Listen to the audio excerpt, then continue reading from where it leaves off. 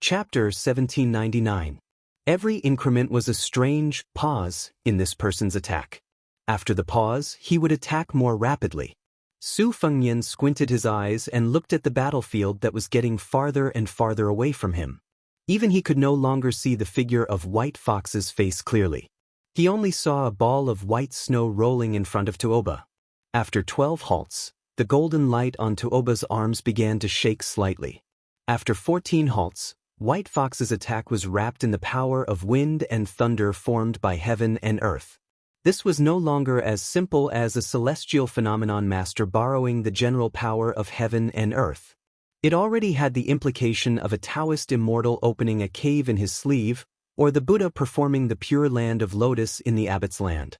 If it was Su Fengnian with his current cultivation, he could use a whole breath to create a move similar to the state of spirit. However, it was absolutely impossible for him to do it continuously and still be as one after many breaths. Between the 15th and 16th halts, Tuoba tried to stop the opponent's terrifying momentum at the risk of injury. He clenched the spring thunder embroidered winter double sabers with both hands. However, the two sabers seemed to have the help of God. In Tuoba's hands that could tear the body of any celestial phenomenon martial artist apart, the sabers were easily pulled out from the water flow. This was simply beyond Tuoba's imagination. However, the truth that really made Tuoba feel uneasy was that perhaps after 17 or at most 18 halts, this person would really be able to gain the upper hand. This person's attack did not have any gorgeous colors, but it was fast. It did not have the majestic momentum of Li Chuangong's green-sleeved snake, nor did it have the instantaneous power of Gu Jiantong's thunder of mind, nor did it have the wanton ocean of Dong Tai's immortal sword. This man's strikes were like that of a diligent old farmer, day after day, year after year, relying on his old skills, quietly waiting for the predictable harvest. This was the most terrifying part. It was not that Tuoba did not have a backup plan, and his intuition told him that the line of victory was around 18 halts. However, today was not the battle between him and this person. There was a young vassal standing 150 feet away who definitely had a backup plan. 16 stops.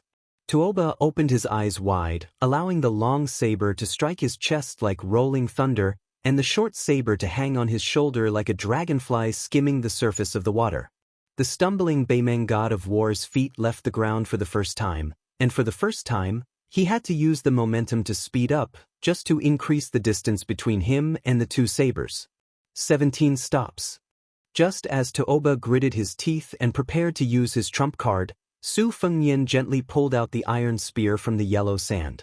Xiao Dong slashed down with her saber, and Tuoba was actually struck to the point that his knees touched the ground, and he slid back over 300 feet in a single breath. In the next instant, Tuoba, who shouldn't have retreated so far, had already vanished. White Fox stood at the spot where Tuoba's figure had disappeared. She held spring thunder in one hand and embroidered winter in the other. Her back was facing Su Fengnian. She seemed to be motionless and had no desire to pursue Tuoba. Suddenly, she took a step forward and pointed the tip of embroidered winter in front of her. 18 stops. Tuoba, who had left and returned, suddenly appeared 1,000 feet away. His eyes wandered, and in the end he still chose to go north. Su Fengnian carried the iron spear and walked to White Fox's side. He apologized. "Forgive me, I didn't expect that your saber move would be so." Su Fengnian hesitated for a long time, but still couldn't think of how to describe White Fox's saber move. In the end, he could only use a catchphrase resentfully, "Such a technical skill."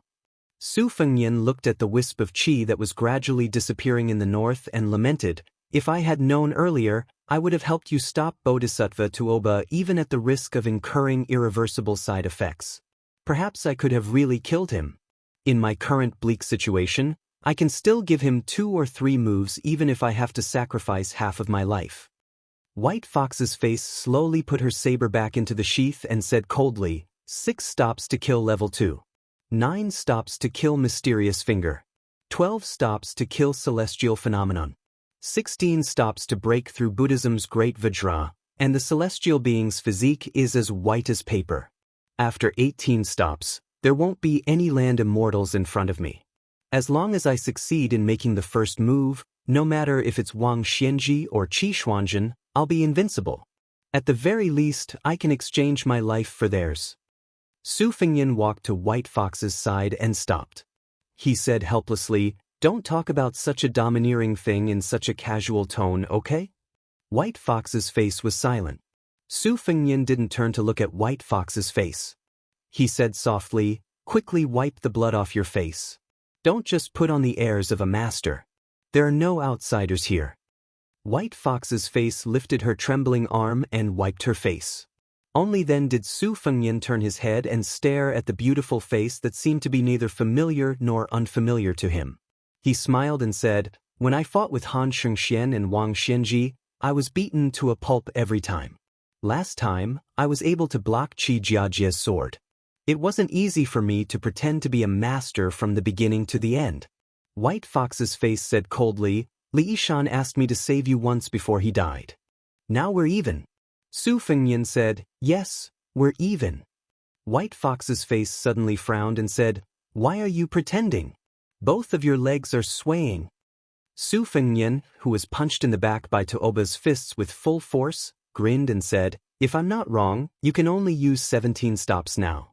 You're still a little short of your so-called invincible first move. Your posture with your hands behind your back is handsome, but it's not easy. It's a little hard." Both of them fell into silence. In the end, Su Fengyan was defeated. "Who's going to carry who? Of course, I want to carry you, but I'm afraid you won't like it. So you have the final say." Thus, a funny scene appeared in the yellow sand of the desert. White Fox's face was wearing a white robe and carrying a young vassal on her back. The young vassal was dragging the iron spear in his hand. White Fox's face complained, "You're worse than a woman."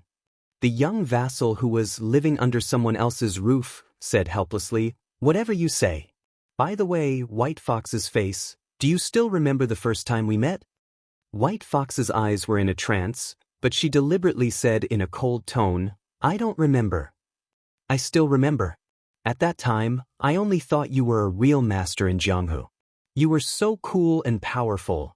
The young vassal, who was holding White Fox's neck with one hand and dragging the spear with the other, was rambling. His words became more and more muffled, and he fell asleep without anyone noticing. With her back facing Su Fengyan, White Fox waited for him to fall into a deep slumber before she muttered to herself, "Actually, I once thought that I would bring you with me to travel the Jianghu after I've taken my revenge. The world is so big, we can go anywhere from Jiangnan to Jiangbei." In his sleep, Su Fengyan would occasionally call White Fox's face, and the latter would respond softly. White Fox's face did not tell him that she could use 19 stops at most today, which was enough for her to perish together with Daoist. She was not afraid of death, but she was unwilling to die. The price of being unwilling to die was that she would never be able to recover to the peak of 19 stops in her life. White Fox's face thought for a while. Since revenge was a big joke, it did not matter whether she would be number one in the world in the future. In the end, Su Fengyan, who was in a coma, softly muttered names one by one in his sleep. His ravings were indecipherable. He vaguely mentioned Sweet Potato and Dunhuang City. Bai Hu only knew that when he mentioned the name of Kadangwo, he was crying uncontrollably. Perhaps he only dared to do it in his dreams. Bai Hu could not figure out what kind of mental journey he had to go through to turn such a sloppy young man into the current prince of northern Liang. He was now an idiot who was confined to a circle. She also could not understand. Did she like the smooth-talking young man more, or did she like the current guy who did not even dare to let go of the broken spear in his sleep more? Nangong Push, who had always regarded himself as a man from the bottom of his heart, suddenly shouted angrily, "Su Fengyan!" Su Fengyan, who had just woken up, suddenly shuddered. Lying on White Fox's back, he said with a face full of fear, "What happened? Did I touch your breasts? Don't chop off my hand, please don't. It must be a misunderstanding." White Fox's face took a deep breath and quickly dispelled the thought in her mind. She said hatefully, "Take care of your claws. Go back to sleep. How about I carry you instead?" "Shut up." Su Fengyan, who was really exhausted, replied with an "oh," and went back to sleep. At this time, the two of them did not expect that many years later, the new King Liang, who was also as meritorious as Su Xiao, would go to the city alone. The new emperor of Liang did not show up. Therefore, what greeted this official who deserved to be called the most meritorious official in the imperial court was not a warm scene of brothers reuniting after a long separation, nor was it a romantic story of a new emperor and official. Instead, it was a situation where he was surrounded by enemies. At that time, it was still White Fox's face that appeared by his side in time. This person named Nangong Push gave the Liang imperial court, or more accurately, the real unification of the world, an absurd answer. I'm here to pick up my wife. White Fox's face was probably the only person in the world who could treat Su Fengnian as his own woman and like him. And he did not care whether the world liked him or not. Chapter 1800. Happy New Year. In the evening, there was a chapter titled, A Stick of Plum Wine, White Clothes Returned to Bailiang. When Su Fengnian woke up, he opened his eyes and turned his head to look. He discovered that the sun was shining brightly outside the window. Under the illumination of the light, the dust near the window could be seen clearly, but the room was somewhat dim. Su Fengnian retracted his gaze from a distance and saw a fat man sitting on the edge of the bed like a small mountain, Bailiang's Protector General Chu Lushan. So it was this fellow's existence that blocked out the sunlight. Chu Lushan, whose back was facing the sunlight, said in a somewhat hoarse voice, After Sir Nangong brought your highness to Huayang Pass, he left without saying goodbye. I couldn't stop him. Su Fengnian, whose lips were dry, slowly sat up. His breathing was not smooth. A person's back was actually very thin, and the so-called heart of the back was extremely close to the heart. After being hammered by Tuobo with all his strength, it was naturally not as simple as injuring his muscles and bones. Fortunately, Su Fengnian was far too familiar with injuries. After being sick for a long time, he became a doctor.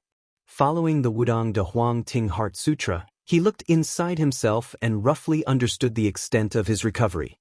He opened his mouth and asked, Where's the iron spear? Chu Lushan softly said, It's in the coffin. Su Fengnian nodded. Tell second brother Yuan to have the banner of the Great Snow Dragon Cavalry take down and send it here. As for the Great Snow Dragon Cavalry, tell them that they need a new banner. If someone tries to stop them, there's no need to act forcefully. When the time comes, I'll personally explain to those cavalry generals. Chu Lushan said, Reporting to your highness, Yuan Baixiong has left for Yozhou's Calabash Mouth. As for the matter of changing the banner, your highness need not worry too much. Old Qi was originally an old member of the Great Snow Dragon Cavalry. Now that the spy report of Old Qi's death in battle has already spread throughout the border army, I believe that no one will say anything.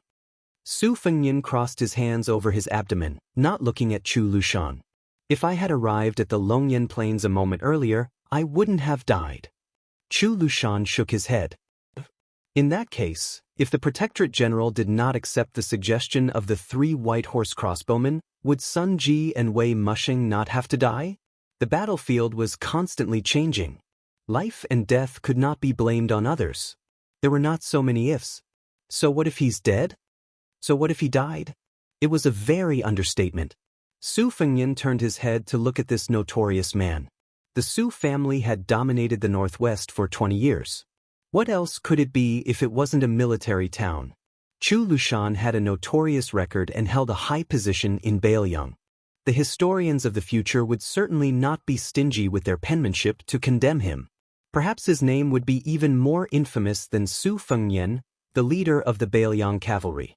Su Fengnian was not infuriated by Chu Lushan's heartless words. It was not only because Lu Qiu, the adopted son of Butcher, was fated to be a part of Bailiang's honor and disgrace. It was also because Su Xiao and Li Yishan believed that this man's talent in military strategy was closest to Chen Jibao's and that he was a true candidate for the Marshal of Bailiang. One could even say that if not for Chu Lushan's public flattery, the young men of the Bailiang frontier army would have leaned toward Chen Jibao. The succession of Su Fengnian would not have been easy, and even more blood would have been spilled. One Huaihua great general Zhong Hongwu would have been far from enough. But the true reason Su Fengnian had chosen to remain silent was because this man before him was as imposing as a mountain. He had once led his cavalry to conquer Shu, had once turned the tide in the first battle of Beimang, and had even personally led his 8,000 Yelluo cavalry to stifle Dongzhuo's plans. Thus, this man surnamed Chu, who had spent nearly 30 years on the battlefield, had far more right to speak on the battlefield than Su Fengnian, even if Su Fengnian was a grandmaster of martial arts evaluation, even if Su Fengnian was the king of Bailiang. Chu Lushan clenched his fists and rested them on his knees. Parting in life and death, all good things must come to an end. Su Fengnian's lips twitched, a dazed look in his eyes as if he was thinking about the 300,000 steels behind Mount Qingliang. There's no need to comfort me. I know that those names carved on these steels all have loved ones, just like Qi Danghua. So no matter who dies, there will be people who will grieve. It's not necessarily me, Su Fengnian, who grieves the most. Su Fengnian paused for a moment. But when I think about how I'll write so many couplets and so many spring characters, just like in previous years, but the person who asked me for them every year is no longer here. Even if I wanted to give them away, I wouldn't be able to, and my heart would feel a little empty. Su Fengnian raised his head. Before my second journey through the Jianghu, Su Xiao took me to the bottom of Tide Listening Pavilion and saw that there were many memorial tablets there. At the time, I didn't quite understand Su Xiao's feelings, but I do now. In truth, when Lu Jinu and Chu Hanqing of Huda City died, I somewhat understood. Chu Lushan quietly listened to the young lord's soliloquy without any expression. Su Fengnian got out of bed and staggered. Chu Lushan wanted to support him, but Su Fengnian smiled and waved his hand. Chu Lushan didn't insist. Chu Lushan led Su Fengnian to a secluded courtyard not far away and stepped into the inner room. When he saw the cypress coffin, Chu Lushan took a few steps closer and said with a smile, "We couldn't find the best Nanmu in Huayang Pass, so we could only let old Qi sleep with it." Fortunately, old Qi was never a particular person in his life. I still remember that in the Western Wall, this guy could sleep with corpses as pillows. We went to find him several times, but it didn't work. Later, when we got to the northwest, Wang Fei had to help old Qi arrange the residences for the 6 of us. She was afraid that old Qi would find a house the size of a sparrow's nest to fool her. Later, when he got married, Wang Fei was the matchmaker. Old Qi Lu agreed without hesitation. He probably saw his wife's face for the first time on the day of the wedding when the red veil was unveiled. Fortunately, old Qi had a good life these years. He had been a military commandant for more than 10 years, a 4th-grade official the size of a sesame seed, but he had never complained about anything. If it were me, I would have gone to my adoptive father and Wang Fei to make a scene. Chu Lushan suddenly patted the coffin lid heavily. "Old Qi, don't sleep, Wang Ye is here to see you." Su Fengnian stared at Chu Lushan. The latter smiled bitterly, retracted his hand, and glanced at the coffin. Chu Lushan whispered, "Sleep, sleep, old Qi, your sleepiness is stronger than the sky. Even thunder can't wake you up. Only the words when there is a war, carry the big banner, are the most useful." Su Fengnian stood by the coffin and looked outside the room. The sunlight spilled over the ground of the courtyard, covering it in a layer of gold. He softly asked, "What's the situation north of Huda City and Liuzhou?"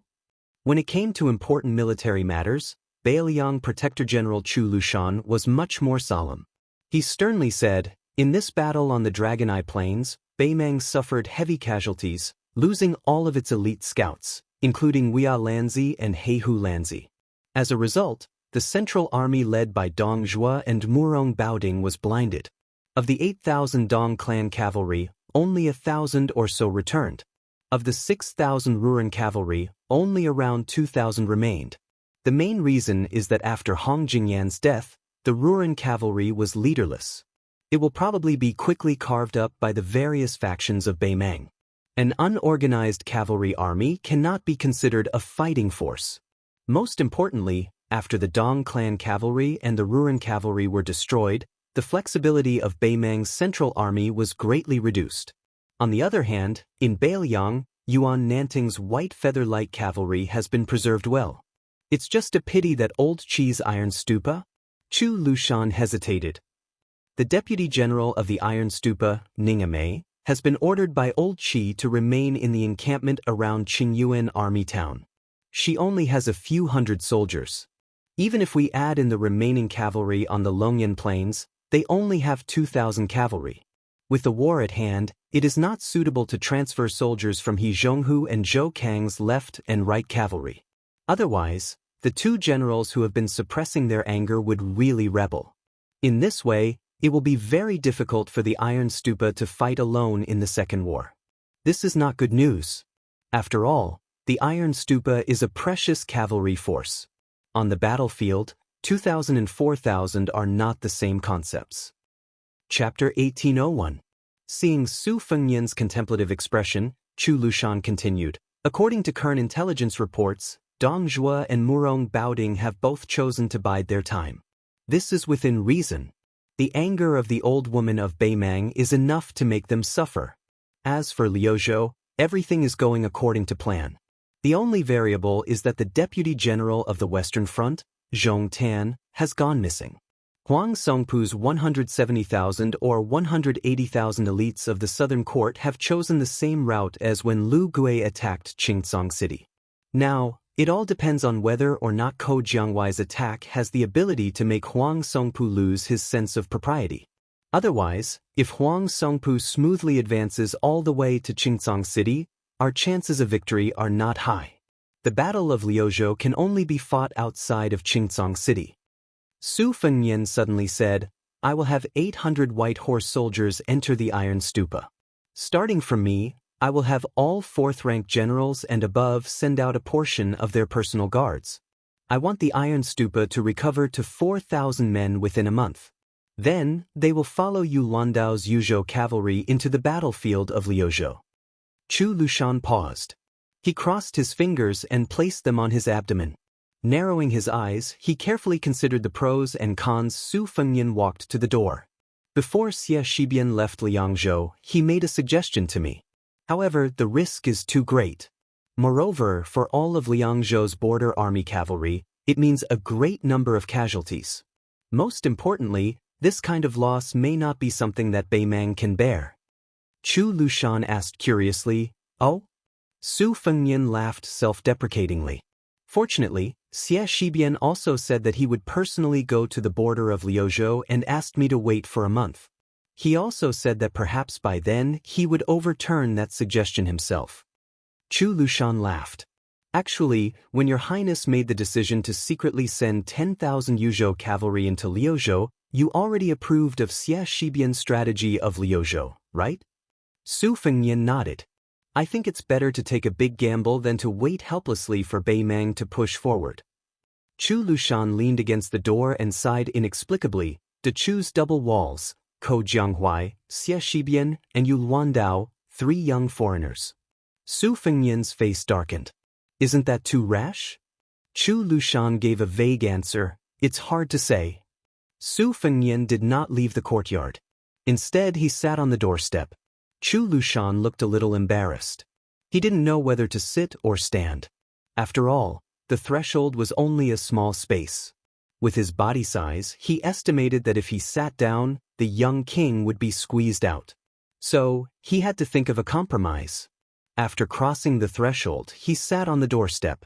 Su Fengnian asked, Lu Chioa, if Xie Shibian really did what he said, would your group of Bailiang elders be angry?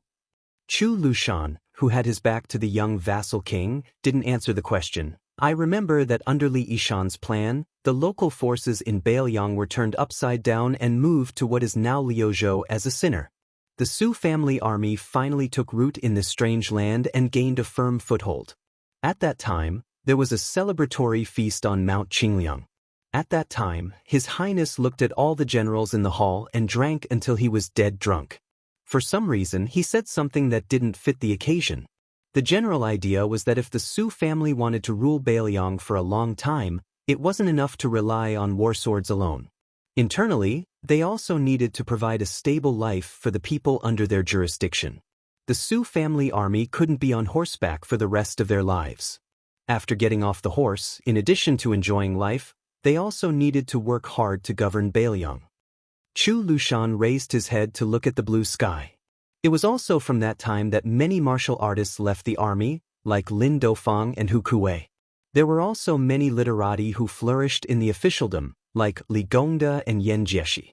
However, adoptive father was still worried in private. He felt that it was because his reputation was too bad that Bailiang had abducted scholars who couldn't come to study abroad. He felt that it would be very difficult for Wang Yi to inherit the position. At that time, he had probably just chatted with Teacher Li. For the first time, Wang Yi spoke of the scholarly principle that flowing water does not rot and the pivot does not decay. After he finished speaking, he deliberately looked at us foster sons with a straight face. Yao Jian and Yi Shizhen, these two old pedants, couldn't hold back their laughter. As for me, I naturally hurried to flatter Wang Yi. Old Shi was the most simple-minded. He asked adoptive father what he meant and made adoptive father very happy. He then repeated what Teacher Li had explained to him, making adoptive father very happy. So, the one-track-minded old Qi is the one who is truly foolish and blessed. Chu Lushan's tone was calm as he said, Wang Fei has a bodhisattva's heart. She is good to us 6 foster sons and has no prejudice against anyone. However, her good methods are not the same. She always urged me to study more, that fellow surnamed Shin to laugh more, and that Yao Jian and Yi Shizhen to exercise more. But among the 6 of us, I, Lu Qiu, and the other 4 didn't necessarily listen to her every time. Only old Qi was different. As long as Wang Fei said something, it was more effective than an imperial edict. Sometimes, when he made a mistake, even though he knew that Wang Fei wouldn't blame him, he still felt uneasy. When Wang Fei passed away, the 6 of us were all pallbearers. It was very strange. Even the guy surnamed Qin and Yuan Baixiong's eyes turned red. I even cried my eyes out. On the other hand, old Qi was expressionless. I asked why, and this fool said that his adoptive mother had gone to heaven to become an immortal, so he was not very sad. He just somewhat missed her. Su Fengnian smiled and said, so when I was young, every time I got into trouble, I would look for my sworn brother, Qi Dangua. As long as I got someone to pass a message to him, he would immediately bring his troops over. At that time, I didn't think too much about it. I just felt that this sworn brother was the most straightforward. Not only did he help me solve my troubles, he never nagged, never deliberately tried to reason with me. He was carefree and always looked fearless. I felt that even if the sky fell, he would help me hold it up. I remember that in my early years, in a remote county in Lingzhou, which was still called Fengzhou, Li Hanlin, Yan Qizhi, and Kong Wuqi, the 4 of us had a conflict with a group of descendants who didn't know our identities. We were chased into a mess by the other party's private army. At that time, Qi Dangua happened to be patrolling with a few old generals near Fengzhou. When he heard the news, he immediately led 200 cavalry and charged over, tearing down the Yi sect of those families as firewood. That disturbance was very big. Because Zhong Hongwu, who was the commander of the Northern Liang cavalry, and a large group of generals from Lingzhou supported him, it caused Qi Dangua, who should have been promoted to Lingzhou's deputy general, to lose his future. After that, Su Shao was very angry. Because he didn't dare to get angry at me, the crown prince who was used to being lawless, he gave me a fierce beating. I felt sorry, so I secretly brought 2 jars of green ant wine to apologize with Yan Qizhi. At that time, I knew that Qi Dangua would definitely lose his official position. Firstly, I didn't have the confidence to make Su Shao change his mind. Secondly, at that time, who in the Northern Liang army was willing to listen to me? I couldn't rely on myself to give Qi Dangua a similar official position. I was already mentally prepared to see Qi Dangua drowning his sorrows in alcohol. I didn't expect that when I went to his house for the first time, his face was full of surprise. Chu Lushan shook his head. This time, he did not address him as prince. Little Nian, you are wrong. Su Fengnian was a little confused. Chu Lushan slowly said, I have a rough idea of the scene you are talking about. When old Qi saw you, it was not as if he had seen his adoptive father, but as if he was a farmer who thought he had no future.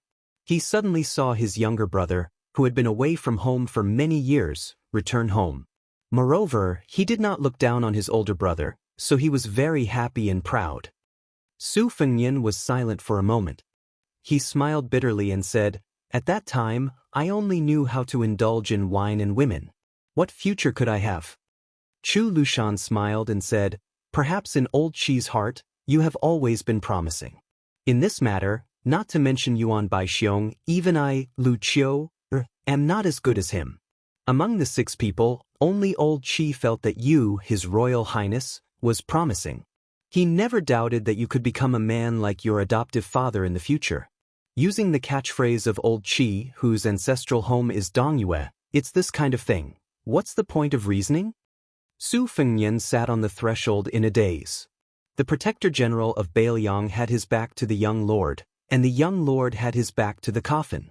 2 living people and 1 dead person, both of them were speechless. Chapter 1802. Su Fengnian suddenly stood up. Chu Lushan only noticed that something was wrong a little later. Su Fengnian said softly, "It's all right. Don't worry. Even if it's the worst-case scenario, I can still handle it." A graceful figure suddenly swept into the courtyard. It was a female bodhisattva with long black hair. She was the 6th jewel master of Mount Lantua, the female immortal master who lured 100,000 souls out of Xiangfan City. However, the current scene was a little shocking. This Western region grandmaster's robe was stained with blood and her face was pale. When she saw Su Fengnian and Chu Lushan, she said sadly, "There's a guy called Zhong Tan who brought the Beimeng Emperor's imperial edict up Mount Lantua. With the help of both the inside and outside, I was able to escape because both of you risked your lives. I believe that there will soon be an imperial edict issued to the thousands of monk soldiers in Liuzhou, asking them to return to Mount Lantua. Su Fengnian, you better be prepared. Even if you manage to keep the monk soldiers in Liuzhou, I'm afraid you'll only leave behind a hidden danger." Su Fengnian and Chu Lushan looked at each other. Their hearts were heavy. The victory brought by the Dragon Eye Plains had been returned so quickly at Mount Lantua. Mount Lantua had a total of 20,000 monk soldiers. Although it was not the kind of force that could make the final decision in the Battle of Liangmang, it was still a difference of 40,000 men. Beimeng, which had a strong military force, could withstand the fall of Mount Lantua to Bailiang, not to mention the 20,000 extra men that appeared out of nowhere to restrain the 2 towns of Linyao and Fengxiang. More importantly, with Huang Songpu's army on the left and right, it was enough to suppress Liuzhou. For Bailiang, who was already at a disadvantage in terms of military strength, it was like adding fuel to the fire. Su Fengnian stood up and asked, "What's the general process?" Zhong Tan was able to convince the dozens of eminent monks in Mount Lantua with just a single imperial edict from Beimeng. Even if there is a spy, Mount Lantua should continue to waver and observe for a while. The Bodhisattva of 6 pearls clutched his chest. Not only did the imperial edict name several gurus as Beimeng's national teachers, but it also promised that Beimeng would treat the inheritance of Mount Lantua as the foundation of a country and help Mount Lantua promote Buddhism so that it would be on an equal footing with Daoism sect. In the future, they would share the power of Buddhism in the Central Plains. At the same time, Zhong Tan ascended Mount Lantua by himself. One had to know that there were 10,000 Beimeng cavalry at the foot of the mountain. If he agreed, the host and guest would be happy. If he didn't, then after Zhong Tan's death, both sides would perish together. Su Fengnian, do you think Mount Lantua will agree? Originally, I wanted to kill Zhong Tan so that I could have no way out. Unexpectedly, the 2 monks who were spies of Beimeng risked their lives to stop me. Now, they are still on the side of the eminent monks of Mount Lantua from Bailiang. She pointed at herself with a bitter smile. Then I'm the only one left. Su Fengnian thought for a moment and let the Bodhisattva of 6 pearls, who had fled thousands of miles away, rest in peace. Then he turned to Chu Lushan and said, "We can't trust Kai Anshan, the governor of Linyao City, and Malioka, the deputy general of Liuzhou who is stationed in the military town of Fengxiang. Both of them aren't people who can rest easily. Send a secret letter to the governor's mansion of Liuzhou with 600 miles of urgent cavalry and let Xia Shibian replace Kai Anshan as the head of Linyao military town. Although Malioka has been taken over, his prestige among his former subordinates is still there. Let Qingsong City send troops to escort him to Qingyuan military town of Liangzhou. At the same time, let Xia Shibian and Ko Jianghuai have the authority to do whatever they want in the western region and Liuzhou." Chu Lushan nodded and said, Apart from that, Yu Luandao's 10,000 secluded cavalry is not enough to rush to Liuzhou. Even with Ningmei's 4,000 iron stupas, it's still the same. I'm afraid we'll have to let Shi Fu, the new general of Liangzhou, take action. Su Fengnian was a little helpless. If that's the case, Xie Shibian's suggestion will temporarily become a major strategy for Bailiang. Chu Lushan smiled and said, fighting on the battlefield is not an imperial examination. Cramming at the last minute is often very useful. The Bodhisattva of 6 Pearls was not in a hurry to leave the small courtyard. She listened to the two's undisguised conversation as if she was listening to a heavenly book. Su Fengnian had Chu Lushan bring the Bodhisattva of 6 Pearls to a secluded place to recuperate while he stayed in the small courtyard alone. Then a familiar white robe appeared at the door. It was the face of White Fox who had returned. Her hands were pressed on the embroidered winter's spring thunder at her waist. Although her expression was indifferent, there was no doubt that she was facing a great enemy. This grandmaster of martial arts, who had no one in front of him after the 18 halt, was treated so seriously and cautiously by this person. Naturally, this person was not Su Fengnian, who was on good terms with him. Su Fengnian took a deep breath and turned around. He saw a slender figure standing beside the coffin in silence. The man who was dressed in white like White Fox seemed to be casually carrying 2 cloth bags of different sizes. One of them contained the shaft of a spear, the other the head of the spear. The name of the spear was Plum Wine. The man in white put his hand on the coffin and seemed to be talking to himself. Before Qi Dangua led the army to battle, he wrote me a letter. He said that if he died in battle, I should find time to return to Bailiang. In the letter, he even stupidly hoped that I could serve Bailiang. He said that as a brother, there was no threshold to cross. After I received the letter, I knew that Qi Dangua's what if would most likely come true. Therefore, I made an exception and returned here, hoping that I could save his life. I didn't expect that you, Su Fengnian, have been keeping a low profile for so many years. You've finally become a grandmaster of martial arts evaluation, but you're still useless. You can't even save one person on the battlefield. Whether it was in the army of the Su family during the Spring and Autumn War, in Bailiang where he had been the governor for more than 10 years, or in Shishu where he had been bestowed the title of king, the man in white who had always been taciturn spoke a lot today. White Fox pushed the embroidered winter's spring thunder out of the scabbard by an inch with both thumbs. Su Fengnian stood in the doorway between the 2 men in white. At the same time, the 6-pearl Bodhisattva also stood outside the courtyard. The entire Huayang Pass also began to move. The clanking of iron armor resounded through the streets. Chen Jibao, who had returned to Bailiang with the plum wine, turned around and asked directly, "Who killed Qi Dangua?" Su Fengnian answered, "Hong Jingyan." Chen Jibao asked in return, "Did Tuoba attack Qi Dangua?" Su Fengnian did not continue to answer. He and the war sage in white who had submitted to the Liang imperial court did not have much to talk about. It was the same when the war sage in white sent his royal highness away from Liangzhou. It was the same when they met again on the Guangling River. Chu Lushan strode into the small courtyard under the escort of a dense mass of armored soldiers. He walked up to Su Fengnian's side and tossed the pot of wine in his hand high into the air. He said exasperatedly, "Chen, stop making sarcastic remarks here. Drink for old Qi and get the hell out of here." Chen Jibao raised his hand and caught the pot of green ant wine. He squatted in front of the coffin, opened the pot and slowly poured the wine on the ground. No one knew that the person who Chen Jibao truly regarded as a friend and a brother in this life was not Yuan Zuozong, who was also Su Zhao's adopted son and was famous in the Central Plains, nor was it Chu Lushan, who was evil but overflowing with talent, nor was it Shi Fu, the current general of Liangzhou who had highly praised him. It was Qi Dangua who was lying in the coffin, a man who was not famous in Bailiang, Liang or Beimeng. Chapter 1803. Previously in Bailiang, Chen Jibao only had that remote house in the desert far away from the pass. Only Qi Dangua visited him many times. The two never had a pleasant conversation and only drank in silence. Qi Dangua drank jug after jug. Chen Jibao, who never liked drinking, accompanied him to drink a few cups.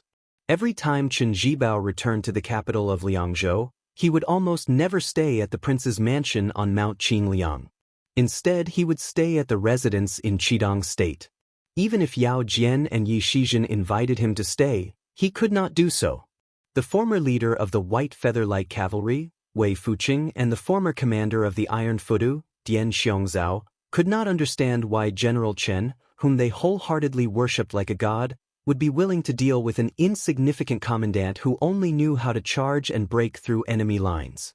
Even when they were drinking in private in the Qi residence, General Chen was not angry at all and only revealed a somewhat helpless smile.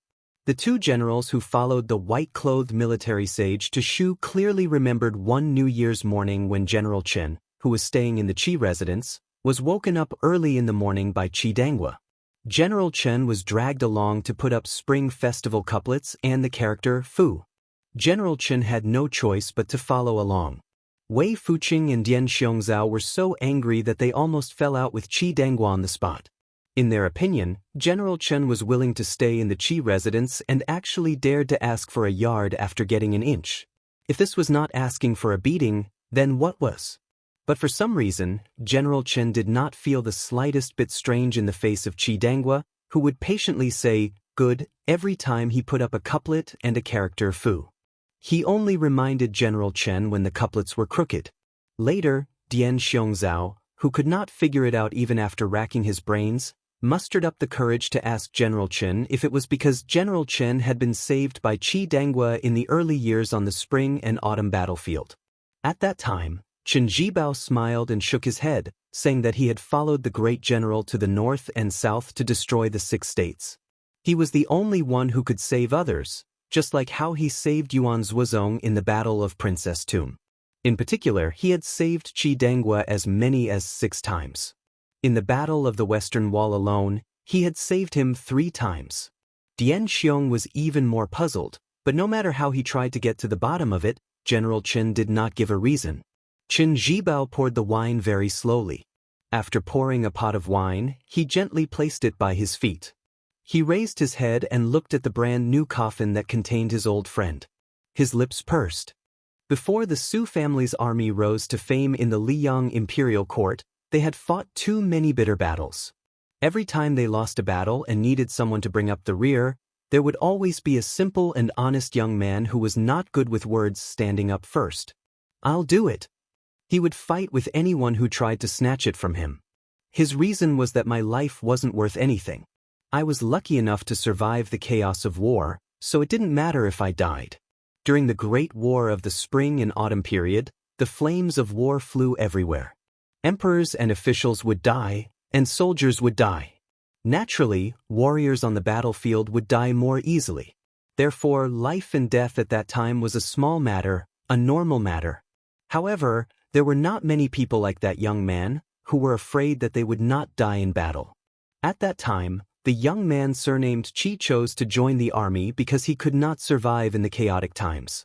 Relying on his outstanding physical strength and fearlessness, he slowly became the small leader of Su Zhao's personal guards.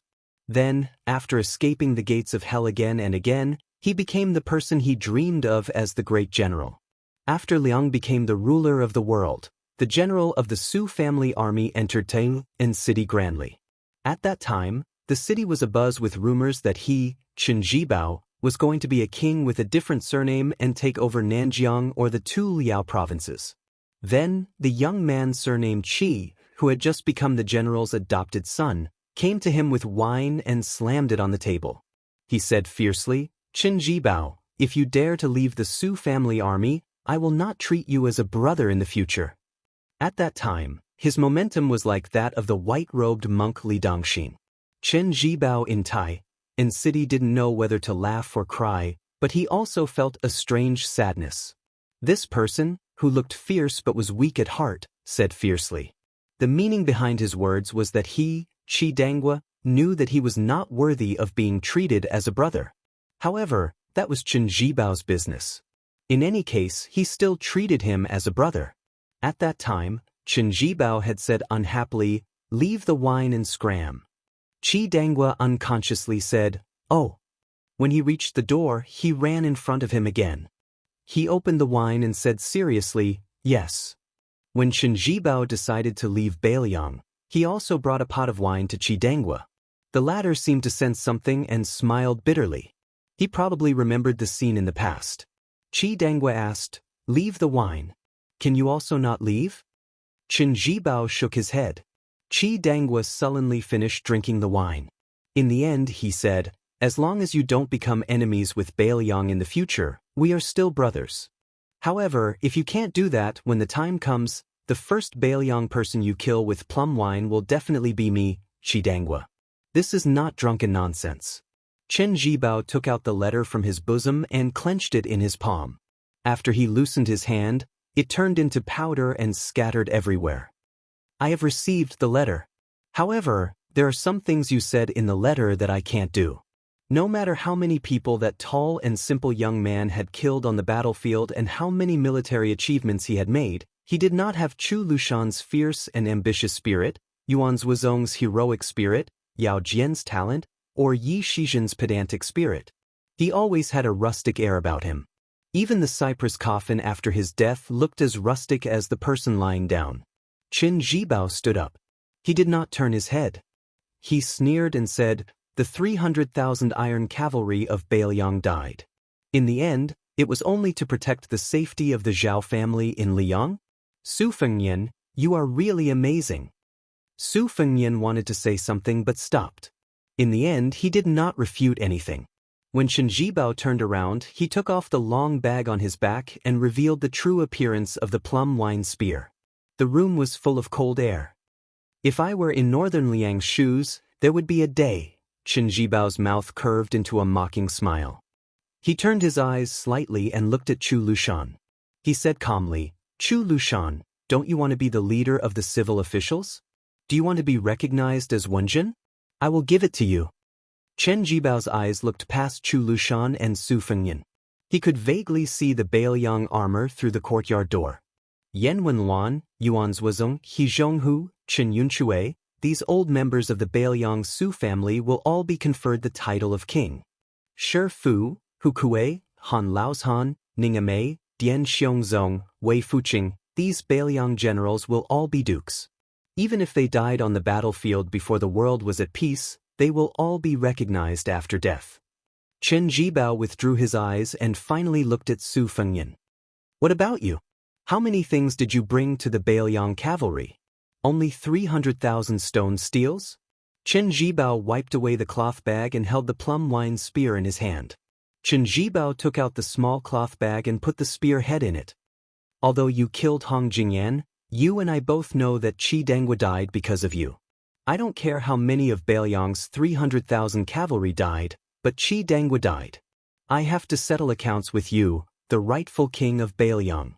Su Fengnian looked at the white-clothed war sage who came to denounce him. Chu Lushan, take everyone and leave Huayang Pass. Take the six-pearl bodhisattva with you.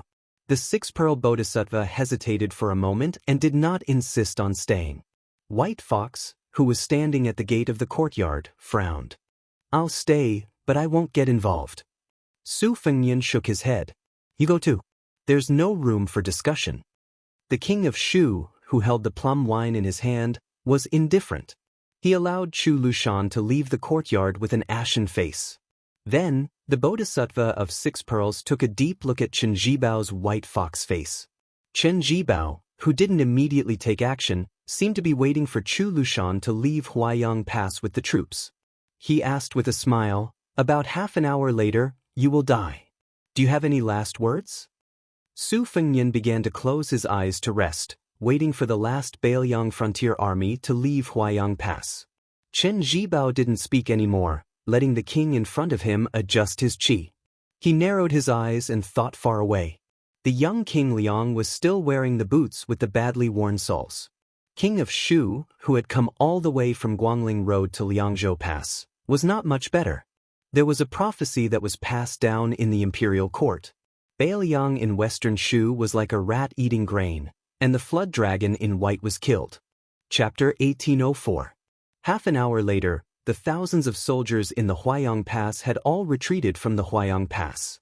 It was enough to show the order of the Bailiang Frontier Army and Chen Jibao's insight into military affairs. White Fox was the last to leave the city with Chu Lushan.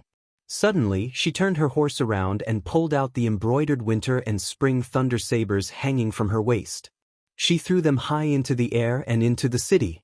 In the small courtyard, Su Fengyan walked down the steps. Chen Jibao slowly walked out of the house where the coffin was placed.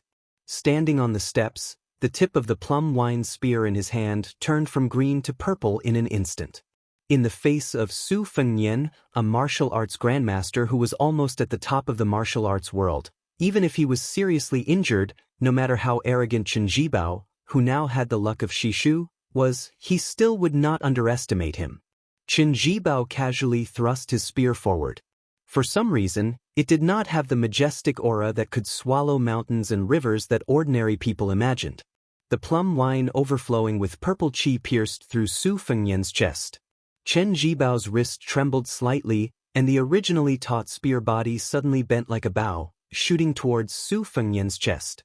This was the arc character of the Spear Immortal King embroidery forward formula. Su Fengyan's hand lightly pushed against the arc of the spear body, and the plum wine was not pushed out. Instead, in an instant, it exploded with a shattering force that was like a bolt of heavenly lightning striking down on the mortal world. Su Fengyan's opened palm turned into a bent finger, and his figure slowly retreated. He leisurely strolled in the courtyard, and pointed his finger, enlightening the hidden force of the Spear Immortal King embroidery, one by one. Suddenly, Su Fengyan's body seemed to be hit by a heavy hammer. His feet did not leave the ground and slid backward. He finally stopped at the moment when he was about to lean against the high wall of the small courtyard.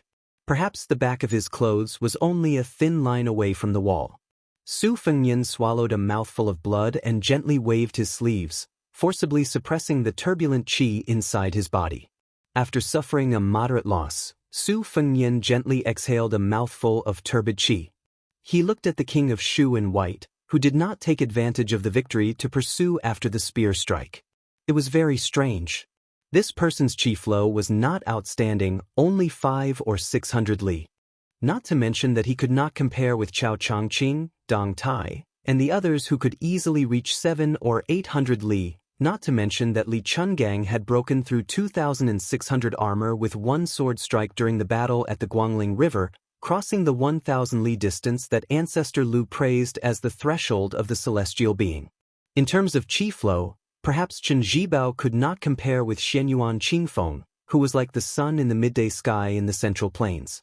Since ancient times, the way of the sword had been a battle of will and power. It was the same for the martial arts in the world. However, no one could deny the importance of continuous qi flow. It was almost the foundation of a martial artist in the Jianghu. However, even though Chen Jibao's qi flow was not outstanding, he was still able to integrate Wang Xiu's 4 words formula into his spear strike. It seemed that he had only used 30 to 40% of his strength, yet he was able to display a very elegant and relaxed style. Chen Jibao, who had gained the upper hand in one move, said indifferently, "This spear strike is for the 300,000 cavalrymen of Bailiang. Those Bailiang frontier army whose names have been engraved on the stone tablet should not have died so sullenly." Su Fengyan did not engage in any argument with Chen Jibao. He slowly gathered his strength. In the previous battle at Guangling River, Su Fengyan had already experienced Chen Jibao's plum wine. Moreover, the great grandmaster of spring and autumn, Wang Xiu, who had taught Chen Jibao his spear techniques, was originally from Bailiang. Furthermore, his 2 junior brothers, Su Yanbing and Han Laoshan, had served the Su family for many years. Logically speaking, Su Fengyan should be in a favorable position. Moreover, he was already well versed in the various martial arts in the world. Even if Wang Xiu's spear technique could not be said to have reached the pinnacle, he should still have a deep understanding of its essence. However, once he faced Chen Jibao's elusive plum wine, he always had an inexplicable feeling that he was powerless. Even if Su Fengyan was stronger in terms of realm, when he truly attacked, it was very difficult for him to exert 10% of his strength. It should be known that when Su Fengyan faced Wang Xianji, who was known to have defeated 9 people in the martial arts assessment, He was able to exert 12% of his strength. When he fought with Tuoba in the western region for thousands of miles, he could be said to have exerted his full strength from beginning to end. Now that Su Fengnian had been severely injured by Tuoba, it was increasingly difficult for him to deal with the plum wine. However, no matter how perilous the situation was, Su Fengnian did not complain at all. He did not resent Chen Jibao for taking advantage of the situation. This was just like the difficult situation Bailiang was in now. Since the general trend of the world was like this, if they wanted to survive, they had to ignore whether or not the Beimang army's methods in the Liang temple were not open and aboveboard. In fact, it was not up to Bailiang to care about these things. As the old saying goes, do your best and leave the rest to heaven's will. Su Fengnian had always firmly believed that whether he listened to heaven's will or not, or whether heaven's will was good or bad, was secondary. What he had to do was to do his best and never give up before he felt that he had done his best. At this time, the embroidered winter and spring thunder sabers fell into a small courtyard outside Huayang Pass. Su Fengnian did not move, allowing the sabers to stick into the courtyard. Chen Jibao did not stop the two famous sabers from falling either. Only the tip of his spear trembled slightly, and the purple clouds swayed slightly. It was not that Su Fengnian did not want to take on the embroidered winter and spring thunder sabers, but he could not. Chen Jibao made his move again, sweeping to a place about a spear's distance away from Su Fengnian, who was standing in the corner. However, in the next moment, although Su Fengnian did not move at all, Chen Jibao's swift and violent spear pierced into Su Fengnian's left side a few steps away. The plum wine was lightly pressed against the wall, and did not touch it until it reached a certain point. Su Fengnian's clothes were cut horizontally across his chest, and blood gradually seeped out. Su Fengnian frowned. Chen Jibao's spear was very fast. It was originally a straight thrust, but it was not so fast that Su Fengnian could not dodge it. Therefore, Su Fengnian only took 3 steps forward, but the tip of the plum wine's spear appeared in front of his chest in an instant. Therefore, when Su Fengnian returned to his original position, his clothes were still cut by the not-so-sharp tip of the spear. Chen Jibao slowly withdrew the plum wine. The secluded courtyard's door was not closed, and a gentle breeze brushed past his face. There was a jujube tree in the corner of the courtyard, and it was laden with fruits. Jujubes alternating between green and red hung from its branches. Whenever the autumn wind arrived in the northwest, almost every family in Bailiang would buy and eat jujubes. Even the physically weak children could easily shake them. Some married women who had not yet given birth, according to custom, would even stand under the jujube tree and have the younger generation of their family pick the slender branches of the jujube tree. They would shake them vigorously and let the red jujubes fall on their heads, symbolizing the early birth of a child. On that unremarkable jujube tree, a jujube suddenly silently left the branch, bumping into the branches and other jujubes below, and then falling to the ground. Su Fengnian made an unimaginable movement. His hands were inserted into his sleeves, and he adopted a posture as if he was waiting for death. His face was somewhat pale as he looked at Chen Jibao. After the jujube tree, which was even more unremarkable than the jujube tree, gently fell to the ground, it actually exploded with a bang. The plum wine in Chen Jibao's hand seemed as if it had been struck by an invisible flying sword. Thunder fell in the mortal world and reverberated in the heavens. This was the divine intent of Gu Jiantong's ultimate skill, the Thunder Core. However, the wrist that controlled all things to become a flying sword, and the realm where the heart and the sword moved was the root of the Wu family's sword path. After the first jujube left the branch and fell to the ground, the jujubes suddenly fell like rain, one after another rapidly falling to the ground. Some exploded with a dull sound, while others fell to the ground quietly. Circle after circle of ripples of varying heights surged out from Chen Jibao's surroundings, and it was like countless pebbles were smashed onto a calm lake. The profound scene was like lotus flowers blooming out of thin air on a piece of snow-white paper under the hand of an immortal. Chen Jibao closed his eyes and held the plum wine tightly. Even if the ripples were 3 feet above his head, he still did not dodge, let alone use his spear to break the stalemate. A ring of ripples spread slightly in the air just an inch above his shoulder. Chen Jibao was waiting, patiently waiting for Su Fengnian's killer move, waiting for the moment when Su Fengnian had the intention to kill. As for the seemingly mysterious ripples, they were nothing but a smokescreen. For Chen Jibao's plum wine, there was no such thing as a flawless first move in the world. He was confident that he could defeat Dong Tai, who was said to be unparalleled in the world, with one spear strike.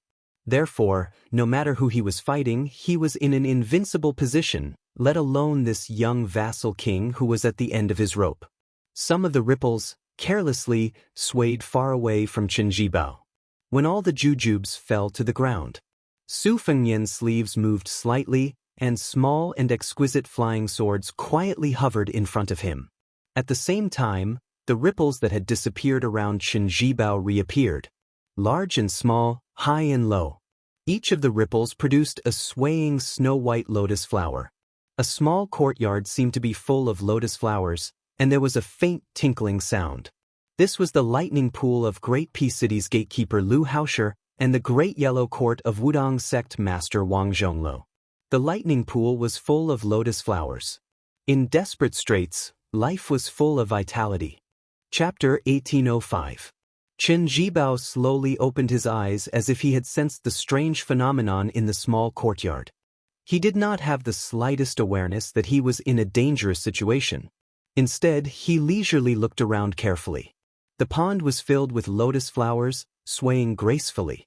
These lotus flowers should be the materialization of Su Fengnian's spiritual will. The young vassal king who had once inherited Gao Shulu's celestial physique needed to use this kind of celestial method that did not require the use of qi to face the enemy. It seemed that the battle at the Dragon Eye Plains had indeed damaged his foundation. Chen Jibao's line of sight looked past the lotus flowers in front of him and saw the 9 pocket-sized flying swords hovering in front of Su Fengnian.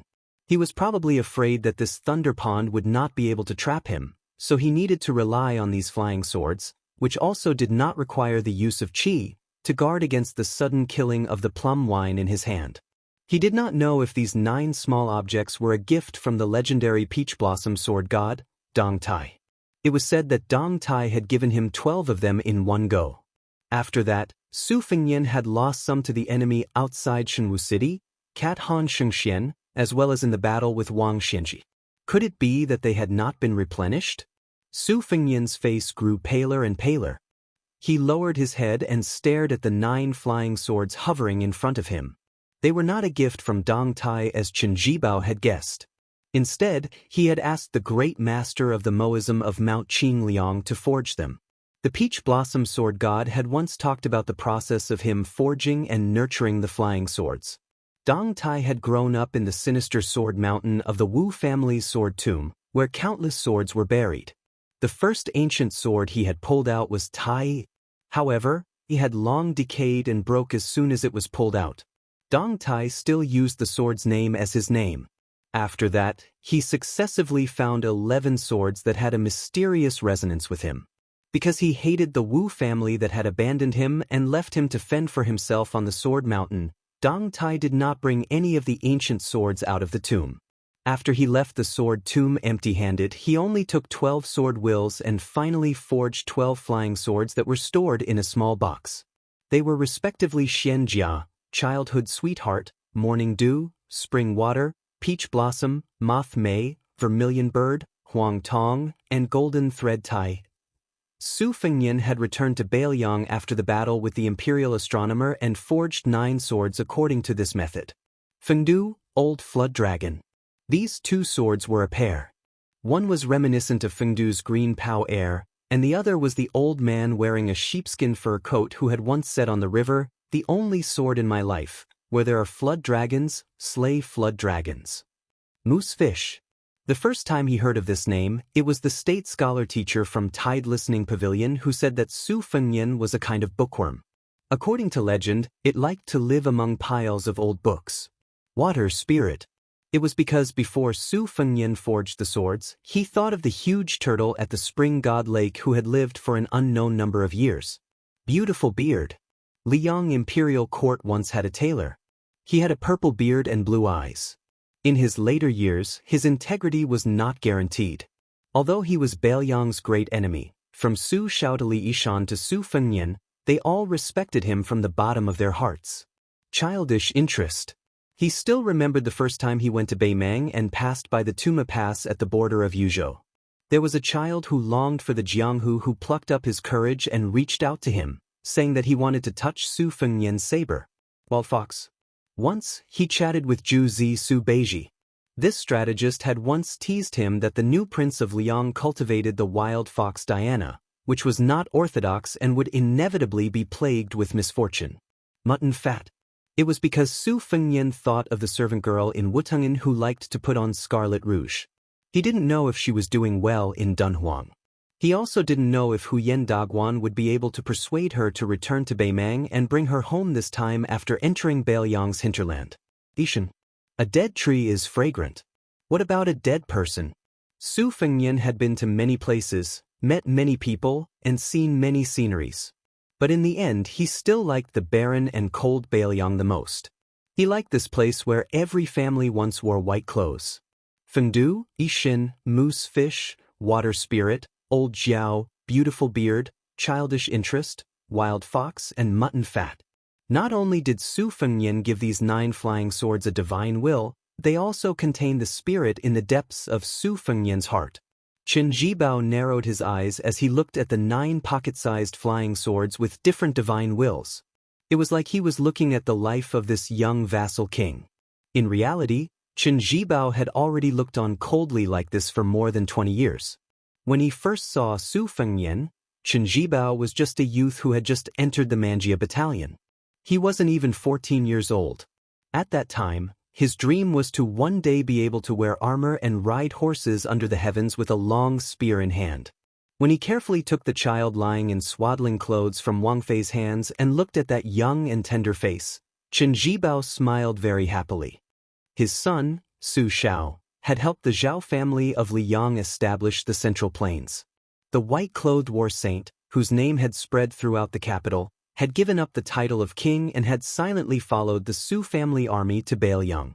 Especially after Wang Fei's death, this man had become even more taciturn, neither too far nor too close. Looking at the young heir surnamed Su, who had abandoned all restraint in Wutungen and idled about outside Qingliang Mountain, the young heir's carefree and unfettered manner compared to the smoke of the wars of the spring and autumn period. That young man's reputation was too disreputable, while the old soldiers of the Su family died too nameless. There was a stark contrast. Qin Jibao naturally did not have the slightest favorable impression of such a young man. But to say that Qin Jibao had long harbored killing intent towards Su Fengnian, or to say that he harbored thoughts of rebellion against Beiliang, he had overestimated Su Fengnian and underestimated Qin Jibao.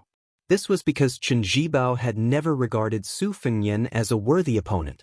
In the past, his only opponent in Jianghu was the spear Immortal Wang Xiu, and on the battlefield, there was only the spring and autumn period weapon Yi Baikue.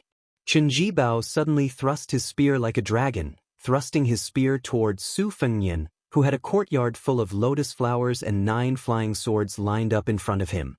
His momentum was like the Guangling River flowing into the sea.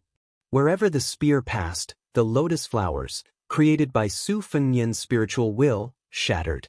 Su Fengnian's body did not move at all. He only raised one hand, his index finger gently spinning. 9 flying swords flashed and disappeared, drawing 9 slender trajectories in the air. The 9 collisions between the flying swords and the spear were crisp and pleasing to the ear, like the sound of wind chimes under the eaves of a pond of lotus flowers in a house. Although the flying swords were small, their strength was enormous, their momentum heavy, so much so that Qin Jibao's plum wine deviated from its straight trajectory several times before it approached Su Fengnian's throat. At the critical moment when the spear was about to pierce Su Fengnian's throat, he tilted his head and bent his knees slightly. The tip of the plum wine's spear scraped a bloody groove on the left side of his neck. Leaning forward slightly, Su Fengnian seemed to have picked up the plum wine on his shoulder, and then suddenly charged forward. Qin Jibao's wrist trembled, and the plum wine pressed down. Su Fengnian's shoulder made a loud bang, but his forward momentum did not stagnate in the slightest. Qin Jibao's wrist swayed slightly to the right, and the plum wine that smashed into Su Fengnian's shoulder seemed to have the power to sweep away an army of 1,000 soldiers. Su Fengnian, who continued to charge forward, fell to the right, but did not fall, just in time to avoid the plum wine that was trying to cut off his head. All of this happened in the blink of an eye. The difference of a hair's breadth was the difference between life and death. Su Fengnian raised his elbow to block the plum wine, preventing the spear from changing its move. Then he sent a palm strike toward Chen Zhibao, who had left a large gap in front of him. Chen Zhibao looked as if Su Fengnian was about to close in on him, but he didn't withdraw his spear or retreat, nor did he intend to use the plum wine to change his moves. He directly exchanged a punch and a palm with Su Fengnian. Chapter 1806. Su Fengnian's palm struck Chen Zhibao's forehead, while Chen Zhibao's fist smashed into Su Fengnian's forehead between his eyebrows. Both of their bodies swayed, trying their best to stabilize their bodies. Neither of them was willing to take even half a step back. Then each of them viciously kicked out with their feet, still seeking only offense and abandoning defense. This time, both of them finally took a few steps back. Then, almost at the same time, they took a few steps forward. Just like before, they raised their arms and struck out with their elbows. The two of them, who had been hit in the head, staggered to the left and right.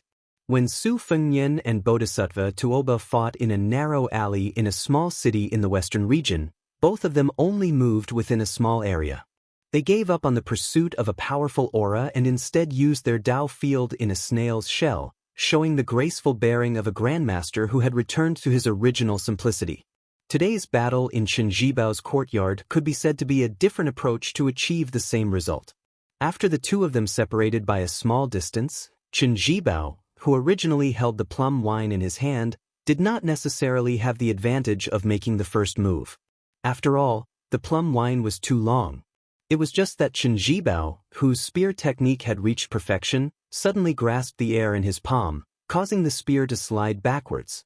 After grasping the plum wine tightly in his hand, it became like a 3-foot-long sword that was at the perfect distance to meet the enemy. As a result, the plum wine spear tip struck Su Fengnian's palm earlier. Even though the plum wine spear tip was unusually blunt, when it struck Su Fengnian's chest, it immediately sent the pale-faced Su Fengnian flying backwards. Chen Zhibao, who had succeeded in one strike, frowned for some reason. As his body slid backwards, Su Fengnian spread out his arms. His 9 fingers were spread out, leaving only one finger bent. Su Fengnian's 9 fingers separately guided the 9 flying swords that had once again appeared in the air. Under the guidance of the 9 swords, not only did the momentum of his retreat abruptly stop, but it also immediately followed up with a forward momentum as fast as lightning. Su Fengnian leaped high into the air and pressed down with his finger. All of the slightly swaying qi lotuses in the small courtyard dissipated, and the divine will from all directions gathered on his finger. Li Chungang had once wielded his sword on a muddy path in the rain. Immortal One's sword knelt down. Chen Zhibao raised his plum wine spear in front of him. The plum wine was flicked by a finger, and the spear bent in an exaggerated arc. The tip of the arc heavily smashed onto Chen Zhibao's forehead. The king of Shu was knocked back until his back was pressed against the wall. Only then was he able to stop himself. After Su Fengnian's feet landed on the ground, he said calmly, "I'll return the slap you gave me on behalf of Bailiang's 300,000 cavalrymen."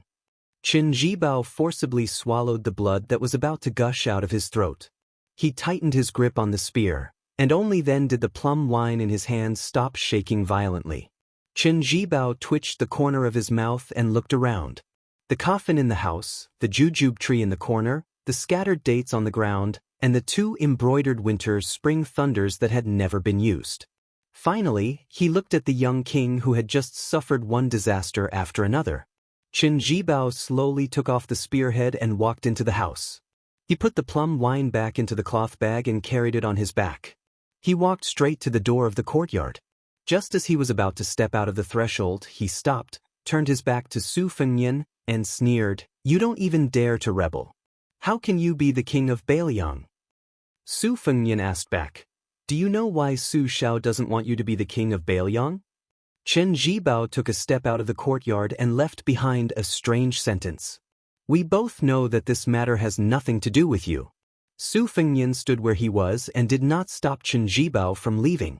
Some things, It was not about whether one dared to do it or not, but whether one could or did not want to do it.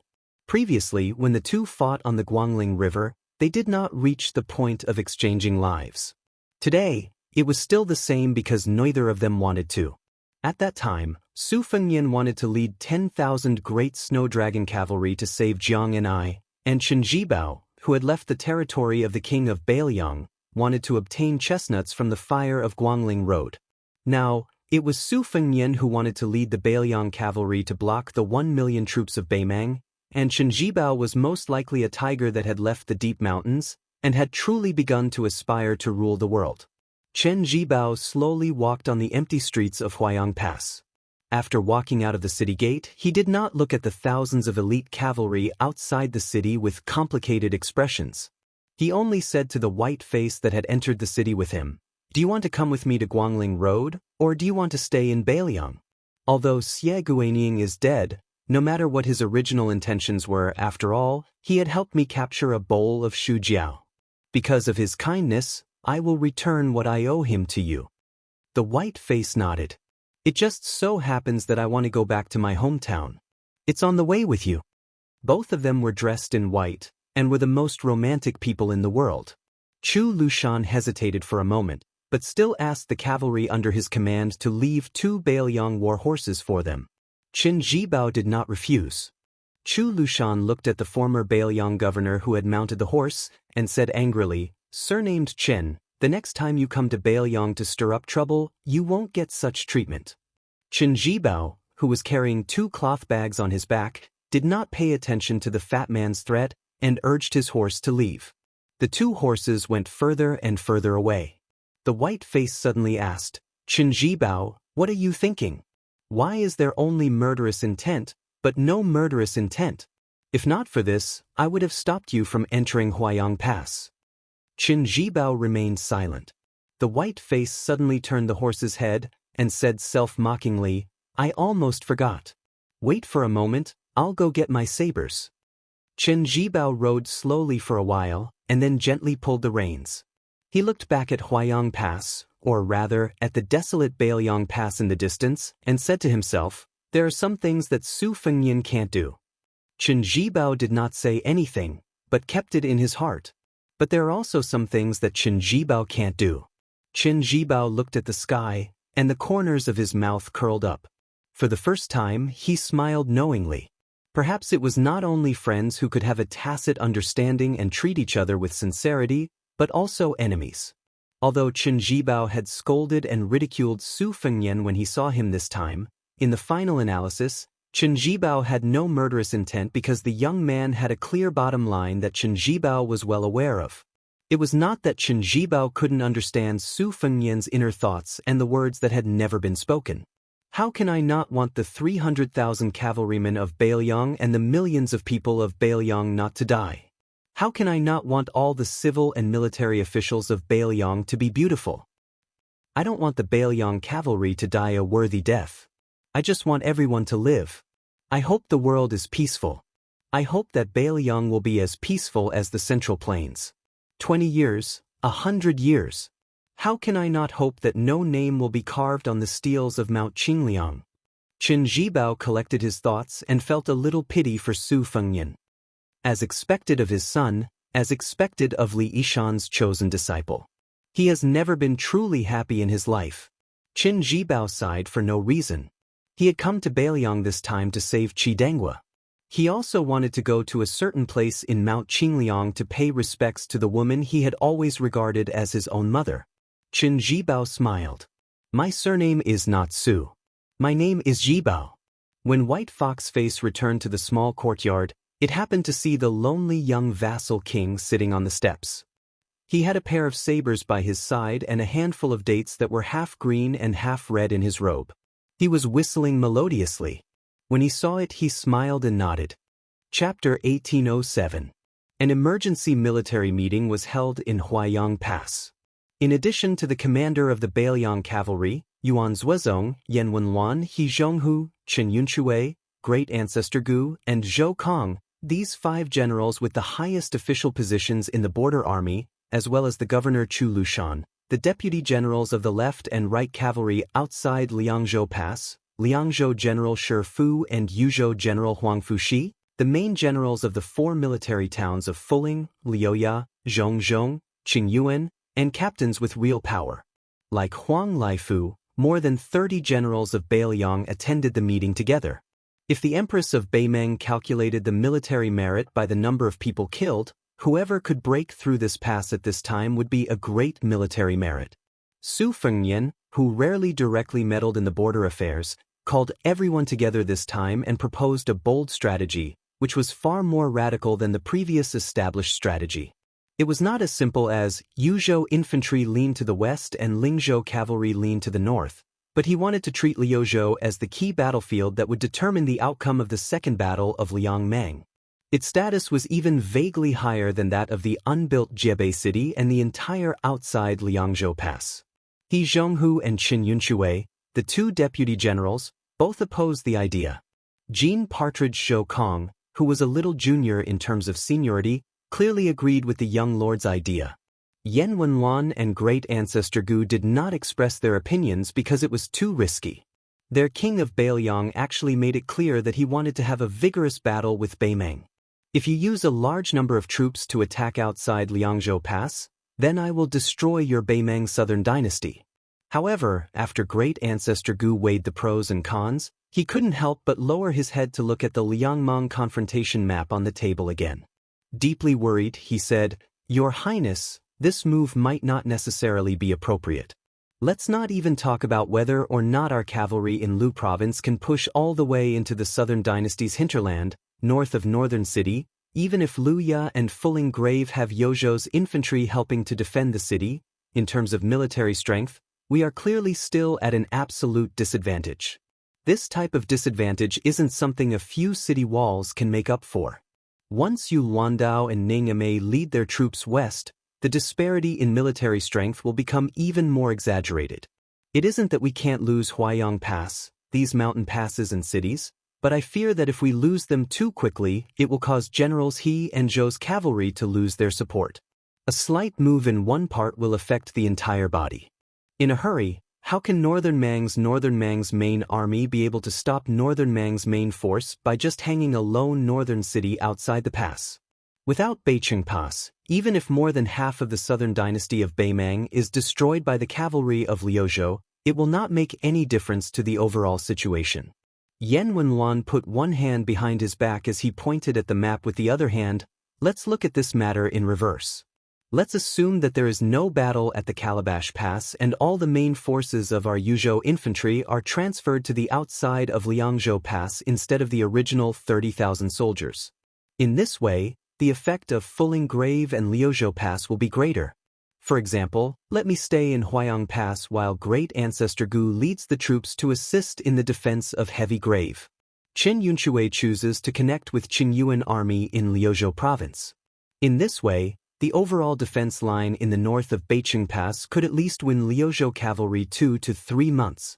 Before the two deputy commanders of the infantry under Yan Wenlan spoke, He Zhong, the general of the left cavalry, hurriedly said, "No, absolutely not. Everyone here is on the same side, so there are some things that everyone understands even if I don't say them out loud. To the north of northern Mang City, Huayang Pass is already destined to fall, let alone the several towns of Liuya and Lingling. Could it be that the three of you want to give the northern Mang barbarians 3 chances of becoming vassal kings for nothing?"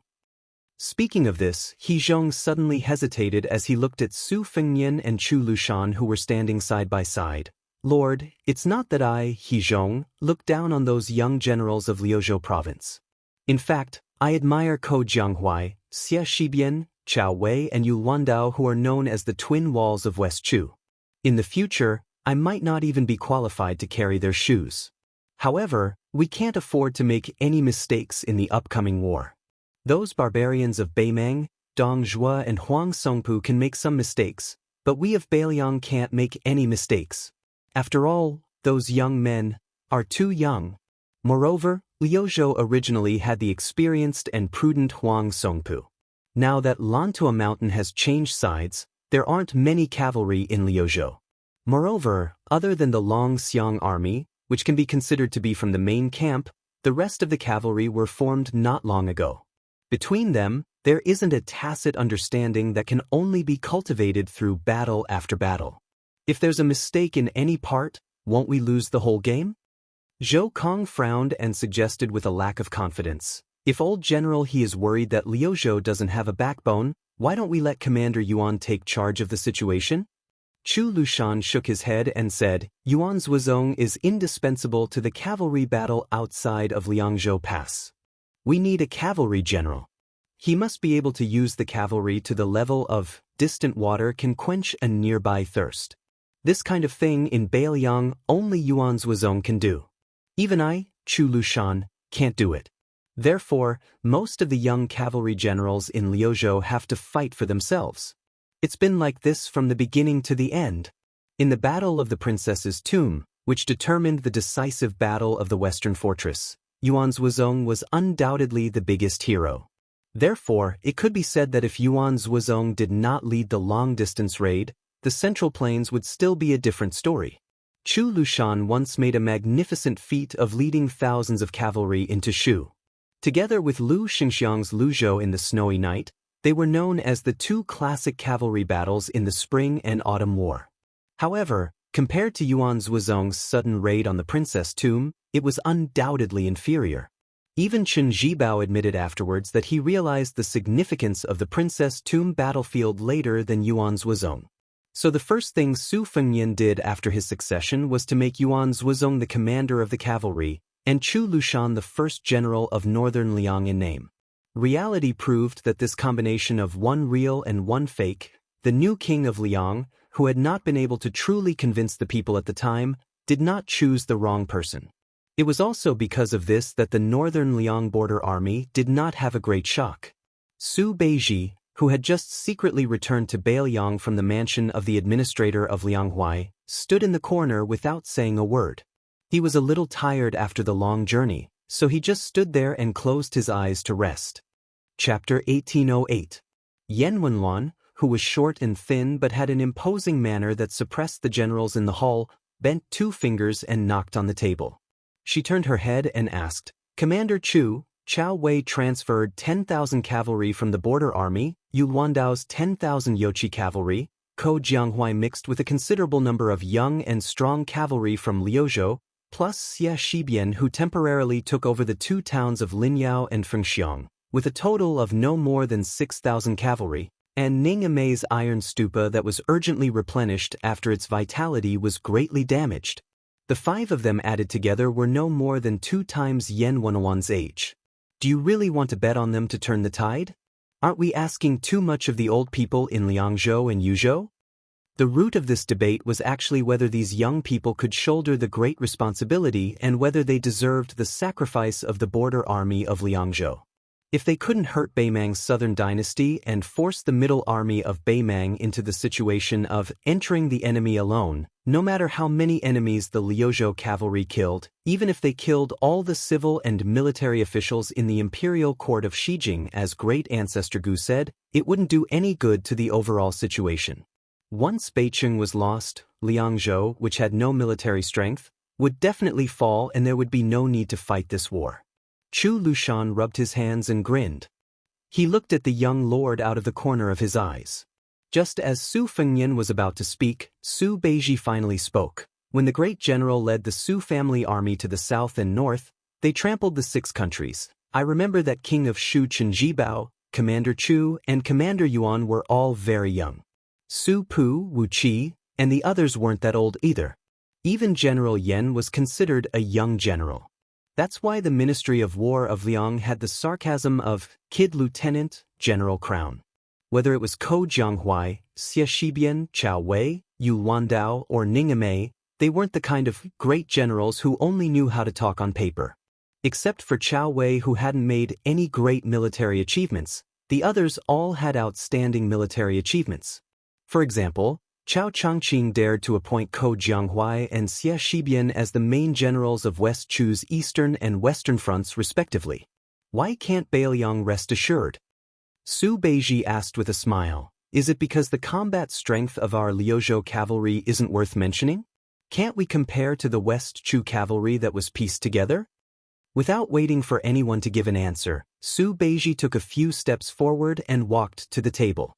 He continued, Beimang's Taiping commander-in-chief made this unwise decision because he wanted to encroach on the Beiliang cavalry bit by bit on the battlefield outside Liangzhou Pass. In fact, he was also forcing us Beiliang to follow this unwise decision together with Beimang.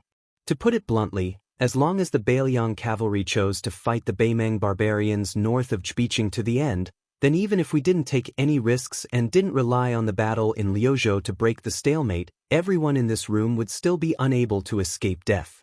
It's just a matter of time. In my opinion, we shouldn't always think about how to not lose too badly. We shouldn't only think about sacrificing all of our border troops just to kill hundreds of thousands of Beimang cavalry. We should think about how to win and win in a way that will convince Beimang and Liang wholeheartedly. Su Beiji pointed at the table. Suddenly, his smile disappeared. He said in a low voice, Now the opportunity has come. It's right in front of our eyes. Su Fengnian turned his head to look at this fellow and smiled slightly. Yan Wenluan and He Zhonghu, these experienced generals, were not hot-blooded hotheads. After hearing Su Beiji's words, they didn't show too much excitement. Instead, they became more cautious. Partridge Shoukong was publicly recognized as the most violent general in the Beiliang frontier army. He had always believed that the best defense was offense. He probably knew that the outcome of today's meeting would determine the survival of Beiliang. He didn't add oil to the fire. Instead, he said carefully, there is no need to doubt the talent of those young men. Now, I want to confirm one thing. That is, can the leaderless cavalry in Liuzhou really lead Huang Songpu by the nose? As the only civil official in Beiliang, Su Beiji suddenly made a move that made all the generals in the room not know whether to laugh or cry. He pointed at the king of Beiliang not far away. You have to ask him about this. Today's dispute was caused by him. Su Fengnian, whose face was somewhat pale and sickly, couldn't help but laugh. He slowly said, Ko Jianghuai and Ko Jianghuai are used to using troops on the western border. I believe everyone has seen the report from Fu Shuifang and the report from the imperial court and have a general understanding of it. Each of them has their own peculiarities. The turning point of the Guangling War, the turning point of West Chu's national power, was actually when Ko Jianghuai left the battlefield in a fit of anger. As for the reason behind this, it is not within the scope of today's discussion, as it also involves Ko Jianghuai's privacy. However, when we look back at that battle that left the imperial court battered and battered, it is not difficult to realize that these two sides of West Chu, one on the left and the other on the right, surrounded and protected West Chu. Their opponents were Yan Jinchuan, Yang Xinxing, Lu Xingxiang, Wu Zhongshuan, Chen Jibao, and others, all of whom were masters of the art of war. Although the later stages of the war began to tilt in Liang's favor, there were also some factors outside of the battlefield that caused Lu Xingxiang and Chen Jibao to not send out their full strength. However, West Chu was still able to maintain a balance of power, which was not easy. Thus, I am very much looking forward to seeing the two of them working together again in Liuzhou. Su Fengnian smiled and said, if Liuzhou's opponent was Dong Zhuo, who was adept at surprise attacks, and not Huang Songpu, who was prudent in using troops, I would be as worried as many people. In reality, in Liuzhou, the person I truly view as a great threat is that Zhong Tan, who caused Mount Lantua to fall to Beimang's side. Chu Lushan said darkly, that is why His Highness has specially arranged a feast for that kid Zhong Tan. The 90 Wu family cavalry left outside Liangzhou Pass will be led by Su Yambing to the western regions and cooperate with Chao Wei to kill Zhong Tan. Su Fengnian lowered his head to look at the map of Beimang's territory of the southern dynasties. He said softly, Beimang's military strength is extremely strong, otherwise it would not give us such a headache. However, Beimang's imperial court is filled with all sorts of problems that have accumulated over time. There are far more undercurrents surging than we imagined. The reason why we are staking everything on one throw and using Liuzhou to break out of this stalemate is not because of the battle at the border of Liangmang, but rather within Beimang itself. I want the confrontation between the Yelu and Murong families of Beimang and the northern dynasties and the southern dynasties to be brought from behind the scenes to the front of the stage. I want that old woman, who has threatened to sell our heads by weight, to be unable to suppress the situation with an iron fist. Yan Wenwan thought deeply and nodded. This train of thought is very interesting. Then, Yan Wenwan's expression was complicated. He looked at Chen Yunxue, He Zhonghu, and the other old fellows who had been in the military with him. We are old. Although we can still ride horses and draw bows and kill people, we are still old compared to you Luandao and the other young people. The autumn wind gradually picked up outside the room. For some reason, the old general Yan Wenwan, who was past his prime, looked outside the room in a daze. He muttered, "If we are old, then let us help the young people one last time." Su Fengyan looked at the crowd and smiled. I believe that the young people of Liuzhou can bring a pleasant surprise. I also believe that everyone in the room can defend North Jebei City. Su Fengyan paused for a moment. He reached out and pressed heavily on the map of Liang Mang's situation on the table. If there must be a reason, then it is that our Bailiang cavalry is the best in the world. Chapter 1809. After the meeting ended, Su Fengyan took Su Beiji to a small courtyard to visit the old general He Zhonghu. When they arrived, they found that Yan Wenwan was also there. The four of them sat around a stone table. Su Fengyan looked at the fatigued commander of the left cavalry and felt a little worried. He Zhonghu's health had suddenly deteriorated in the past 2 years, giving people a feeling that he was about to die. After the first battle of Liang Mang, the old general had privately submitted his resignation to Mount Qingliangshan and the Protectorate. At the same time, he recommended Yu Luandao to be the second deputy commander of the left cavalry to Su Fengyan and Chu Lushan. The reason why he did not let the young Bailiang commander directly take charge of the left cavalry was because of this old man's shrewdness. After all, the untamed Liangzhou border army had always looked down on the Yuzhou army. Yu Luandao, who was born in a rich family of the Central Plains, had no connection with the Liangzhou border army.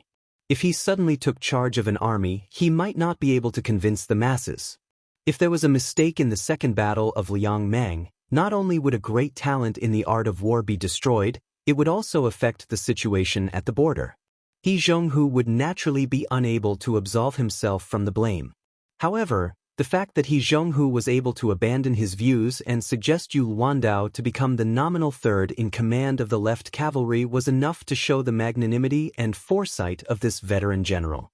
Moreover, when Su Fengyan made an example out of the left cavalry, he was suspected of robbing east to pay west to replenish the strength of the other cavalry, such as transferring troops to Chao Wei and the others. He Zhonghu was also the first to respond without any objection.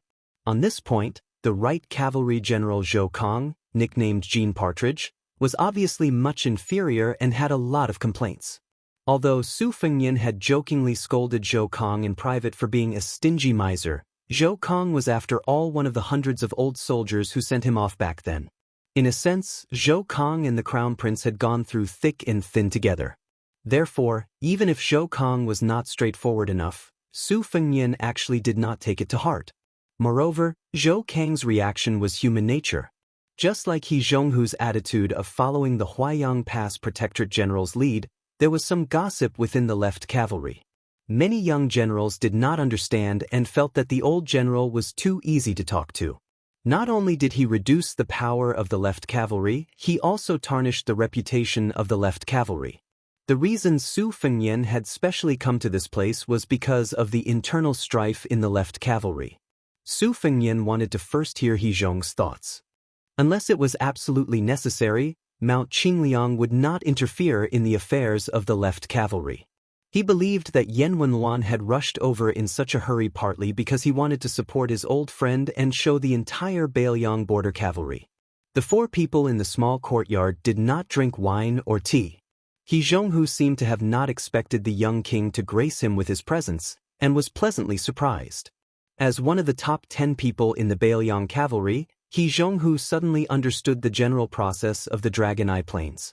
He knew that Su Fengyan had personally killed the leader of the Ruran cavalry, Hong Jingyan. He also knew that Chen Jibao had come to Huaiyang Pass earlier.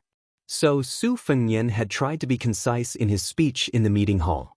His face was extremely pale, and this made the old general feel even more guilty. He felt that it was the fault of the Liang province cavalry that they had let down General Su Zhao's nurturing. In the end, the general's eldest son had to attend to everything personally, and even personally kill people. Then what was the point of having the 300,000 Bailiang cavalry? As an old friend of Yan Wenluan, He Zhonghu had another hidden identity. The old man had once been a member of the Su family's supporting dragon sect. This group of people was led by the strategist Zhao Chongling, with Chen Zhibao as the successor. Wu Qi, who was General Su Zhao's brother-in-law and one of the main generals of the Su family's cavalry, Yan Wenluan, He Zhonghu and the others were the backbone of the force. Yao Jian and Yi Shizhen's foster sons were also very close to them.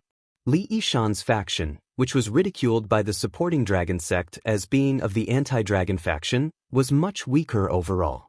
If not for the fact that at the last moment, Wang Fei Wu Su clearly expressed that she did not support Su Zhao's betrayal of Liang to rule over the river, the Su family would not be called King of Bailiang.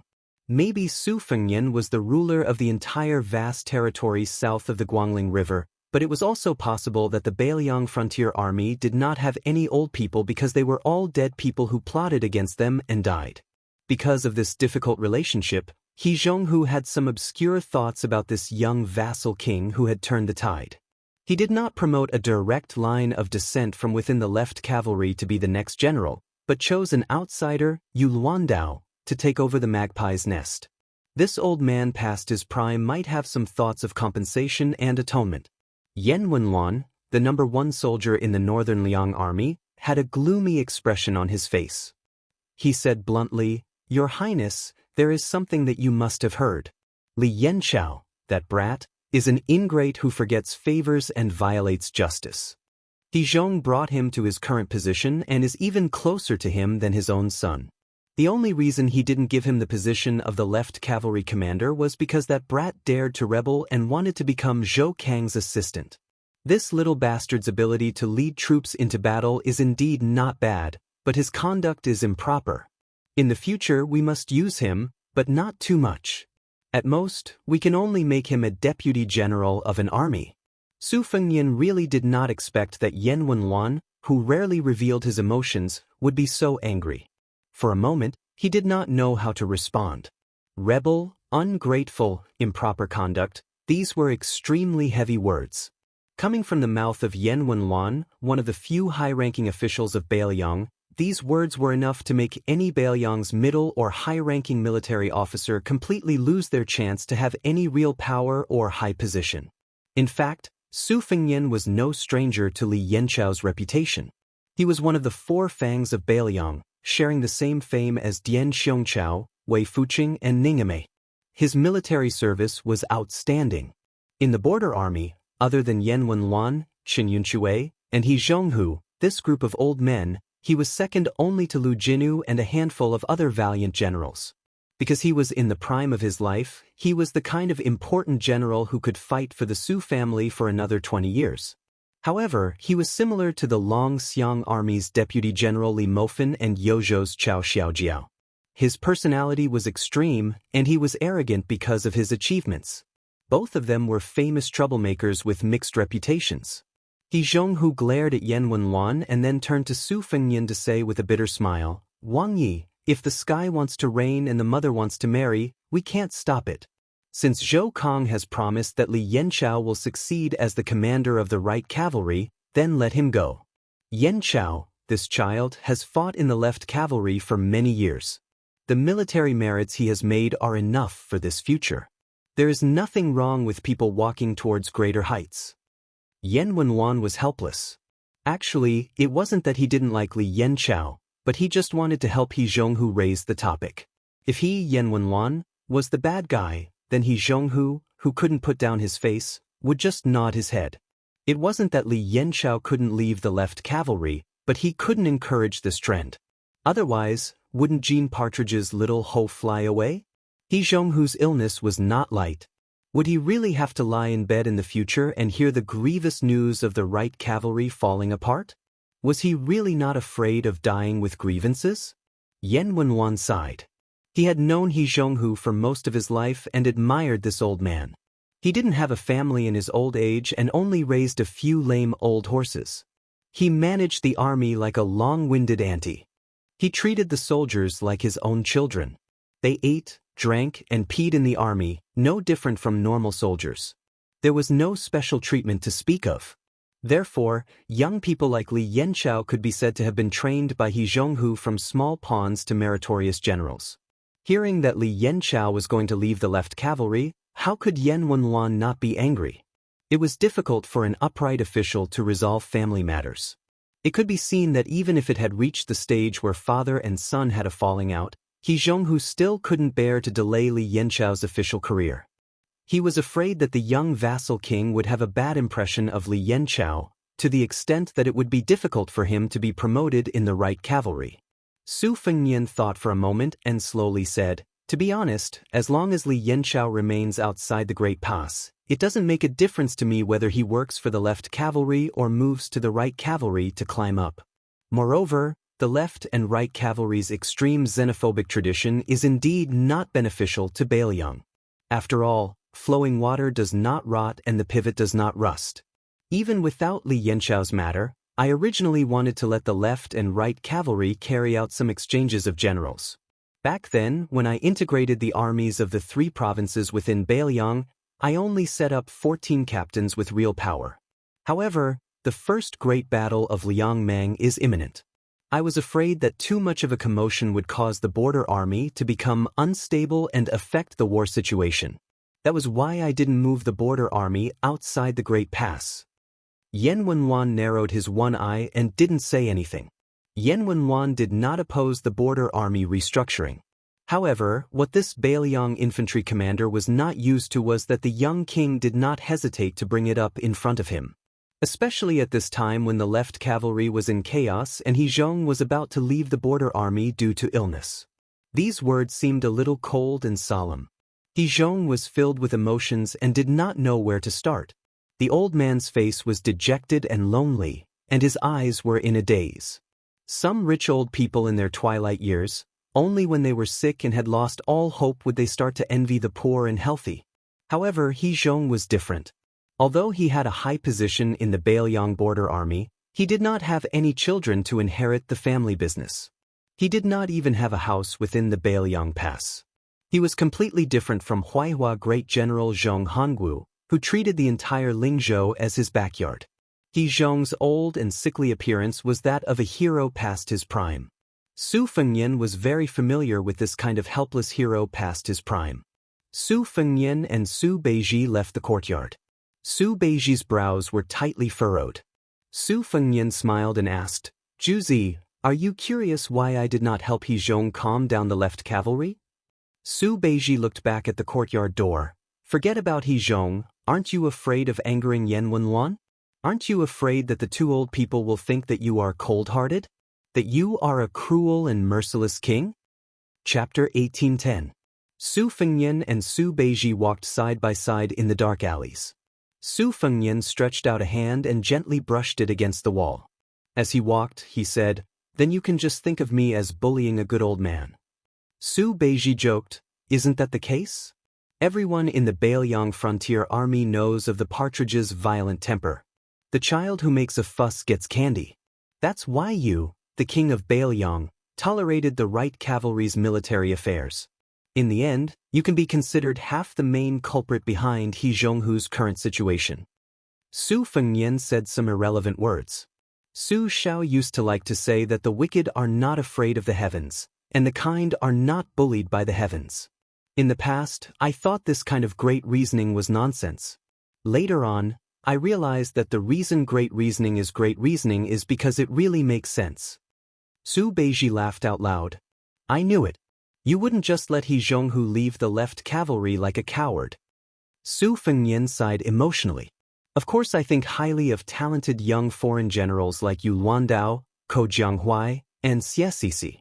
But as for He Zhonghu and the other Bailiang old men who have followed Su Xiao through thick and thin, that kind of feeling," Su Fengnian didn't continue, but Su Beiji could feel that that kind of feeling was similar to that of an elder in one's own family. Su Beiji smiled and asked, "If that's the case?" Su Fengnian replied, "Then let's go meet Li Yanqiao." Su Beiji hesitated for a moment before reminding him, "Don't let your emotions affect your decisions." Li Yanchao actually represents a large group of generals in the Beiliang Frontier Army. They are ambitious, have outstanding military achievements, and are bent on climbing up the ranks. Li Mofan and Chao Xiaojiao are the same. These people are similar to Yan Wenluan and He Zhonghu, but there are some differences. The Su family's family business was built by the great general and the old people around him. As for the younger ones, they can't expect everyone to be as indifferent to fame and fortune as Lu Jinu. Moreover, the war is imminent, so it's not a bad thing to have ambition. It's not that you can't pour cold water on them, but you can't make them feel like they've been stripped naked and thrown into a world of ice and snow.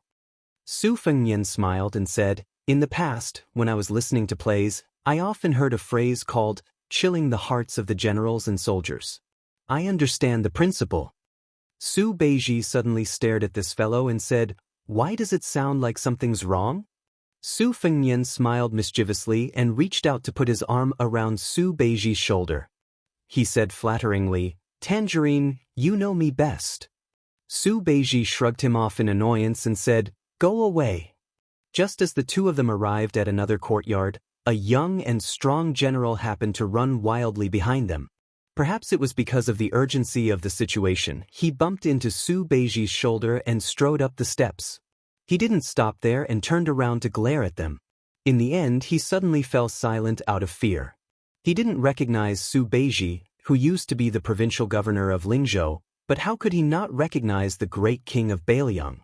Without waiting for this brave lieutenant of the left cavalry to apologize, Su Fengnian smiled and asked, "Did you send a message to Li Yanchao? This king just went to old General He's courtyard?" The lieutenant's head was instantly covered in cold sweat. His head drooped as if he had lost his parents. Su Fengnian laughed it off and walked up the steps. He brushed past the lieutenant and was the first to cross the threshold of the courtyard. There was a hubbub of voices in the courtyard. No less than 10 border army generals had gathered. They were not old, but their titles were not small. They were like stars surrounding the moon, surrounding a general who was about 35 or 36 years old. This man was tall and handsome. Even though he was sitting, there was a sharp aura about him. He was Li Yanchao, the 3rd deputy commander of the left cavalry. He was born in the left cavalry and had a very high reputation. Naturally, he was regarded as the best candidate for the helm of the left cavalry in the future. There were 12 permanent generals in Liang. The first official with the title of Jing was the highest, the second official, which was the same as that of the 6 ministries. The Zhen general had both the second and the third official, and the Ping general had the same title as the Ping general. It was reasonable to say that in a vassal state, there should not be enough titles to compete with the Zhen general. At most, they should be equal to the Ping general. For example, the general in charge of a province's military affairs was the third official. But in Beiliang it was very interesting. He Zhonghu, Zhou Kang, Gu Dezhu, and Qin Yunshui, these deputy commanders of cavalry, were the same as the 2 commanders-in-chief Yan Wenluan and Yuan Zuozong. They were all second-level generals, only half a level lower than Protector General of Beiliang Chu Lushan. Therefore, almost all the young and strong generals were staring at these hot positions, waiting for the time when the old men in their respective armies retired. It was their turn to take a step forward step by step. Not to mention sitting in the top 2 positions below Yan Wenluan and Yuan Zuozong, one day to be the commanders-in-chief of the left and right cavalry, one day to be the commanders-in-chief of the left and right cavalry. They could go to the Great Snow Dragon Cavalry, or at least leave the border army to be the general of a province. Therefore, when the new Prince Liang promoted some outsiders, it undoubtedly made people's thoughts fluctuate. Especially the rapid rise of Yu Luandao and the others. Huang Fujin, Ko Jianghuai, and Han Laoshan each took the share of the generals of 3 provinces. Shi Fu followed closely behind them as the general of Liangzhou. As a result, there were a lot of expectations and thoughts. When the generals saw the arrival of the young vassal king, after the initial shock, they all stood up from their chairs and cupped their fists in greetings to the prince. The lieutenant of the left cavalry, who had been standing helplessly behind Su Fengnian and Su Beiji, quickly ran to join his colleagues. Only then did he feel relieved. A general quickly made 2 chairs for the young vassal king. After Su Fengnian and Su Beiji sat down, he raised his hand and gestured twice. "Everyone, please sit down and talk. Today is not a military meeting, so there is no need to pay attention to the red tape." After all the generals saw Li Yanqiao calmly sit down, they carefully returned to their original seats. The 2 generals whose seats had been taken were standing not far away. Their eyes were bright as they stared at the legendary new Liang Wang, the eldest son of Ren Tu, a martial arts grandmaster. He had killed Wang Xinji and recently Hong Jingyan. Chapter 1811. He had caused a ruckus at the imperial astronomer of Great Peace City. It was said that even the immortals who had walked out of the portraits, and the ancestors of Longhu Mountain who had ascended, had all been killed by this young man. Moreover, the only king with a different surname in Liang was not careless on the battlefield. The battle at Hutu City and the 1,000 Li attack outside the gourd were all facts. Therefore, even if these generals were all arrogant people in the left cavalry, when facing this young vassal king, they had no choice but to be in awe. Apart from the awe, there was also heartfelt admiration. The people of Beiliang respected martial arts, and the border army valued military service the most. The new King Liang led the Beiliang cavalry to victory over the Beimang barbarians, and beheaded Zhujing Temple inside the gourd. How satisfying! The more this was so, the more uneasy everyone present felt. They were well aware of why the young lord appeared in the small courtyard. It must be because of Li Yanqiao leaving the left cavalry and joining the right cavalry in a fit of pique. But who in Beiliang did not know that Yu Wandao was the trusted general of the new King Liang? He had even used his noble status as a king to put his name in the new camp of the Ghost Cavalry. And the origin of this disturbance was that the old general had recommended Yu Wandao into the left cavalry. Li Yanbin's expression was calm, but deep in his eyes, there was a strong unwillingness. In the view of this scheming general, since the new King Liang had personally come here, even if he had not taken the stance of denouncing him, he, Li Yanbin, would not have a good ending. The generals and lieutenants who had gone through life and death with Li Yanbin were all sweating for Li Yanbin. They were afraid that the young king would suddenly turn hostile. What would they do then? Not to mention whether or not they had the guts to oppose the new Prince Liang, even if they did have the courage, what was the point? Was this courtyard of people enough for the new King Liang's hand? Su Fengnian asked with a smile, "Is there wine here? If there is, take it out." Li Yanqiao said calmly, "King, we followed the commander into Huayang Pass and did not bring wine." Su Fengnian turned to Su Beiji and said, "Can I trouble you to come?" Su Beiji nodded and got up to leave the courtyard. Naturally, he was going to ask Chu Lushan for help. After Su Beiji left, Su Fengnian joked, "Before we drink, I have something to tell you. This king had a drink with Lu Jinu, Chu Hanqing, Ma Jili, and the others in Tiger Head City, and then they all died. Are you scared?" Li Yanqiao pursed his lips and his handsome face became even more prominent. The leader, Li Yanqiao, did not speak. The atmosphere in the small courtyard was especially heavy and solemn. The lieutenant who bumped into Su Beiji earlier rolled his eyes and yawned.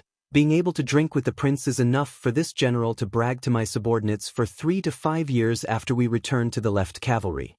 Even if I die, I'm not afraid." Su Fengnian nodded and said, "Everyone seated here is not afraid of dying on the battlefield. I have no doubt about that." Then Su Fengnian smiled and said, "It's not strange that we, the Beiliang Frontier Army, are not afraid of death. It would be strange if anyone was afraid of death, no?"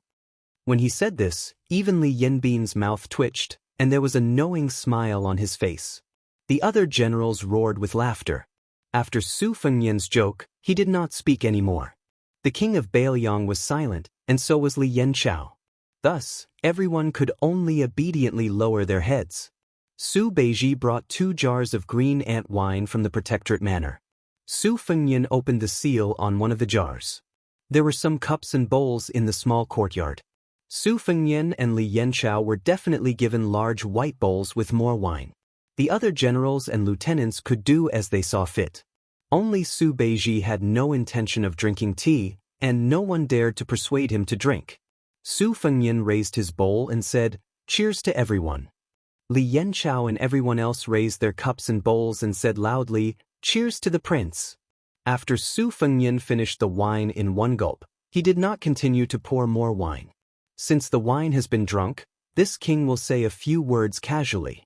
This wine is not a toast or a punishment, but an opportunity to meet everyone. This king does not know any of you, but if any one of you tells me your name, this king can tell me your resume and military exploits.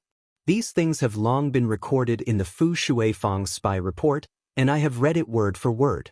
It is even more detailed than the files in the Huayang Pass. Su Fengnian glanced at the other jar of green ant wine that had not been opened, and then looked at Li Yanchao.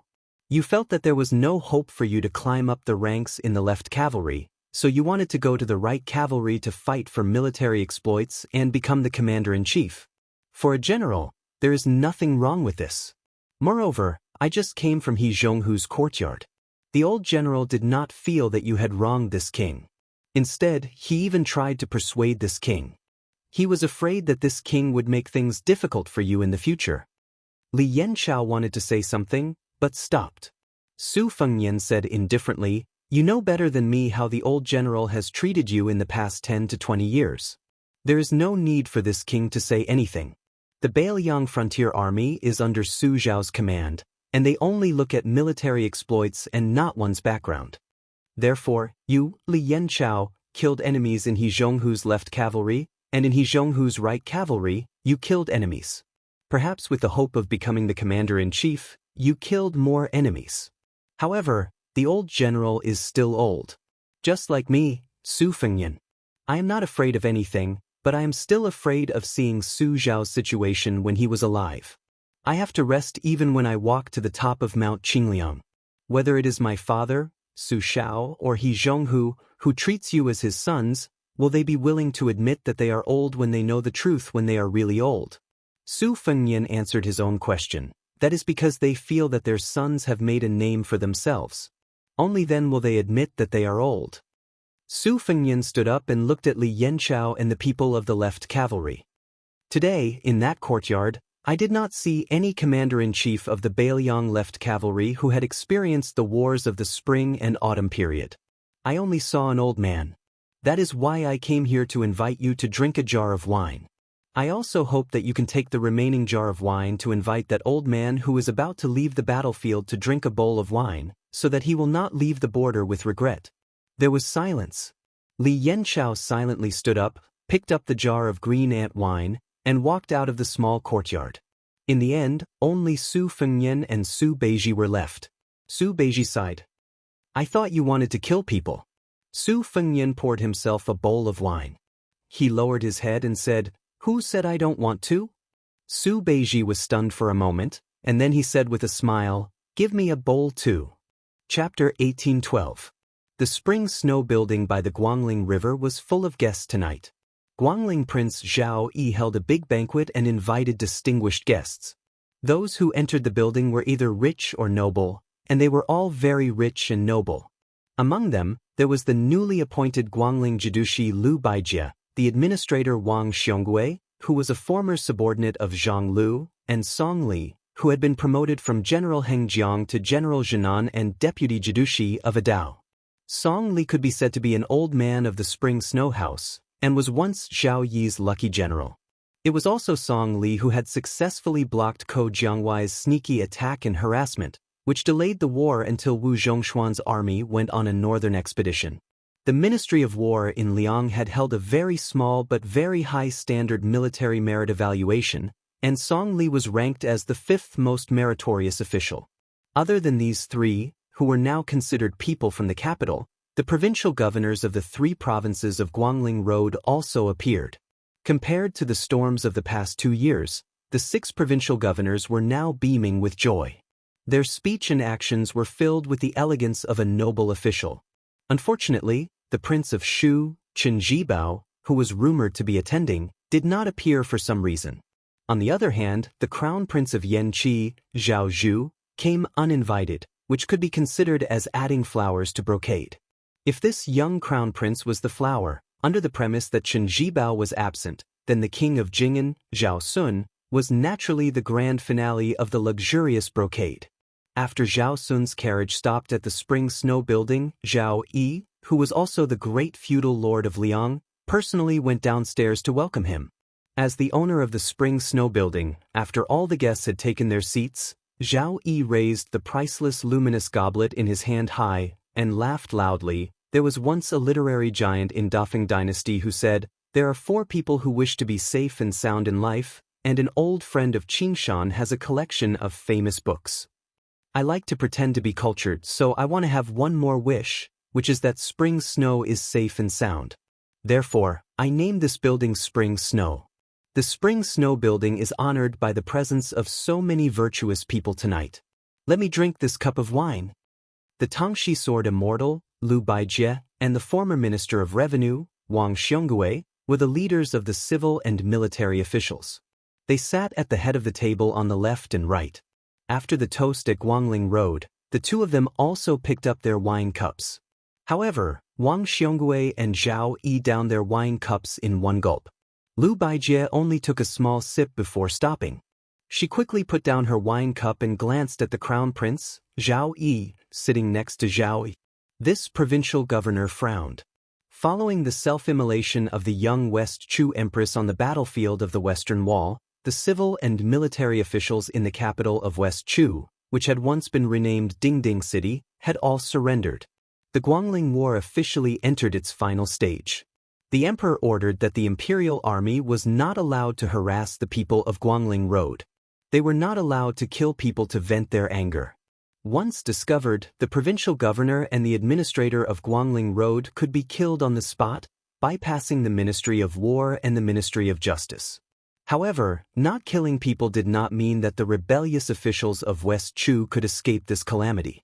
Other than those who had been tactful enough to flirt with the generals of the Liang imperial court, or those who had been able to get the high officials of Tian City to give them protective talismans, most of the other officials who had resolutely chosen to serve in West Chu did not have a good ending. Thus, 2 great jokes were made in Guangling Road. The first was to use money to avoid disaster. Gold and silver objects, as well as antique calligraphy and paintings, were all sent to the mansions of certain generals. The second was to pawn women to curry favor with the new nobles of Guangling Road. Of these, the new general of Jinan, Song Li, and the Guangling heir, Zhao Yuang, were the most unscrupulous. If one said that Song Li only chose a few famous young and beautiful women to keep in his house, his influence was limited. But Zhao Yuang really did not care. Whether it was young women or married women, he only counted them based on their family status. The wealthy families ranked in the top 10 of West Chu's new dynasty took 3 people from each family. After that, there were more than 40 aristocratic families that extorted 1 or 2 people from each family. If there were people who were unwilling, Zhao Yuang did not dare to kill them openly, but he had his own methods to deal with them. He had plenty of ways to make those families who did not want to be humiliated live a life worse than death. Lu Baijie raised her wine cup and then put it down again. She looked around with mixed feelings. The commander-in-chief of the southern expedition Lu Shengxiang, the general who pacifies the South Wu Zhongshuan, the prince of Shu Chen Zhibao, the assistant minister of the Ministry of War Su Gong, the duke of Huainan Zhao Ying, Yan Jinchuan, and Yang Shenxing. These were the real heroes who quelled the war in Guangling Road. They were either not here or dead. Lu Baijie smiled bitterly. What was the point of her sitting here? It was only because of the title of the provincial governor of Guangling Road. Song Li, who had a meteoric rise in the imperial court of Liang, was actually sitting beside Lu Baijie. However, he probably knew that he was not on the same side as the Tangxi sword Immortal, so the youngest permanent general of the Liang dynasty did not show too much eagerness. Instead, he was chatting happily with his old acquaintance, the general of Jizhou. He did not get carried away by his meteoric rise. Soon, Song Li, who was a little tipsy, looked up at the magnificent ceiling of the spring snow building. His fingers twirled the wine cup, and the corners of his mouth curled up slightly. Revisiting the old place, he had been living under someone else's roof. Now, it was hard to say who was living under someone else's roof. When awake, he had 100,000 palms. When drunk, he lay on a beauty's lap. A real man was nothing more than this. Inside the spring snow building, toasts were exchanged, and singing and dancing were celebrating peace. It seemed that when the first floor was peaceful, the world was at peace. Lu Baijie looked at the distant administrator Wang Xianxia, who was sitting across from him. This noble and upright civil official who was about to make a comeback and return to the center of the capital was raising his cup to toast the Prince of Guangling and his son. He held the cup with both hands, his sleeves hanging down. He was wearing a high hat and a wide belt. Lu Baijie looked at some of the people at the back of the seats. Previously, they were all important officials of the Jiangling dynasty, who held jade edicts in their hands and wore red and purple robes in the imperial court of West Chu. Although they were slightly more submissive now, it was difficult to hide the joy of being pardoned. Therefore, they had the demeanor of having to enjoy life to the fullest. Lu Baijie lowered his head to look at the cup of wine. For some reason, he thought of a young face. When that young man first came to visit, he asked the Tangxi sword Immortal, who had not yet become an official at that time, "How many pounds of benevolence, righteousness, and morality do you sell me?" He suddenly raised his cup, tilted his head back, and drank the wine. The hall was full of well-dressed guests. He was full of himself. Chapter 1813. The Crown Prince of Yanqi, Zhao Zhu, was an uninvited guest. He could have sat next to the king of Jing and Zhao Sun, but he was not particular about it. He rejected the arrangement of the spring snow building and took the opportunity to sit at the back. There were two people on his left and right. One of them was Qi Shens, the son of a wealthy family who had studied at the Shangyin Academy. He had a handsome face and was very good-looking. He did not speak much but was not arrogant. He was very likable. On the right was a burly man called Zhou Daliang, an old subordinate of Lu Xingxiang. This time, he did not follow his benefactor to Jizhou to take up a post. Instead, he used his military exploits to stay in Guangling Road as the deputy general of Yezhou. He ate even more than Zhao Zhu did and was more likable. Qi Shens and Zhou Daliang didn't deliberately try to build up a relationship with His Highness, but the generals sitting next to them frequently came over to toast to them.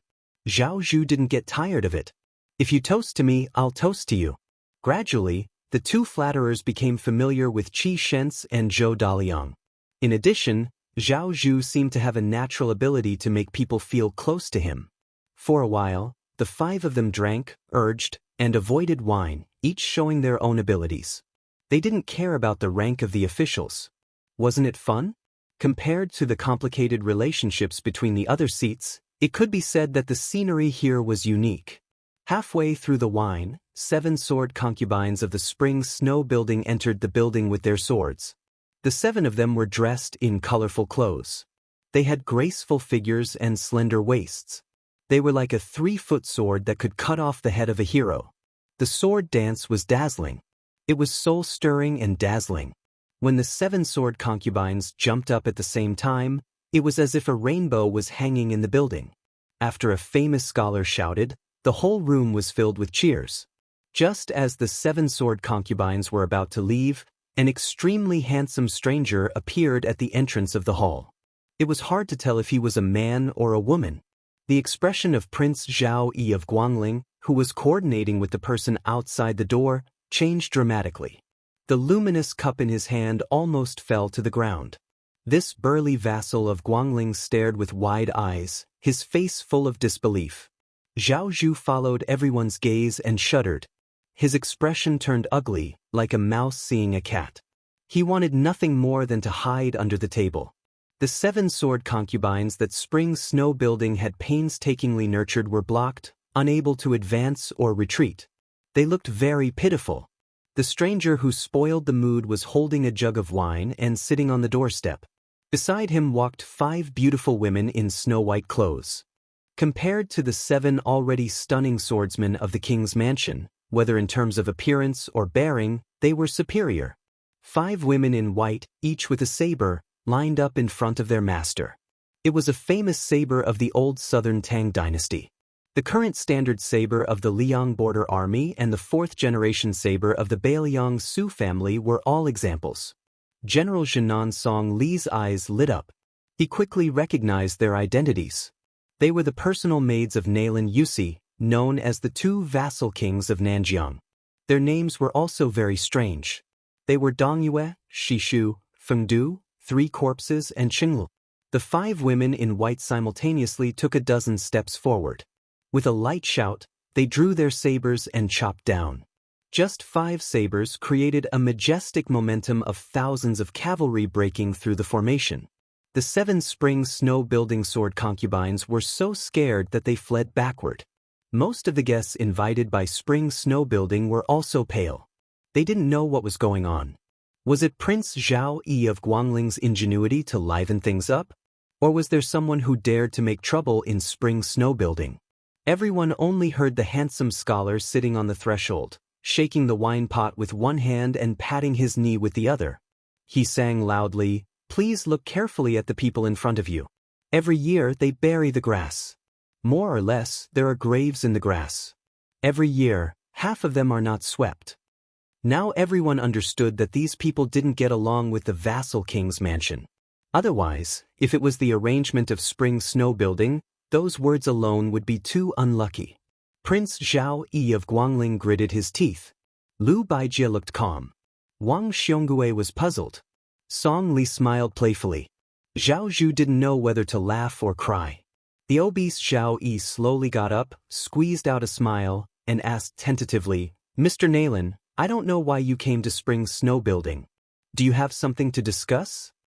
Wang Xiongui, who was about to retire as the administrator and return to the capital, was furious after hearing the title. He asked knowingly, "Who are you?" Nalin Yusi, who was as charming as a god, stopped singing.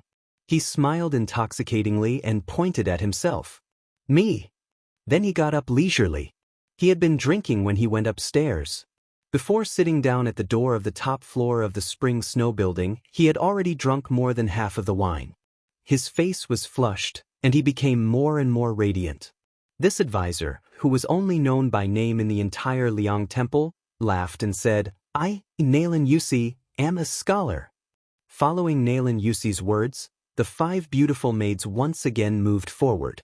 Their figures spun in the air, and then they stepped heavily on the rich and luxurious clothes.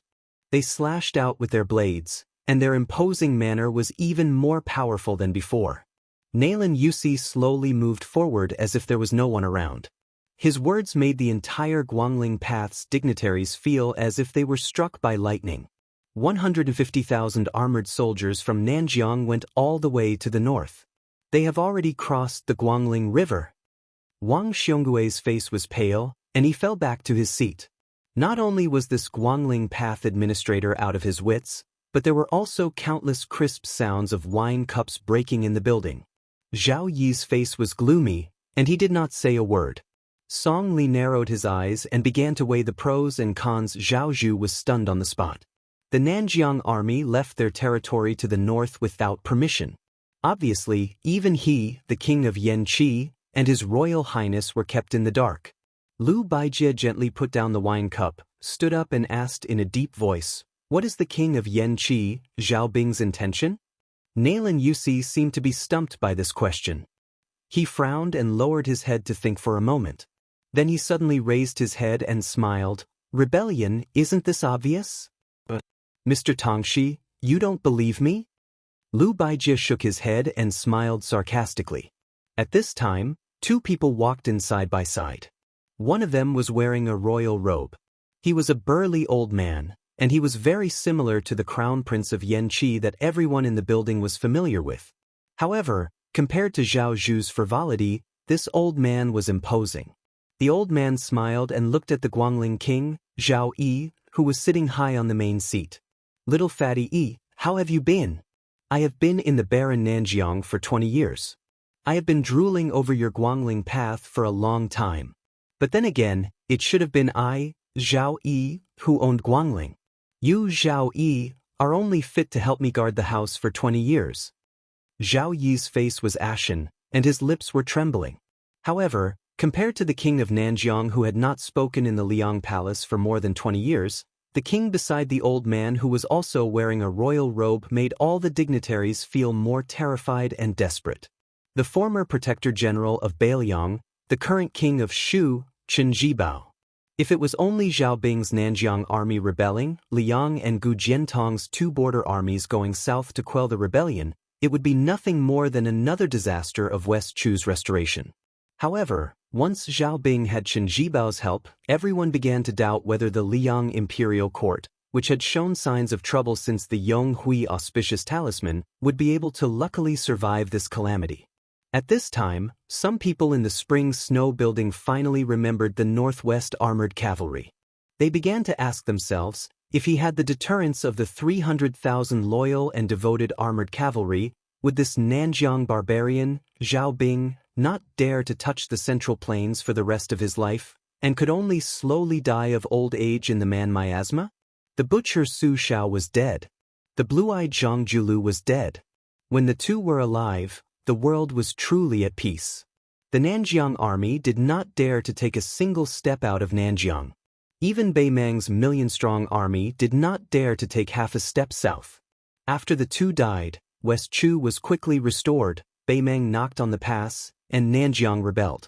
No one knew why Chen Jibao chose to rebel against Beiliang.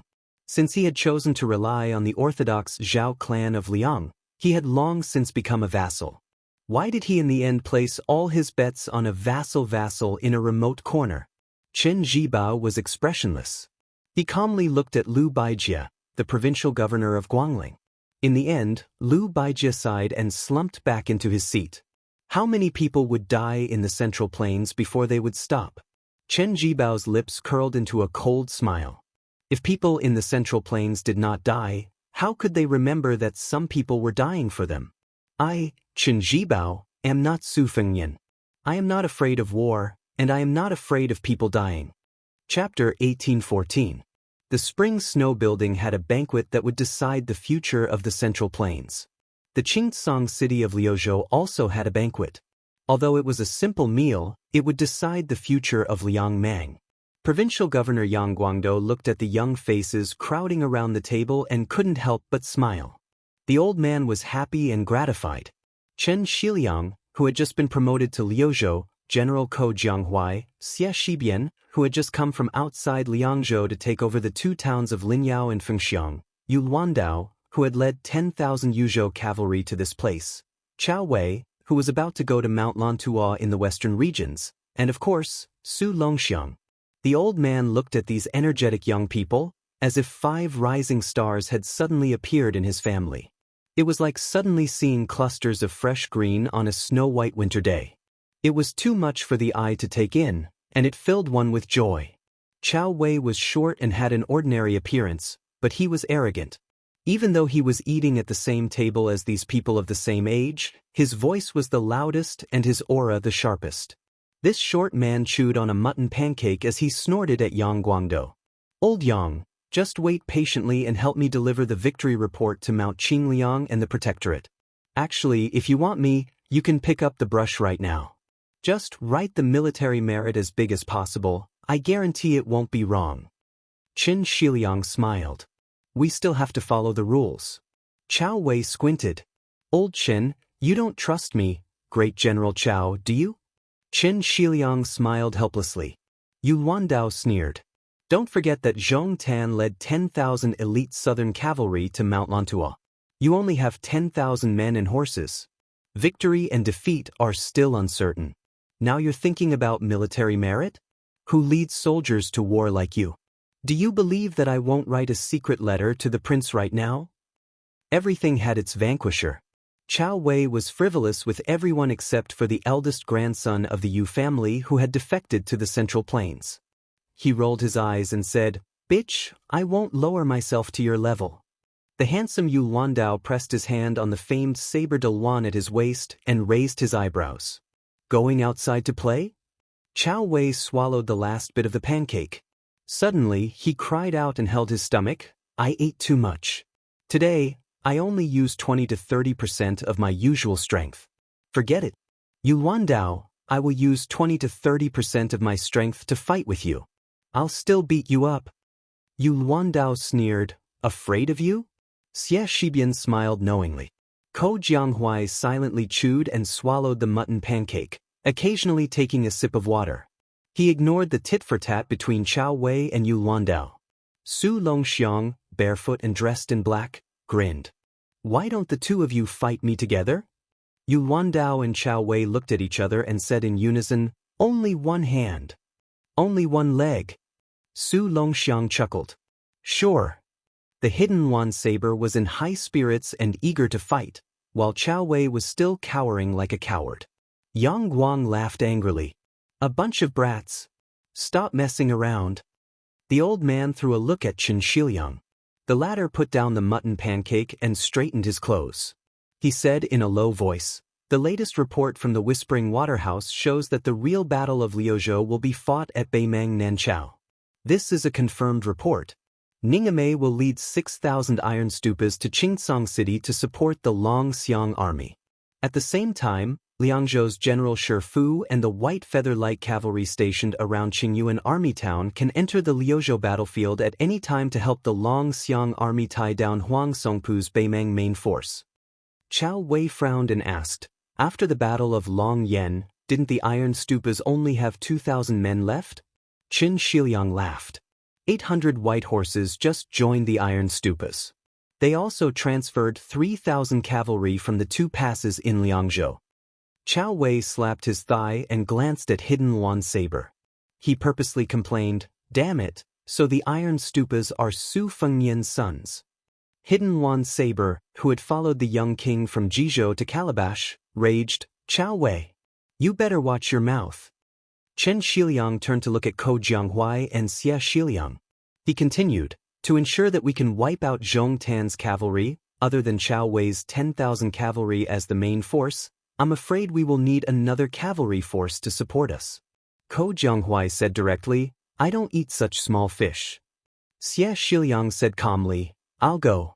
Feng Xiang and Lin Yao are familiar with the geography of the western region. Hidden Wan saber narrowed his eyes and smiled. Then I'll go straight to the heart of the southern dynasty's Gusai prefecture and go straight to that Shijing temple?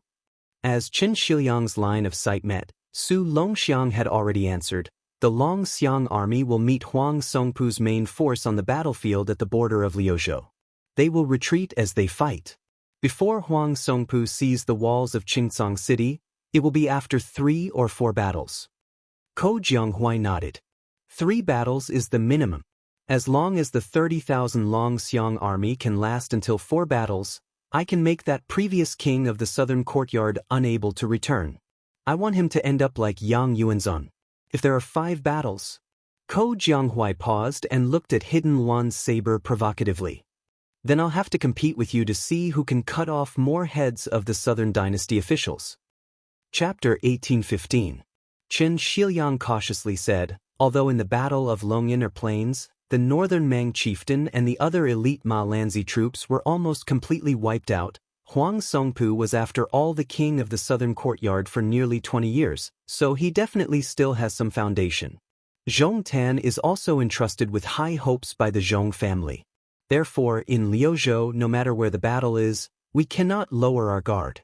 For this reason, I have specially requested the Governor-General Manor to transfer at least 600 white horse wandering crossbowmen from the Liangzhou border army.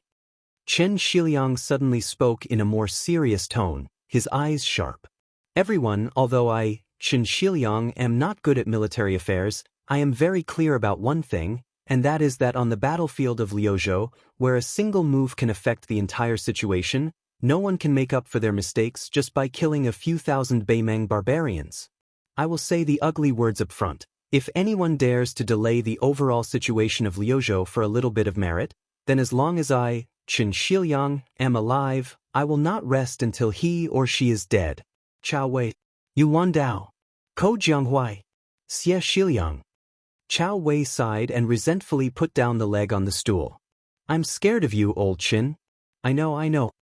Yu Luandao said with a solemn expression, you know the severity of the situation.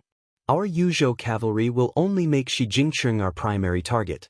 We will do our best to avoid Gentleman's Pavilion and the other military towns, regardless of whether their forces are empty or not. Xie Shiliang nodded. Ko Jianghuai was still a taciturn person, but he could not withstand Chen Shiliang's gaze and could only nod along with Xie Shiliang. Su Longxiang scratched his head. Shiliang, Is there nothing else for me to do? Chen Shiliang raised his arm, clenched his fist, and swung it down.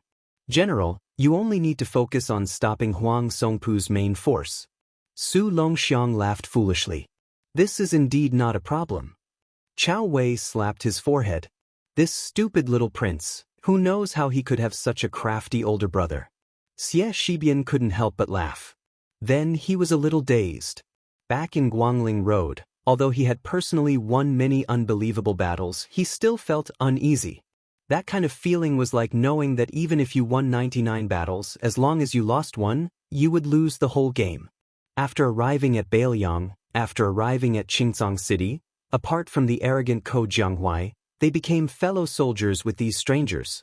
Even though there was a great disparity in strength between them and the enemy, they felt incomparably at ease. At this moment, a handsome young man dressed in light armor strode into the house. He suddenly clasped his fist and said, "White horse crossbowman Li Hanlin, leading 1,200 riders, has entered the Azure City and is on standby." With a face full of shock, Chen Shiliang stood up and asked, "Officer Li, why are there so many crossbowmen? What about outside the Liangzhou Pass?" Li Hanlin said with a straight face, "This is a military order from the Protectorate. I only follow orders." Then, the only remaining white horse officer of the Bailiang Frontier Army winked at the people in the house. With a bright smile, he lowered his voice slightly and said, "There are no Beimang soldiers left outside the Liangzhou Pass to kill. That old fellow Huang Songpu has 700 to 800 private soldiers under him, so it's not too bad." Ko Jianghuai raised his head and asked, "You are that Li Hanlin? The son of the administrator Li Gongda?" Chao Wei immediately got into the mood of watching a good show. He was afraid that the world would not be chaotic enough. Tsk, Ko Jianghuai was someone who usually treated everyone he met as if they owed him millions of taels of silver. Now that he met someone like Li Hanlin who had both a family background and military exploits, he really wanted to have a good fight with him. Li Hanlin was stunned. He smiled and said, "Yes, I am Li Hanlin. You are Ko Jianghuai, General Ko, right? When you guys were fighting to the death with the Liang Imperial Court, Nianren, we had letters with the prince. In the letters, the prince said that if one day you and Xie Shibian could work together for the Bailiang Frontier Army, that would be great. I didn't think that such a day would really come. I, Li Hanlin, am a rough person. Without any hesitation, as long as I can return from the battlefield alive, when I reach Lingzhou, I will treat you, Ko Jianghuai, to drink wine for an entire year. Not only you, Chao Donghua, Yu Wandao, Xie Shibian, none of you will be able to escape." Chao Wei, who had his nickname called, said angrily, "Where did you get so much silver from? Lingzhou, that gold-consuming lair, how could you get a decent courtesan without at least 200 or 300 taels of silver?" Li Hanlin laughed and said, "What are you afraid of? Just borrow it from my father. If you can't pay him back, you can pay him back with a bunch of grandchildren." Ko Jianghuai's lips curled up. This once infamous white horse commandant seemed to be much more pleasing to the eye than Xie Shibian or Yu Luandao. Xie Shibian said with a bitter smile, "Commandant Li, drinking wine is fine, but drinking wine with courtesans, I'm afraid that after a year of drinking wine, you will have to kneel on a washboard." The Bailiang, who was known for being serious, Chen Shiliang said with a smile, "I am a bit better than Xie Shibian. I haven't married yet, so I am not afraid of drinking wine with courtesans. But if I want to drink, I will only drink green ant wine. As for courtesans," Chen Shiliang said with a serious expression, "I still care a lot." Ko Jianghuai couldn't help but glance at this young Liuzhou officer who had made him look at him in a new light. He cursed in his heart, F***K, as expected of a scholar from Gangnam. Yang Guangdou didn't interrupt these young people. The old man would occasionally pick up a peanut and throw it into his mouth. His eyes were full of smiles. After the old man clapped his hands, he suddenly stood up. With his hands behind his back, he walked straight to the door. After crossing the threshold, he turned his head to look at the young people and slowly said, "In this world, there is probably only Bailiang. Only I, Yang Guangdou, have a basket of mutton pancakes at the farewell banquet for the generals. I'm sorry." After the old man said this, he walked away. Chao Wei quickly pulled Chen Shiyang's sleeve and laughed. Old Chen, did you see that? Is old man Yang crying? The old man, who had not gone far, increased his pace and cursed, Bullshit! Our Bailiang has a lot of wind and sand. Chapter 1816. If one did not go to Guangling, one would fail to live up to one's expectations. If one did not eat crabs, one would fail to live up to one's stomach. As a scholar, it was not difficult to kill 3 birds with 1 stone. One must know that the Spring God Lake was connected to the Guangling River. Then, one could go to the Xianxia Academy near the Spring God Lake to eat crabs. However, the Xianxia Academy was not a place that anyone could enter. One had to pay attention to one's family background, status, and aspirations. With the arrival of the Grand Chancellor Qi Yanglong to the capital, the Xianxia Academy became even more prosperous. The former Minister of War Liu Baijie, who was known as the Tangxi Sword Sage, seemed to have been demoted to the Guangling Jidushi. The first thing he did was to go to the library of the Xianxia Academy to borrow books.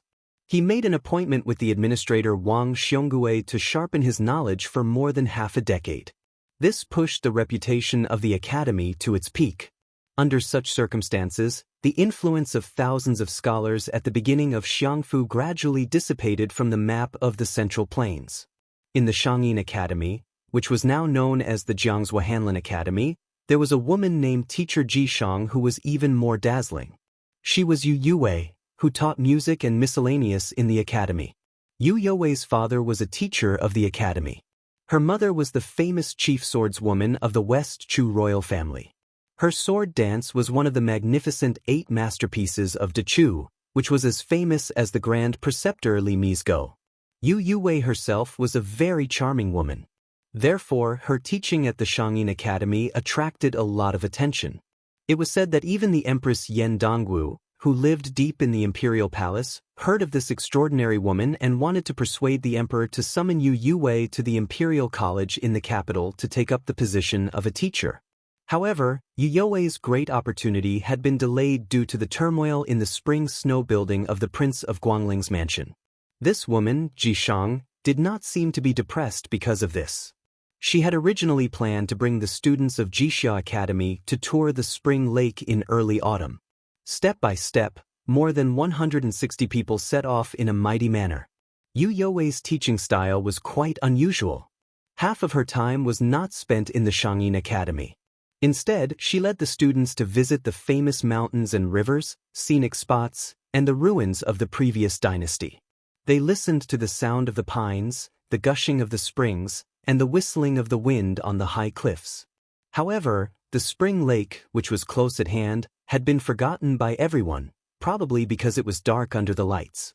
Until last month, a student proposed to visit the spring lake, and Yu Yuwei agreed. When they were approaching the spring lake, it happened to be raining heavily. A young military general led a group of elite cavalry and arrived unexpectedly. The sound of the horses' hooves splashed up a lot of mud. In the twilight, 200 armored cavalry soldiers clanked, dazzling the students of the academy. The leader of the cavalry swung the stirrups and dismounted. He took off his helmet and held it under his armpit. He strode forward and smiled at Yue. After so many years, we finally meet again. Yu Yuwei's expression was the same as usual. She only nodded lightly. Like the students of Jixia, she wore a thick straw raincoat that covered her figure. Even so, she was still lovely and moving. When the scholars of the academy around her recognized the identity of the newcomer, most of them cried out in surprise. Their eyes were filled with passion, worship, and reverence. It turned out that this person was Qi Shentz, who had graduated from Xianxia Academy. When Qi Shentz was studying, he was known as one of the 8 elites of the academy along with Ko Jianghuai, Zhao Kai, and the others. In just a few years, he first relied on his illustrious family background to serve under the commander of the southern expedition, Liu Shengxiang. However, he started out as an ordinary soldier and made a name for himself at the end of the Battle of Guangling Road. With his outstanding military service, he was quickly promoted on the battlefield. After West Chu was destroyed, the imperial court rewarded meritorious officials. Qi Shentz was once again promoted to the ranks of military officers with real power. This time, during the Great Change in the Spring Snow Building, Qi Shents benefited from the disaster and stood out. He truly entered the eyes of the entire world. It was rumored that the king of Yan, Zhao Bing, and the king of Shu, Chen Zhibao, each chose one person. The king of Yan chose the powerful general of the south, Song Li, for his own use. The war saint in white was the only one who was impressed by Qi Shents, who was a rising star among the younger generation. Therefore, when the scholars of the Shangyin Academy talked about his Shixiang Qi Shents, they liked to call him 3 steps to heaven. After the 2 vassal kings joined hands and announced to the world that they had officially started the war, other than the elites of the southern Jiang crossing the river and entering the Guangling Road, large amounts of western Shu soldiers also entered the central plains. The king of Jing and Zhao Sun, who had won the 4 words loyal, fierce, brave and resolute through 2 battles to the death, had disappeared for some reason. He was not under house arrest in the Spring Snow Building like Liu Baijie and Wang Xiongui, nor did he speak out for the Zhao family of Liyang in the vassal king's territories. This change caught the imperial court off guard. As Lu Shengxiang and Su Gong were moved to the border of Jizhou, and the minister of war, Wu Zhongshuan, was also summoned to the capital, although the army under him did not follow him to the north, the situation was very unfavorable. They had no choice but to avoid the sharp edge. Before the imperial edict from Great Peace City arrived, the leading general retreated 400 miles to the north and set up camp at the southern border of the capital. The Liang emperor urgently summoned the great pillar state Gu Jiantang, Lu Shengxiang, Su Gong, and the Huai Jidushi Kainan to the capital. Only at this time did the Liang imperial court suddenly realize that there were not many trustworthy generals.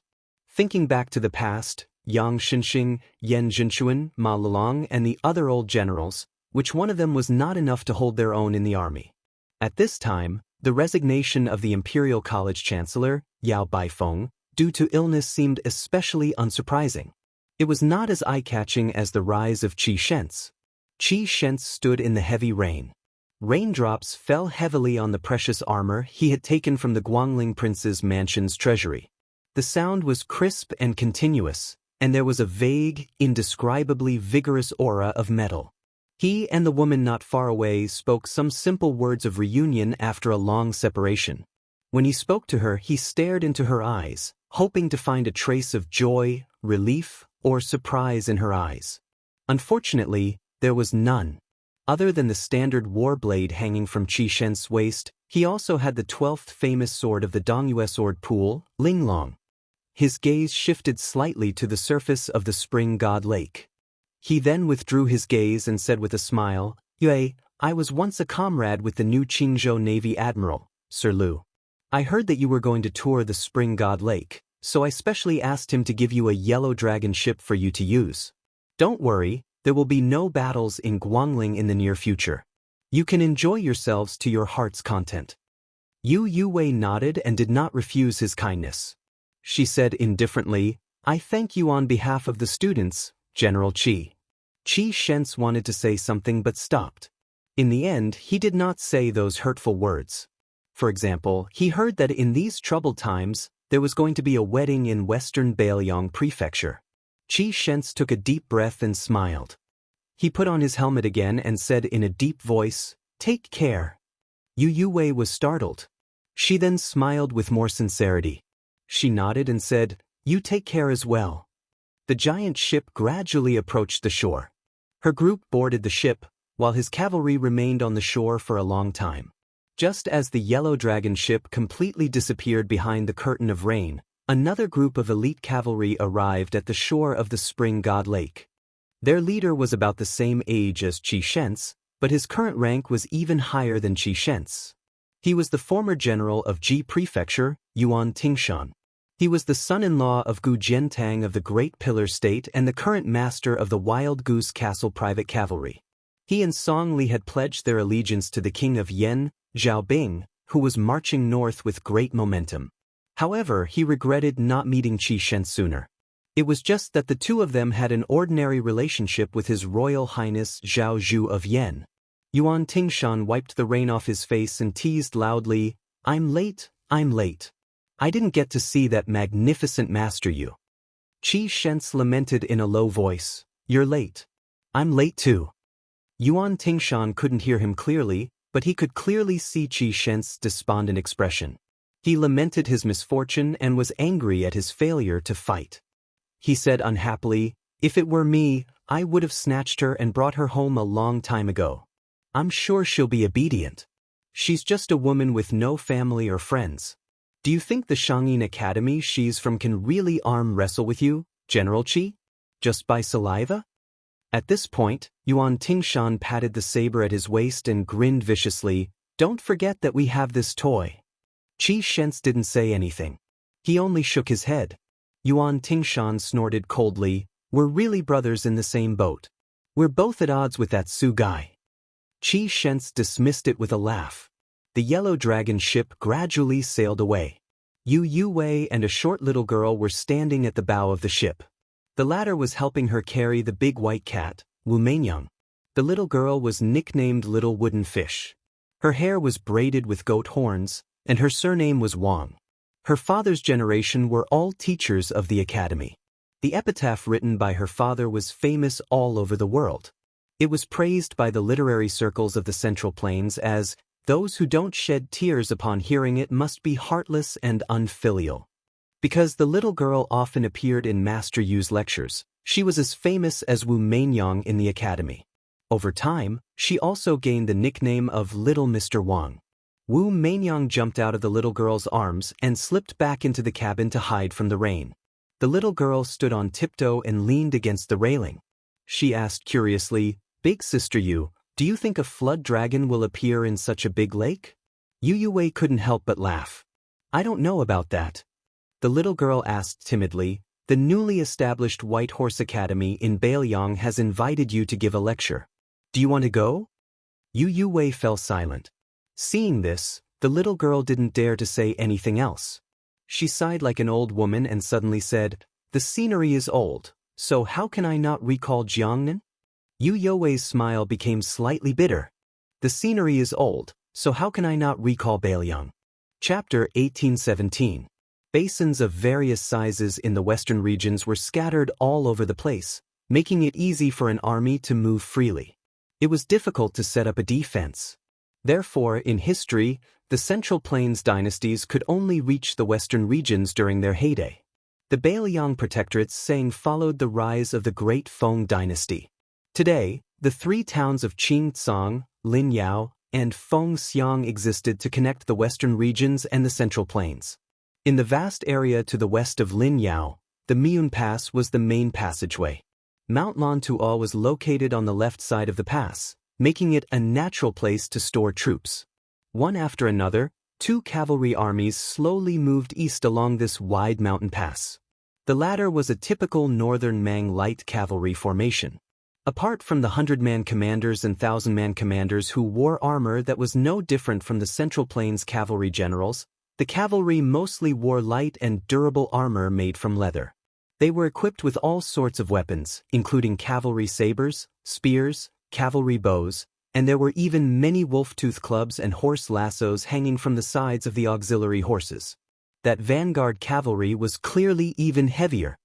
For the sake of not harming the warhorse's legs, there were two additional mounts, the two mounts separately carrying armors, namely weapons and armor. The armored horses had eye-catching armor pouches hanging from them, the set of armor almost completely covered in leather on the inside and either scale armor or chain mail on the outside. The weapons were also comparatively more orderly, all of them being spears, cavalry bows and cavalry blades, all of them hanging from the soldiers' horses. Meanwhile, this cavalry army numbering around 3,000 also had leather armor on their warhorses. Just from the scale of this one-man three mounts, one could tell that regardless of how strong or weak these 3,000 cavalry were, they were definitely the old man's army in northern Mang's border army. According to Baimang's trusted enemy, the Bailiang Frontier Army, the Baimang Border Army could be divided into three types. The cavalry nicknamed the Sun's Army belonged to the elites of the southern dynasties, with each man riding two horses. They could be considered the sons of the southern dynasty's influential officials. They did not lack anything good. Their horses were excellent, and their armors were excellent. The cavalry of important military towns such as the tile-building Gentleman's Pavilion were among them. As for the Sun Zijuan army, they were much inferior. In the eyes of the cavalry outside Beiliang, especially outside the Liangzhou Pass, they were no different from military exploits on horseback. There was also a powerful cavalry force known as the Laozi Army, which was not to be underestimated. They had as many as 3 or even 5 auxiliary horses. For example, Dongzhu's private cavalry, Hong Jingyan's Ruran Iron Cavalry, and the personal troops of the Beimang generals such as Lu Gui and Yang Yuanzhan were all like this. Although their numbers were small, their combat power was extremely strong. There was no situation where they did not dare to fight to the death due to the disparity in numbers. If they won, they would be like a hot knife through butter, but if they lost, they would be completely wiped out. To a large extent, they were able to dominate the situation on the battlefield. After the first battle of Liangmang, the noble clans of the Southern Dynasty who had placed their bets on the battlefields of Liuzhou and Yuzhou were greatly weakened. Since they could not rely on Lu Gui and Yang Yuanzhan, the 6 or 7 great clans of the Southern Dynasty who were connected with each other had learned their lesson and placed their bets on the famous Xia Zhemo, Zhong Tan. Of course, Zhong Tan, who enjoyed the shade of a big tree, also took out a lot of his family's savings. The 3,000 elite cavalrymen were from the Zhong family, and half of them were sent to Zhong Tan. Even General Zhong Shuntong had no more than 3,000 private cavalrymen under his command, which showed how much the Zhong family valued this legitimate son of the eldest branch. However, this was not surprising. After all, Zhong Tan was a junior that even the empress personally praised in the imperial court. Looking at the Beimang officialdom for 20 years, among the seniors in the imperial court, only Lu Gui and Dongzhu had such an honor. Zhong Tan rode on a Fergana horse nicknamed Beauty. The young general, who should have been proud of himself, had a gloomy look in his eyes as he looked into the distance of the mountain pass. A trusted chiliarch beside him asked curiously, "Young lord, more than 80 horse stalls have been sent out, and they are all our men, so there won't be any mistakes. I estimate that there won't be any battles before we reach the Phoenix military town in Liuzhou. What is young lord worried about?" Zhong Tan's ears rang with the familiar sound of hooves and camel bells. He frowned and said, "It's too quiet." The chiliarch from the Zhong family scratched his big bald head and grinned. Young lord's trip to Mount Lantuo was unexpected, so it's normal that the Beiliang frontier army didn't react in time. The pitiful cavalry in Liuzhou would have a hard time dealing with Huang Songpu's troops. How could they have the time to deal with us? Zhong Tan sighed and said worriedly, "In the previous battle, Dongzhu had already taken down Liangzhou's Huda city and maintained a balance of power in Liuzhou. In the end, they lost the entire battle because Yuzhou lost too badly. This time, the battle is to the north of Bibei city, but the key to victory is in Liuzhou. What I'm afraid of is that I'll lose in both wars because of where I am." The chiliarch hurriedly interrupted Zhong Tan's unlucky words and said resentfully, "Young lord, don't jinx it." Zhong Tan laughed self-deprecatingly. Then, with a determined look in his eyes, he said in a deep voice, "Keep an eye on the horse fence at the front and send back spies. If there are any abnormalities, our 3,000 cavalry in the vanguard will prepare for battle and rush out of Mount Miyun as quickly as possible. We must ensure that the 6,000 cavalry behind us can spread out their formation on flat ground." The reason why Xia Zhemo personally led 3,000 cavalrymen to open the way was that he was worried that they would be blocked in Mount Miyun. The 6,000 cavalrymen behind him, who came from various sources, might not be able to successfully block the sudden charge of Beiliang's cavalry. They might even be forced by the enemy to the point where the seawater would flow backward. If that happened, it would be a one-sided slaughter in Mount Miyun. Even though the monk soldiers of Mount Lantuo were close at hand, it was of little significance to a cavalry battle where victory or defeat could be decided in a fleeting moment. Zhong Tan, who had experienced the bitter war at Huluku from the beginning to the end, knew very well that the superiority and inferiority of military strength on paper were all false.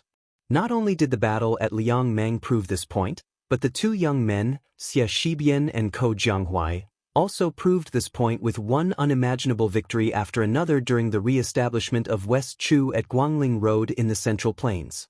Although Zhong Tan had a discussion with his father, Zhong Shentong, and his little uncle, Zhong Liang, beforehand, they believed that the dangerous situation in Liuzhou did not allow Bailiang to dispatch 20,000 cavalrymen to intercept them, and that once their military strength was less than 20,000 cavalrymen, then Zhong Tan's 10,000 cavalrymen and the nearly 10,000 monk soldiers of Mount Lantua who were about to rush to the battlefield would be in an invincible position on any battlefield to the west of Liuzhou. However, Zhong Tan never felt that there was anything inevitable on the battlefield. During the monarch's question and answer session at the imperial court in Xijing, Her Majesty praised this young man endlessly in front of all the important ministers. Zhong Tan did not say much and said that there was nothing outstanding about him, and he could only be cautious in using troops. This was not only to give consideration to the face of Lu Gui, Dong Zhuo, and the other defeated generals, but more importantly, it was a true portrayal of Zhong Tan's disposition of troops. Zhong Tan muttered to himself, "As long as I get out of this Miyun Pass, even if you, Su Fengnian, have the ability to stir up clouds with one turn of the hand and rain with one turn of the hand in Liuzhou, it won't affect the overall situation. However, even if you have the courage to come and intercept me, can you really stop me?" Even though they were close to the exit, there was still some distance to go, and the latest military intelligence sent back by the stables didn't have any abnormalities.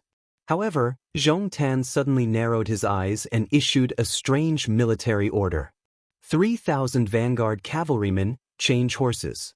Put on armor. Zhong Tan took the lead and charged forward. If there were no Bailiang cavalrymen waiting outside the pass, then it would just be treated as a military exercise. In the art of war, there had always been a saying of attacking halfway, and it varied according to the time and place. A young and scholarly cavalry general raised his arm, and the 6,000 cavalrymen behind him suddenly stopped. He raised his head and looked towards the Miyun Pass about 3 li away. The 6,000 men behind him were all travel-worn, revealing exhausted expressions. One person riding 2 horses, both men and horses were exhausted. Logically speaking, under such circumstances, without at least half an hour of rest and reorganization, their combat strength definitely wouldn't recover to its peak state. The best divine steed under the heavens could roughly run 300 li in a day. The so-called 600 li or even 800 li of haste were all obtained through the exchange of horses at the relay stations and the huge price of not being held accountable for the deaths of people killed by the courier horses. In reality, the key to determining a cavalry's speed was the stamina of the cavalry's most inferior warhorse. Those famous long-distance raids were all built on the premise of harming the horses. To put it simply, they had to continuously run the weak supporting horses to death to ensure the warhorse's stamina and charging power on the battlefield. Otherwise, how could a cavalry that would be exhausted after 2 or 3 charges cause any damage to the enemy? Chapter 1818. For this attack on the western regions, the Bailiang Protectorate and the Liuzhou Provincial Governor's Office both required him and the other cavalry to do their best to intercept Zhong Tan's 10,000 cavalry and force the monk soldiers of Mount Lantua behind him to enter the Qingcang main battlefield in Liuzhou as late as possible. Thus, in the final analysis, this interception battle did not require great results. It was just to buy time for the Yuan-Dao cavalry to penetrate deep into the enemy territory and the main Longxiang army. It was easy to fight, but it was also not easy to fight. The conservative way of fighting was to ignore the Mount Lantua infantry and monk soldiers. They only needed to endlessly tangle with Zhong Tan's cavalry to open the way. In this way, the mission would be considered complete. But as the 2 cavalry forces traveled side by side, he proposed an extremely risky idea, a radical plan that would make it difficult for the 2 cavalry forces to fight. He originally thought that the young man nicknamed Chow Shorty and Wintermelon would resolutely reject the idea and bring up the idea of looking at the big picture. However, this young Bailiang cavalry general, who was fighting side by side with him for the first time, actually agreed without a second word. Not only that, he took the initiative to take on an even more suicidal mission. His reasoning was that Chow Wei had more men under his command and that General Chow's ability to lead and fight was greater. At the same time, he did not know whether to laugh or cry. At the same time, he also had a somewhat inexplicable feeling. When he was in Guangling Road, he was used to shouldering all the burdens alone.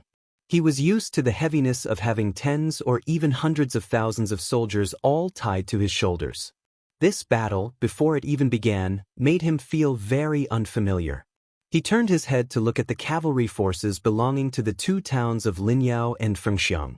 Unconsciously, he reached out to grasp the war blade he had obtained not long ago, the sixth-generation Su Dao. He had only begun to understand many things and details after truly coming to the northwest and entering the border army. For example, the war blade in his hand. It turned out that the cold blade had to be sharpened twice. The first time was to sharpen the blade in the workshop, and the second time was to kill and drink blood on the battlefield. Otherwise, if the war blade only had the first time, it could not be called a cold blade. Xie Shibian smiled. Bailiang was cold and bitter, but there were many things to pay attention to. But he liked it very much. The 6,000 cavalrymen behind him had a complicated background. Some of them were originally strong horse bandits who had ruled over the two towns. Some were young and strong refugees from Liuzhou who had fought for their household registration, and some were Western region cavalrymen who had been roped in by the woman called Chai Dongdi. Accurately speaking, they were like Xie Shibian. Compared to the Beimang barbarians, the Bailiang frontier army, they were all fledglings. The people were like this, and the newly issued cold blades at their waists were even more so. Cutting off the heads of the northern Mang barbarians and using them as a blade to bleed and sharpen, it wasn't the slightest bit inferior to those beautiful Yanji County women. It was unknown who was the first person who said, Xie Shibian. Although his master was Chao Chongqing from West Chu, he was born in the streets and alleys of Xie Shibian. Naturally, he liked it very much. Xie Shibian's military orders were accurately passed down one by one. He divided the 6,000 cavalry into 3 groups according to their origins. The 2,500 cavalrymen from the two towns were the vanguard. They charged at Zhong Tan's cavalry that had appeared outside the Miyun exit. If they succeeded, the whole army would advance. If they failed, as long as they could stabilize their position and prevent the Beimang cavalry from successfully spreading out their formation outside the mountain pass, they would retreat after a small battle. The second group of 1,000 cavalrymen would take their place. Then, it would be Chai Dongdi's 2,000 cavalrymen who would retreat and advance. He personally led 500 Longxiang army elites to hold the line. Once the Beimang cavalry appeared, Xie Shibian would retreat. If there were any signs of them breaking out of the formation, Xie Shibian would order the 500 elite cavalrymen to block the exit of Miyun Pass even if they died in battle. After parting ways with Chao Wei's 10,000 cavalry, the latter had already passed most of the crossbows and cavalry bows to Xie Shibian's cavalry. The best-case scenario would naturally be the elite cavalry of Zhongtan tribe bringing up the rear, while the ordinary cavalry would be the first to charge out of Mount Miyun. However, Xie Shibang believed that the young man, who relied on the mouth of the bottle gourd and the corpses of Crouching Bao and Luan He, 2 cities' northern Liang border army, to become Xia Jubo, would definitely not be this careless. Even if Zhong Tan really did not live up to his name, Xie Shibian was even more confident that he would be able to take back the merit that he had missed out on. Xie Shibian and Zhong Tan in the mountain pass gave the order at almost the same time. Then, they said the exact same words, change horses. Put on armor. After Chao Wei's 10,000 cavalrymen separated from Xie Shibian, they began a lightning-fast long-distance raid without caring about the injuries of the war horses. They directly went around Miyun Mountain Pass. He wanted to charge in through an entrance near the west end of Miyun Mountain Pass, and then quickly rush east along the mountain pass. In the end, he would be between Zhong Tan's cavalry and Lantom Mountain's monk soldiers. He wanted to see if Xie Shibian's 6,000 cavalrymen could defend the east gate. He wanted to wait until he could viciously stab Zhong Tan's cavalry in the ass. Therefore, when Chao Wei parted with Xie Shibian, he half-jokingly said, surnamed Xie, I, General Chao, will definitely become a man like old Liang Wang Su Shao. In the end, this time, my head is tied to your belt. Please don't let me die young. Xie Shibian did not say any heroic words at that time. He only nodded. When Xie Shibian saw the short general galloping away, He raised his arm and gave him a thumbs up. He did not know what kind of unique meaning Chao Wei had, or what kind of strange rules the Beiliang frontier army had. 10,000 cavalrymen rushed forward with great momentum. Chao Wei's lips were cracked and some blood seeped out. However, his face was full of smiles as he roared, "I want the Battle of Miyun Mountain Pass to be no less heroic than Lu Xingxiang's Battle of Luzhou in the snow and Chu Lushan's 1,000 cavalrymen opening Shu. Chao Wei can die, but I can't die a nameless death." Although Miyun Mountain Pass appeared to be narrowed, like a woman's slender waist, it was still able to allow more than 20 cavalrymen to rush out side by side. Previously, Xie Shibian could see several Beimeng cavalrymen rushing back to the mountain pass to pass on military intelligence. The battle was about to start. However, Zhong Tan's cavalry rushed out faster and fiercer than expected. As a result, the 50 cavalry in front of the Phoenix Legion and Lin Yao Legion were scattered in an instant. Even though Northern Liang's light crossbows and cavalry archers already fired in unison, arrows scattering towards the exit like rain, quickly shooting down 20 to 30 Northern Mang barbarians, the Northern Mang cavalry's overall momentum didn't decrease. Xie Shibian immediately changed his strategy, immediately ordering the 500 Long Xiang army soldiers to charge forward.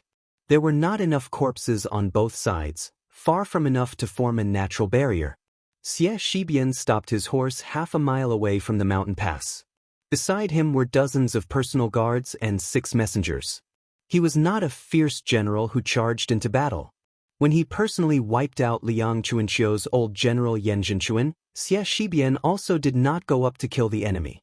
It was not that Xie Shibian did not have the courage to kill people in anger, but he knew that only a general who was alive to give out orders could lead an army to kill the enemy. Not only did Xie Shibian send those 500 elite cavalrymen to their deaths, he even gave a military order. If they fell off their horses and did not die, please do your best to kill the horses. Xie Shibian thought back to those resolute faces. After hearing this order, almost everyone's eyes were filled with pain. In the end, they all silently rode their horses away. After the 500 Long Xiang elite cavalrymen rushed to the battlefield, Xie Shibian expressionlessly ordered the cavalry of the 2 towns to spread out in a semicircular formation. Once the 500 cavalry showed signs of retreating, or when there were only 50 cavalry left standing on the battlefield, they had to fire at Miyun Pass without distinguishing between friend and foe. The deputy generals of Lin Yao and Feng Xiang wanted to say something but stopped. They gritted their teeth and accepted the order. Then, Xie Shibian had Lin Yao and Feng Xiang open up a path for 20 cavalrymen to charge forward side by side at the top of the fan. He had 1,000 young vagabond cavalrymen get ready, gathering all the spears in the army and distributing them to these young vagabond cavalrymen. He also picked out 600 people who were good at archery to form an army in front of the fan between the 2 towns. Xie Shibian sat on his horse and looked at the battlefield that could not be any narrower. It was a weird battlefield where both men and horses died. Although he could not see the situation within Miyun Mountain Pass, he could imagine the dense iron armor squeezing together like a swarm of locusts, like a nest of ants. If the Fu Shui Room's report had a mistake, the monk soldiers of Lantua Mountain did not need to be reorganized. They would have gathered together with Zhong Tan's cavalry. If Chao Wei's cavalry did not advance quickly enough, or if they appeared on the battlefield, they were already at the end of their rope. If Xie Shibian could not defend this pass, as long as one of those was true, then the Battle of Liuzhou would be in a terrible state.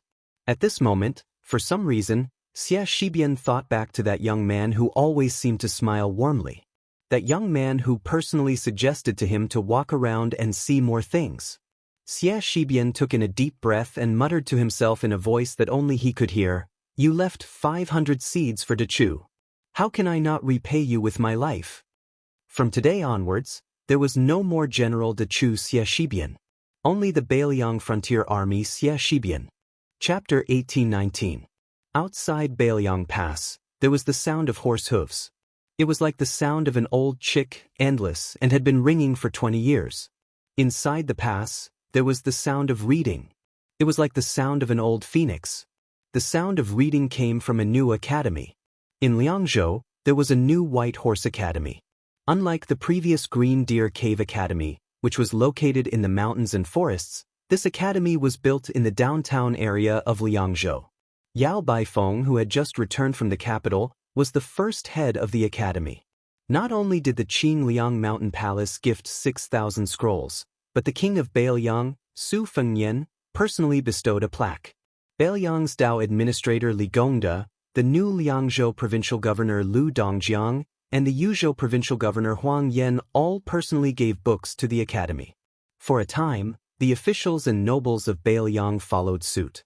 This allowed the White Horse Academy to complete an unprecedented feat. On the first day of the academy's establishment. There were 10,000 scrolls in the library. Thus, the library was named after 10,000 scrolls.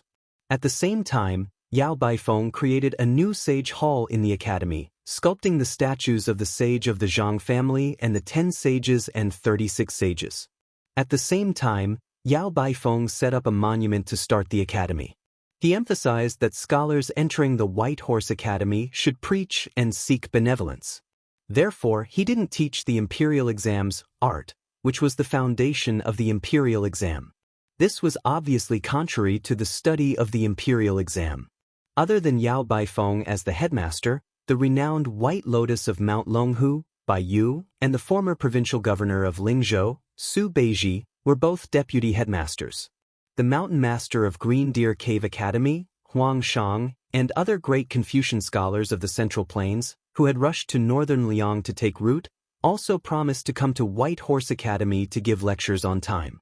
It was even rumored that Chancellor Wang, who had led thousands of scholars to northern Liang, had also promised to contact Shangyin Academy and promised to recommend a Mr. Ji Shang from Shangyin Academy, which was known as the source of all the scholars in the world, to teach in northern Liang. As a result, White Horse Academy, which originally only accepted 80 people, was flooded with people. They had no choice but to make an exception and recruit 200 young scholars. The number of local and foreign scholars in Beiliang was roughly the same. Lu Dongjiang, the official of Liangzhou's parents, was even more enthusiastic. Supporting the White Horse Academy was the first thing he did after taking office.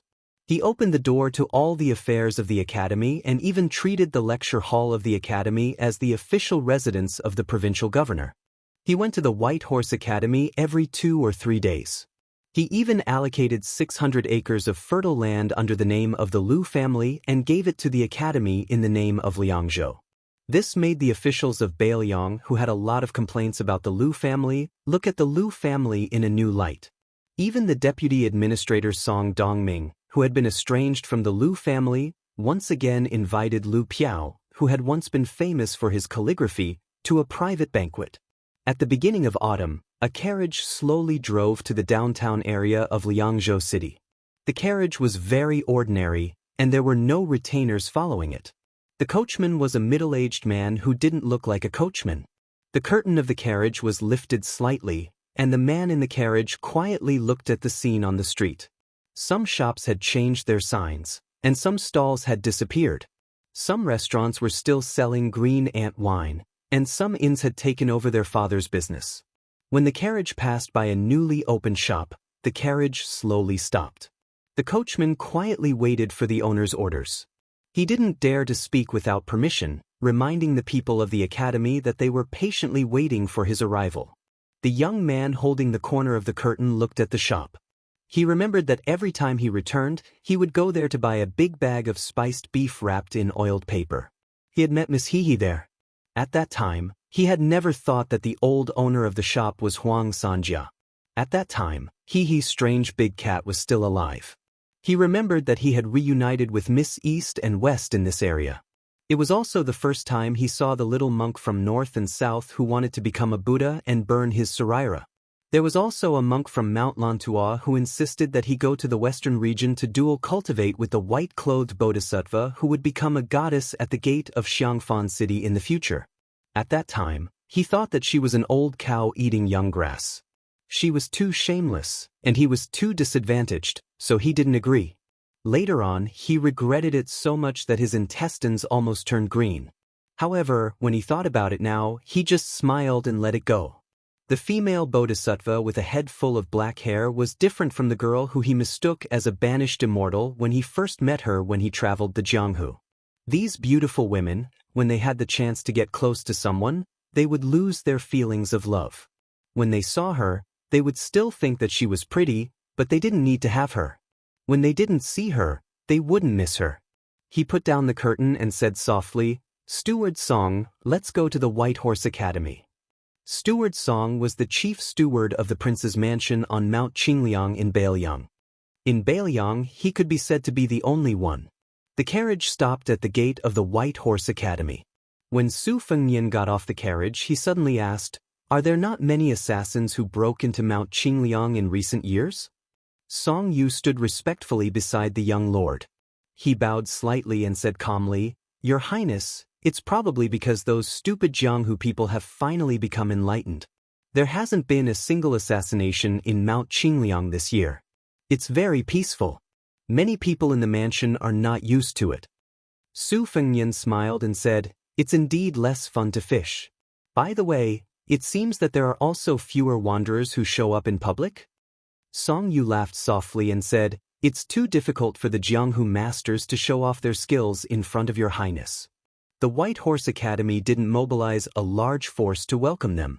Su Fengnian stood on the street, looked up at the plaque of the White Horse Academy, and said with emotion, "I never thought that there would be a day when an academy would open in Liangzhou." Song Yu said, "It's all thanks to your highness. Not everyone in the world is blind or has their hearts stuffed with lard. Justice is in everyone's heart." Su Fengnian nodded solemnly. "Song Yu, your flattery skills haven't dropped at all these years. Compared to other people's flattery, it's always better to be honest." Song Yu, who had followed His Highness for as many years as Su Fengnian had been His Highness, smiled brightly. He seemed to remember the absurd times when he was at His Highness's beck and call. Song Yu's flattery skills hadn't decreased, and in recent years, his temperament had improved even more. In addition, he was familiar with the temperament of this young lord, so he wasn't dissatisfied with the White Horse Academy's lack of activity. Naturally, he wouldn't do such a boring thing. Besides, he knew better than anyone that the leader of the Beiliang cavalry next to him had been very kind to the scholars in recent years. Otherwise, this White Horse Academy wouldn't be able to be established. There were not many rich and powerful vassals in the Liang dynasty, but there were quite a few of them, like the audacious Zhao Bing, the Prince of Yanqi, or Zhao Yi, the Prince of Guangling, who used to be at the height of his power, who could make those learned scholars gather together and teach in their territory. Jinggan Circuit had the Green Party in the imperial court, and it was in the hinterland of the Central Plains, which was close to the Shangyin Academy. But they still couldn't establish a decent academy. Song Yu glanced at the scene around the carriage. In fact, in addition to their carriage, there were 4 or 5 other carriages, which also didn't show the style of the rich and powerful. Song Yu knew that in addition to the lord, there were actually 6 or 7 generals who came to the academy at the same time. It was not a coincidence. Under the proposal of the deputy headmaster of the White Horse Academy, Su Beiji, every once in a while, they would invite the generals to teach the scholars about the battlefield. Not to mention that this had never happened in other academies, perhaps even in the ancestor of the World Academy, the Shangyin Academy, there had never been such a strange thing. In the eyes of the scholars, they were just boorish men. How could they reason with the scholars? Although these carriages didn't look amazing, the horses were all plump and expensive horses. To be precise, if they were placed in the Beiliang Frontier Army, they were either the best or the second best. Because they were originally from the 2 pastures in Beiliang, Xianli and Tianjing, but they were not supplied to the border army through special channels. For this kind of thing, whether it was the old King Liang, Su Shao, or the new King Liang, who was next to Song Yu, they all turned a blind eye and never looked into it. Those old generals who had spent most of their lives on the battlefield had more than 10 good horses at home after they retired. What was wrong with that? It was said that among the old generals of Beiliang who came to visit the White Horse Academy today, there were 2 senior deputy commanders, Wei Taizhan and Lu Yuanji, who had returned to the border army not long ago but didn't have any actual power for the time being. The 7 or 8 generals who had all been exposed to the smoke of war, were the first batch of old soldiers that Su Beiji invited to the White Horse Academy with great hospitality. It was true that in the current Bailiang officialdom, especially the civil officials, perhaps only the two young officials, Su Beiji and Chen Shiliang, could invite these old guys. Even the administrator, Li Gongda, couldn't do it. Even the nominal deputy administrator, Song Dongming, who was in fact the leader of the civil officials in Bailiang, couldn't do it. As for the relative of the emperor, Lu Dongjiang, the provincial governor of Liangzhou, couldn't do it either. Because if one were to say something harsh, in fact, among the civil and military officials in Bailiang, only these two young people were the true ministers of the emperor. Iron Buddha General Ning Amei, Yuzhou General Huang Fuqiu, and the infantry deputy commander, Great Ancestor Gu, were still inferior to these two. The backbone of the White Horse Academy was actually not the literary grandmaster of Liang, Yao Baifeng, but Su Beiji, who had successfully retired from the position of the provincial governor of Lingzhou. Song Yu, as the former steward of Wutangan and now the chief steward of the entire Mount Qingliang, was of course the young lord's trusted aide. The most important thing was that Song Yu was still young, in his early 40s. If there were no accidents, he wouldn't have the opportunity to be a senior official of the Su family for 3 dynasties in the Bailiang. It was easy to imagine how important his position was. This had nothing to do with whether this man was an official or not. Even the gatekeeper of the prime minister was a third-grade official, let alone the chief steward of a king's mansion. Therefore, Song Yu was very satisfied and grateful to the Su family. Song Yu slowed down slightly and followed Su Fengnian to the White Horse Academy. Chapter 1820. A young scholar in a green robe hurriedly walked out of the gate of the White Horse Academy. He looked around and was slightly stunned when he saw Su Fengnian and Song Yu. He was a scholar from Huainan who had recently studied at the academy. He was not one of the people who had followed Chancellor Wang to the grave. His ancestors were classmates with Yao Baifeng. They had studied together under Mr. Jingyuan in Shanghua County. Because of this, his grandfather asked this grandson to come to Liangzhou when he heard that Yao Baifeng was hosting the White Horse Academy again. Because of his honest and gentle personality and profound family knowledge, the old Yao Baifeng asked this young man to help him with some trivial matters. Today, when the group of Bailiang military leaders came to visit, it was mostly him who led people into the academy. The White Horse Academy also received the news from Mount Qingliang at the last minute that the Lord was coming. This was naturally a big deal for the young scholar. However, the attitude of Yao Baifeng and Su Beiji made him a little confused. They were indifferent and only told him to lead the way when he saw the Lord. However, the young scholar was inevitably troubled. He didn't know the young lord, but he soon felt relieved. Presumably, when a powerful lord of Liang came out, it would be amazing. To be honest, he was very curious about the legendary young lord and also somewhat admired him. There was a popular saying in the Central Plains, Southern Song Dynasty and Northern Su Dynasty. It was said that West Chu Song Yushu's splendid articles and Bailiang Su Fengnian's charm and bearing were both peerless in the world. It was quite like Southern Xie and Northern Li in the spring and autumn period. The young scholar looked at the man in a white robe with only one retinue. His intuition told him that the man in front of him was most likely Su Fengnian. However, how could such a simple person be the lord of Bailiang cavalry who had successfully stirred up the general trend of the world? Su Fengnian went up the steps and saw a simple wooden frame at the door. A string of exquisite jade hooks was tied to the horizontal railing to hang the swords. Su Fengnian had once promised Mount Master Huang Shang when the Green Deer Cave Academy was first established that no matter which martial artist of Bailiang wanted to enter the Bailiang Academy, no matter their official rank, they would have to take off their swords. At this time, there were 7 Bailiang swords hanging on the wooden frame. Battle swords with jade hooks hanging on the wooden frame. Su Fengnian walked in front of the wooden frame and looked at the battle swords. Most of them were old, and not a single one was the newest Su 6 swords. One of the battle swords had a severely worn scabbard. It could even be called a unique first-generation Su family sword. Even in Mount Qingliang, there was not a single first-generation Su sword. Even though Su Shao had sent people to the Central Plains to buy such battle swords at a high price, there were still no results. This was because the first-generation Su swords were not forged in large quantities. There were no more than 7,000 of them. Secondly, the conditions at the time were harsh and the forging process was very crude. This resulted in the battle swords not being of good quality. Many of them were damaged on the battlefield and could not withstand more than a few battles. At that time, Su Xiao had led his troops on expeditions everywhere and fought many bitter battles. He was even worse than a stray dog. He did not even know whether he could survive or not. He was used to the life of fighting. As for whether the sword was forged by himself or not, it really did not matter. It should be known that during the war, even Su Xiao himself had directly taken off the enemy's armor on the battlefield and put it on himself. When Su Xiao was alive, he only liked to brag to Su Fengnian about his great achievements. He said that he had won many battles and defeated many famous generals in the 8 kingdoms of spring and autumn. However, he never told Su Fengnian about how many hardships he had suffered in those years. He did not even mention a word about it.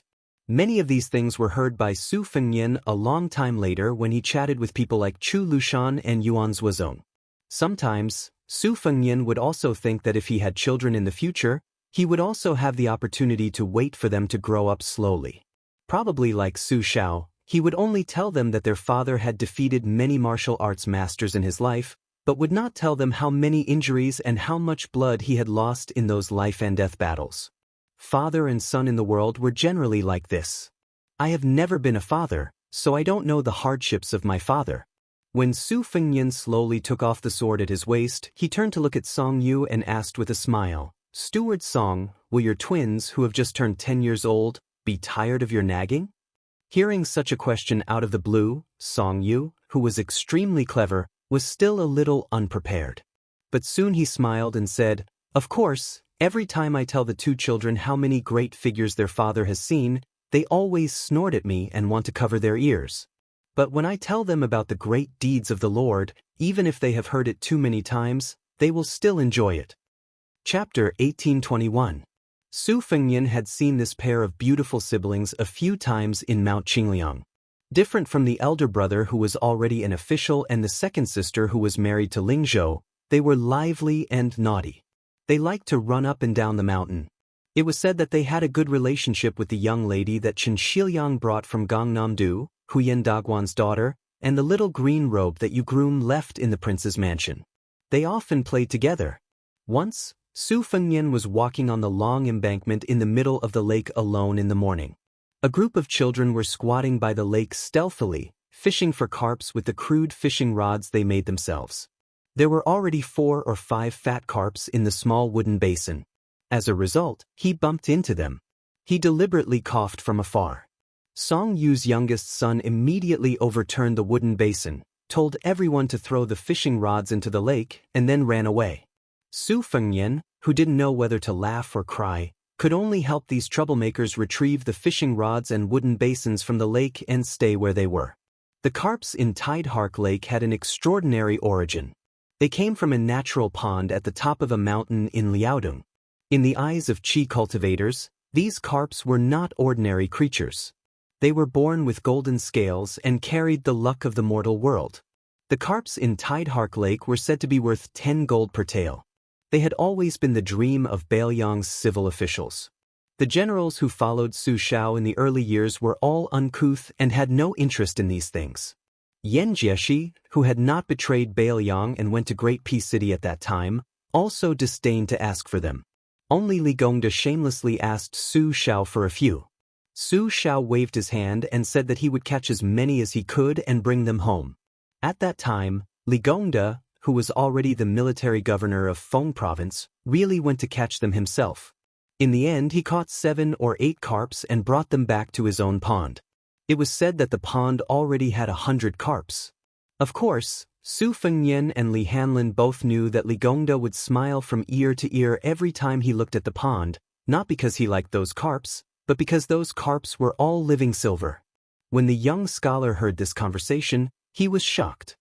He couldn't believe that the young man in front of him was really the king of Bailiang.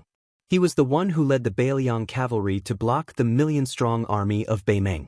After Su Fengnian removed the cold saber from his waist, He gently hung it on a jade hook at the edge of the shelf on the left. It was unknown whether it was a coincidence or not, but in this way, all 6 generations of the Su family's war sabers were gathered. The young scholar was a little frightened. He quickly bowed and said, Daoist of Fengtang County greets the king. Su Fengnian said in surprise, Fengtang County of Ji Province? Who is Mr. Jiaoan to you? Are you the distant grandson of the Dai family? Daoist was even more surprised. He hadn't expected that a grand vassal king would have heard of his grandfather. Their Dai family had once been a wealthy and influential family of the old northern Han.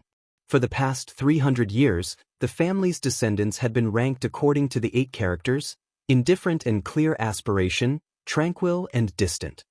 When it came to Daoist's generation, it just happened to be the distant character. However, the Dai family was the same as many other wealthy families of the spring and autumn period. Following the conclusion of that unjust battle, the Dai family had fallen into decline. The family's descendants scrupulously followed the rules set by Mr. Jiaoan, studying but not becoming an official. The Dai family's library, the 800 Iron Sword Library, was one of the 6 great libraries of the spring and autumn period. In particular, it collected over 100 types of rare books, as well as innumerable copies and copies.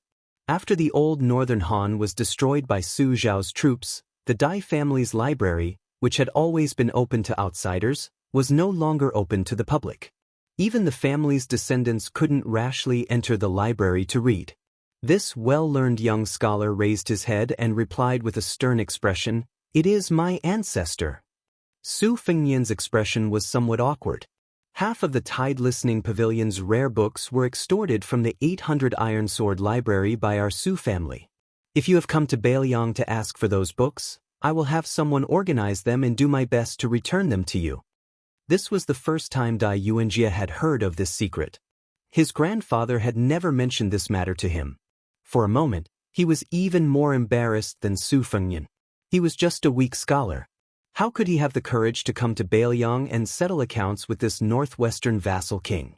Su Fengnian smiled and said, "The books will only be collecting dust in the Tide Listening Pavilion. It would be better to return them to your Dai family. However, let me say this first. The books can be returned, but the prerequisite is that your Dai family library must not keep them to yourself. You must open them to the descendants of other clans and scholars from other places. You can first discuss this matter with Teacher Jiaoan. Of course, this is a presumptuous request. Teacher Jiaoan might not agree, but it won't affect your studies at White Horse Academy. You, Daoist, can relax. If it really doesn't work out, I will gift those books to White Horse Academy under your Dai family's name. You can also mention this matter to Teacher Jiaoan in your family letter." After weighing the pros and cons, Daoist felt as if a heavy burden had been lifted from his shoulders. He bowed once more and said with great admiration, "Your Highness is magnanimous." Su Fengnian couldn't help but laugh. He held back some of the words he was about to say. In truth, Su Xiao had relied on knives to borrow the books back then. It was only because the Su family still had hundreds of thousands of knives that the matter of returning the books had become so voluminous. In truth, the Su family was in the wrong in this matter.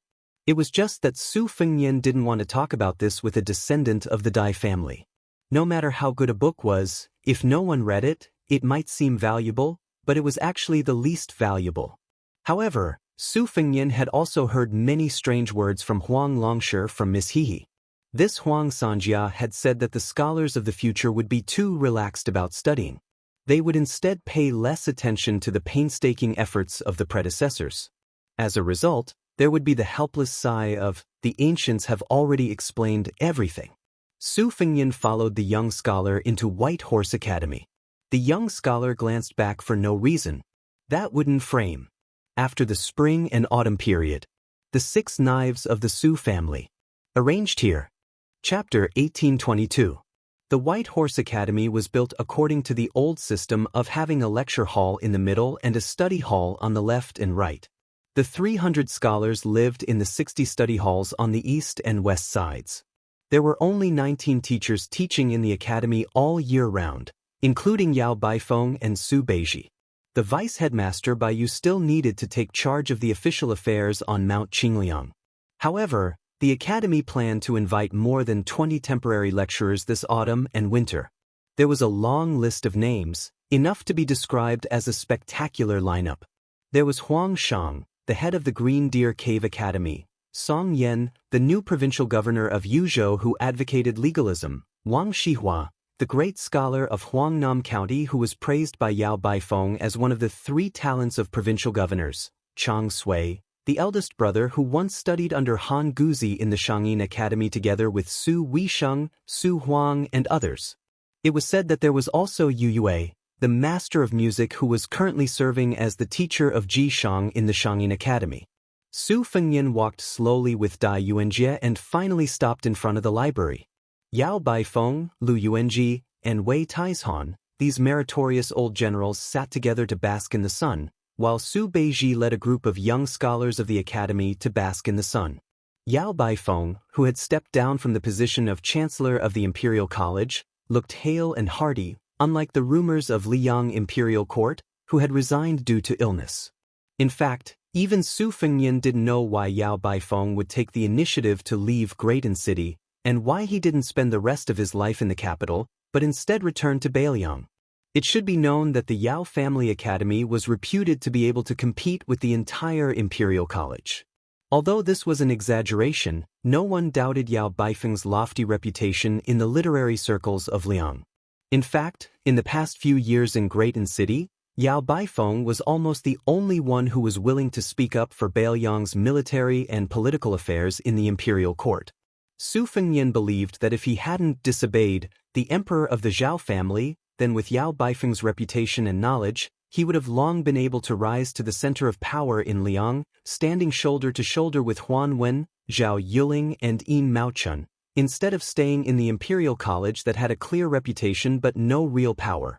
Moreover, after Yao Baifeng had followed Yan Jieshi into the capital to become an official, many of the Yao family's younger generation followed suit. Now that Yao Baifeng had chosen to enter the White Horse Academy in Beiliang, even Su Fengyan felt a little worried for the old man.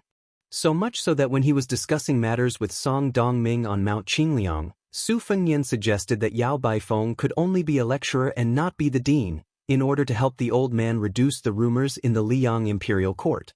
As the prime minister chosen by Yuan Benshi in the past, Song Dongming, who was well aware of the deep and shallow waters of Liang's officialdom, also supported this idea. However, in the end, Yao Baifeng still tactfully refused. He jokingly said, "I'm not young, I'd rather be the head of a chicken than the tail of a phoenix." He insisted on personally becoming the head of the academy. Mount Qingliang, or rather, Su Fengyan, couldn't dissuade this venerable scholar, and could only let Yao Baifeng take charge of the White Horse Academy. Seeing Su Fengyan's arrival, Lu Yuanji and Wei Taizhan, the 2 deputy commanders of the Beiliang Frontier Army in the early years, did not dare to take advantage of their seniority and immediately stood up to welcome him. This was especially so for Lu Yuanji, who was unaware of the fact that the younger generation of his family had run amok in the countryside. On the eve of Su Fengyan's succession, Lu Yuanji had been scolded by his former colleague, Lin Dofeng, to the nose. Fuming with anger, Lu Yuanji rushed back to his mansion, and the first thing he did was to summon all of his unfilial descendants, who were all respectful in front of him, to the ancestral hall. With an attitude that showed that he was not afraid to kill the wrong person, he made all of the younger generation of the Lu family kneel on the ground and personally whipped each of them 100 times with a leather whip. 7 or 8 people fainted on the spot, dripping with blood. The women of the Lu family outside the ancestral hall were so scared that they did not even dare to cry out loud. When 3 of the 7 stewards of the Tianfu were beaten to death, the study companions of the younger generation of the Lu family all packed up and left. From then on, the Lu family became very strict. Lu Yuanji even closed his door and refused to see any guests. It was not until the commander of the left cavalry, He Zhong, suddenly sent word to him that he and his old men were to return to the frontier army that Lu Yuanji finally showed his face. Otherwise, this old general probably did not plan to have any dealings with his former comrades in this lifetime. These generals of Beiliang, who had experienced the wars of the spring and autumn period, had made great contributions, were unruly and difficult to tame and refused to be restrained. This was naturally the truth. However, there was one thing that was different from many of the founding heroes of Liang, and that was, they harbored an indescribable and deep-rooted deep complex toward the Su family, or rather, toward Su Shao. If Yan Jinchuan, Yang Xinxing, and Ma Leng, these great generals of Liang, helped the old emperor to conquer the Su family's country, then Yan Wenluan, Wei Taizhan, and Lu Yuanji, these valiant generals, followed Su Shao to conquer the Su family's country. The difference of one word was like the difference between heaven and earth. It was very simple. Su Shao shared weal and woe with them, went into battle together, and fought together. There was not only the friendship between a ruler and his subject, but also the brotherhood of fellow soldiers who exchanged their lives for his. In the imperial court, it was difficult to understand, and it was the hardest to see the true heart. On the battlefield, in the moment of life and death, it was the easiest to see one's nature. Before and after the infamous Su Fengnian became the king of Bailiang, undercurrents surged. The original commander of the cavalry, Zhong Hongwu, was killed. In private, it was said that it was not killing the chicken to warn the monkeys, but killing the tiger to warn the wolves. From this, it could be seen how swift and fierce the atmosphere in Bailiang was. When Su Fengnian led the Lingzhou generals as the heir, even if Su Shao was still alive and controlled the Lingzhou officialdom, there was still that disturbance. After Su Fengnian greeted everyone, he saw the old soldier of the Lotus Seed camp, Lin Dofeng, and suddenly realized that the Su family's first-generation warblade must have been this one-armed old man's treasure. He remembered that in the early years, Su Shao had mentioned it many times, saying that if there was still a first-generation Su Dao in the world today, it would most likely be the one that he personally gave to Lin Dofeng as a token of the marriage between the two families. However, later on, Lin Dofeng did not have any children. After this first-generation general of the Lotus Seed camp became disheartened, he also disappeared without a trace in Bailiang, so the marriage could only be cancelled. The current general of the White Feather Light Cavalry, Yuan Nanting, was from the Lotus Seed camp. That time, when 600 old soldiers came to the capital to send His Royal Highness off, Lin Dofeng, Yuan Nanting, and the current commander of the Right Cavalry, Jean Partridge Shokang, had both appeared. Dai Yuanjia brought over 2 chairs for Su Fengnian and Song Yu. After Su Fengnian took the chairs, he did not rightfully occupy Yao Baifeng's seat in the middle. He just casually placed them next to Lin Dofeng and sat down. As for the head housekeeper of Mount Qingliang, Song Yu, he simply did not take the chairs. He smiled and shook his head in refusal, holding his breath and standing in the distance with rapt attention. Yao Baifeng took all of this in. He smiled slightly, and then his expression turned serious. He went straight to the point and asked, "Your Highness, may I ask if Mount Qingliang has interfered with the incident in Guangling Road's spring snow building?" The sun of early autumn was warm and gentle, but after Yao Baifeng threw out this question, even Lin Dofeng, Wei Taizhan, and the other old generals felt their hearts palpitate. Their originally leisurely sitting postures instantly became stiff and tense. Su Fengnian's expression was as usual. He gently shook his head and smiled. "I would like to have some connections, but unfortunately I don't." Yao Baifeng stared at the young vassal king's slightly long and narrow eyes, speechless for a long time. It seemed that he did not catch the clues that he had expected. The old man sighed and said to himself, "The signs of a chaotic world. After only a short 20 years of peace, how did it degenerate into such a situation?" Su Fengnian's expression was still tranquil. He asked with a slight smile, "Does Mr. Yao think that other than the Mang border where the smoke of war is rising everywhere, even the Central Plains is in turmoil and chaos?" Yao Baifeng was stunned, and then he smiled bitterly. "Your Highness, there is no need to be so sarcastic. This old man asks himself and has never felt that for the stability of the Central Plains, the Bailiang soldiers should die at the border." Chapter 1823. Su Fengnian pondered for a moment, then slowly said, "Today's chaos in the Central Plains is hard for the imperial court to absolve itself from the blame. Liang removing the feudal vassals and suppressing the power of the local generals are two things in the right direction, but the specific methods used are too cruel. For example, Yan Jinchuan and Yang Xinxing, these old men who hold military power, are undoubtedly loyal to the Zhao clan. And that Zhao Ying, the Duke of Huainan, actually didn't need to die on the battlefield at all. On the contrary, these people are the source of Li Yang's vitality. Letting them die of old age and illness, although sloppy, is far better than using a deliberate Guangling war to cleanly seize power from the dead. Also, the civil and military officials of Li Yang are not fools. If my father's evil title is still within the acceptable range, then the old Grand Secretary Zhang Julu's failing in his old age is especially bitterly disappointed. The current Son of Heaven can't be called a fatuous ruler, he should be called a ruler of resurgence. All kinds of measures, such as building a new pavilion, making an exception to promote Yan Jinchuan, and so on, can be considered to have greatly comforted the civil and military officials of the imperial court. Unfortunately, there are some things that as a subject, Zhang Julu can do well, but as a ruler, Zhao Zhuan may not be able to do well. At the very least, he doesn't have enough time.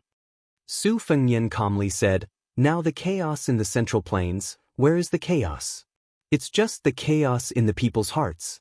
Zhao Ying, the Duke of Huainan, died with a grudge. Zhao Sui, the Duke of Jiaodong, retreated gloomily. The King of Jing and Zhao Sun, trembling with fear, took Meitai and city. The Duke of Guangling, Zhao Yi, tarnished his own reputation to seek hereditary succession. Then the Duke of Yanqi, Zhao Bing, marching north is also within reason. The military generals of Liang, not to mention those old men like Yan Yang, among the younger generation, Lu Shengxiang, Kainan, Tang Taizuang, and so on, I believe these people also have some indescribable hidden pain.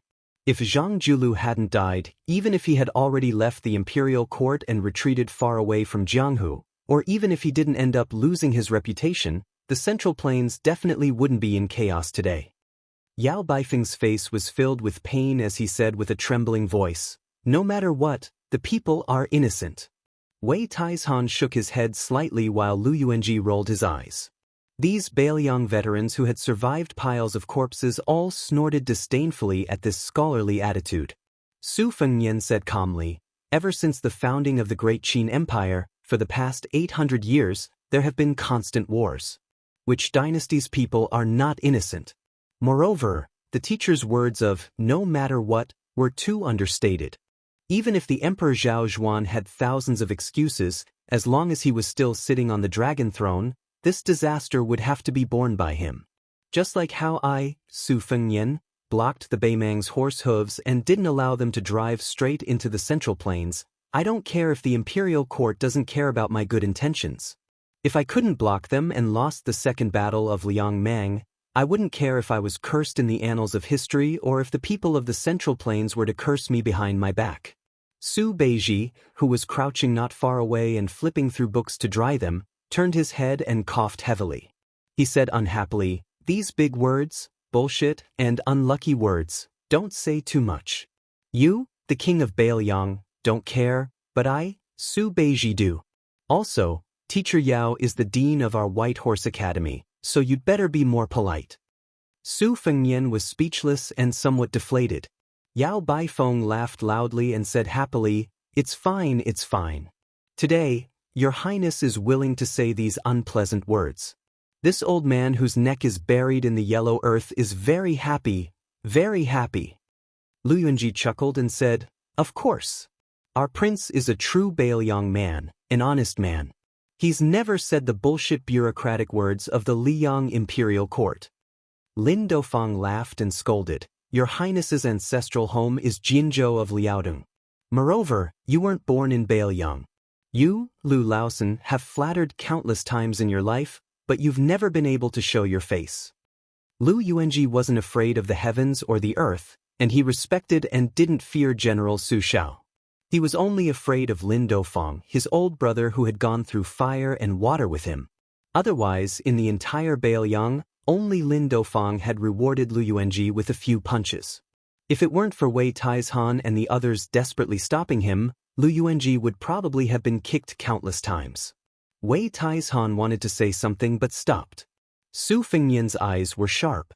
He said gently, "Old General Wei, if you have something to say, say it." Wei Taizhan gritted his teeth and asked in a low voice, Your Highness, is our Bailiang really going to rely on those young people? Are we going to leave the 300,000 cavalry and the survival of Bailiang to the war in Liuzhou? This time, it was Yao Baifeng's turn to cough. He secretly threw a glance at Su Beiji. After all, the scholars of the academy who were drying books nearby were all crooks and honest folk. They had to be careful when dealing with matters at the border. Su Fengyan waved his hand and smiled. It's fine. Talking about this now won't reveal military matters. Su Fengyan looked straight at Wei Taizhan. Before Xie Shibian left for Liuzhou, he asked me a question in private. Do you hope that the 300,000 cavalry of Bailiang will all die in battle outside the pass and then wait with a clear conscience and regret for the fall of Bailiang's 4 prefectures? Or should I take a gamble? Maybe I'll bear the infamy of 1,000 years and be scolded as a border protector who doesn't understand military affairs but is greedy for merit and advance rashly, and be regarded as a classic example of an armchair strategist by the historians of the later generations, fighting for a chance of survival for northern Liang? The group of old generals fell into deep thought. Lin Dufang was the first to come back to his senses. With a serious expression, he said, "If your Highness says so, then I didn't come here in vain. When I go back, I'll drink 2 pounds of green ant wine. I'll put aside my stomach full of curses for now.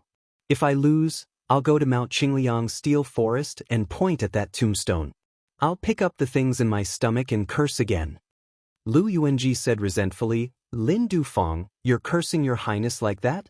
Lin Dufang said fiercely, "Since you're the king of Bailiang, and you have the world's strongest elite troops, then it's natural for you to win a great battle. In the past, the general even conquered half of the Central Plains. Why can't your Highness stop the Beimeng barbarians now?" Yao Baifeng's face was filled with disbelief.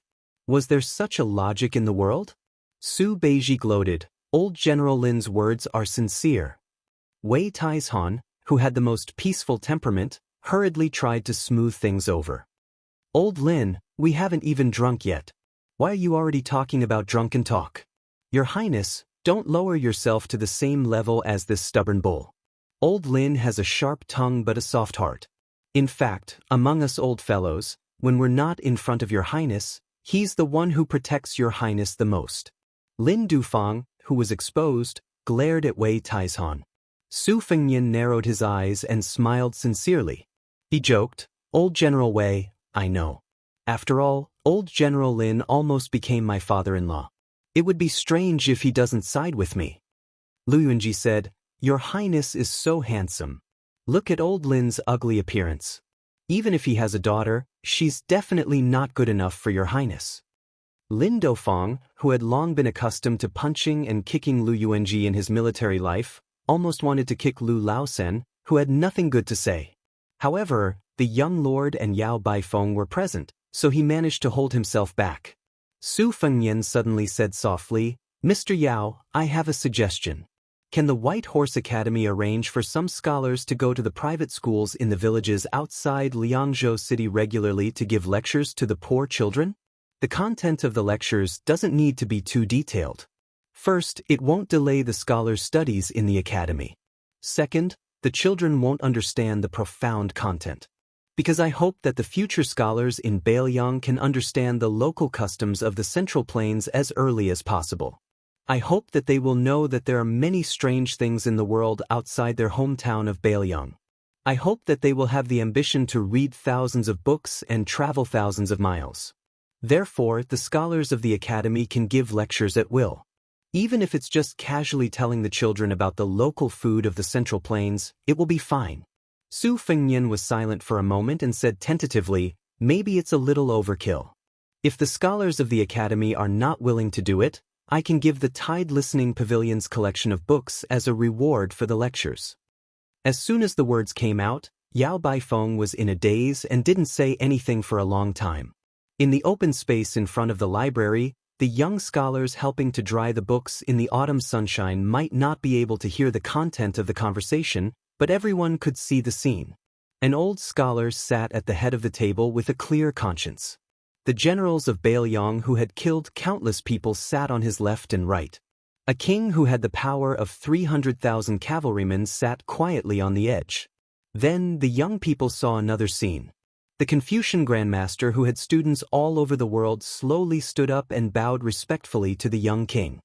He lowered his head with tears in his eyes and said in a trembling voice, "I, Yao Baifeng from the White Horse Academy, greet the king of Bailiang on behalf of all the scholars of Bailiang."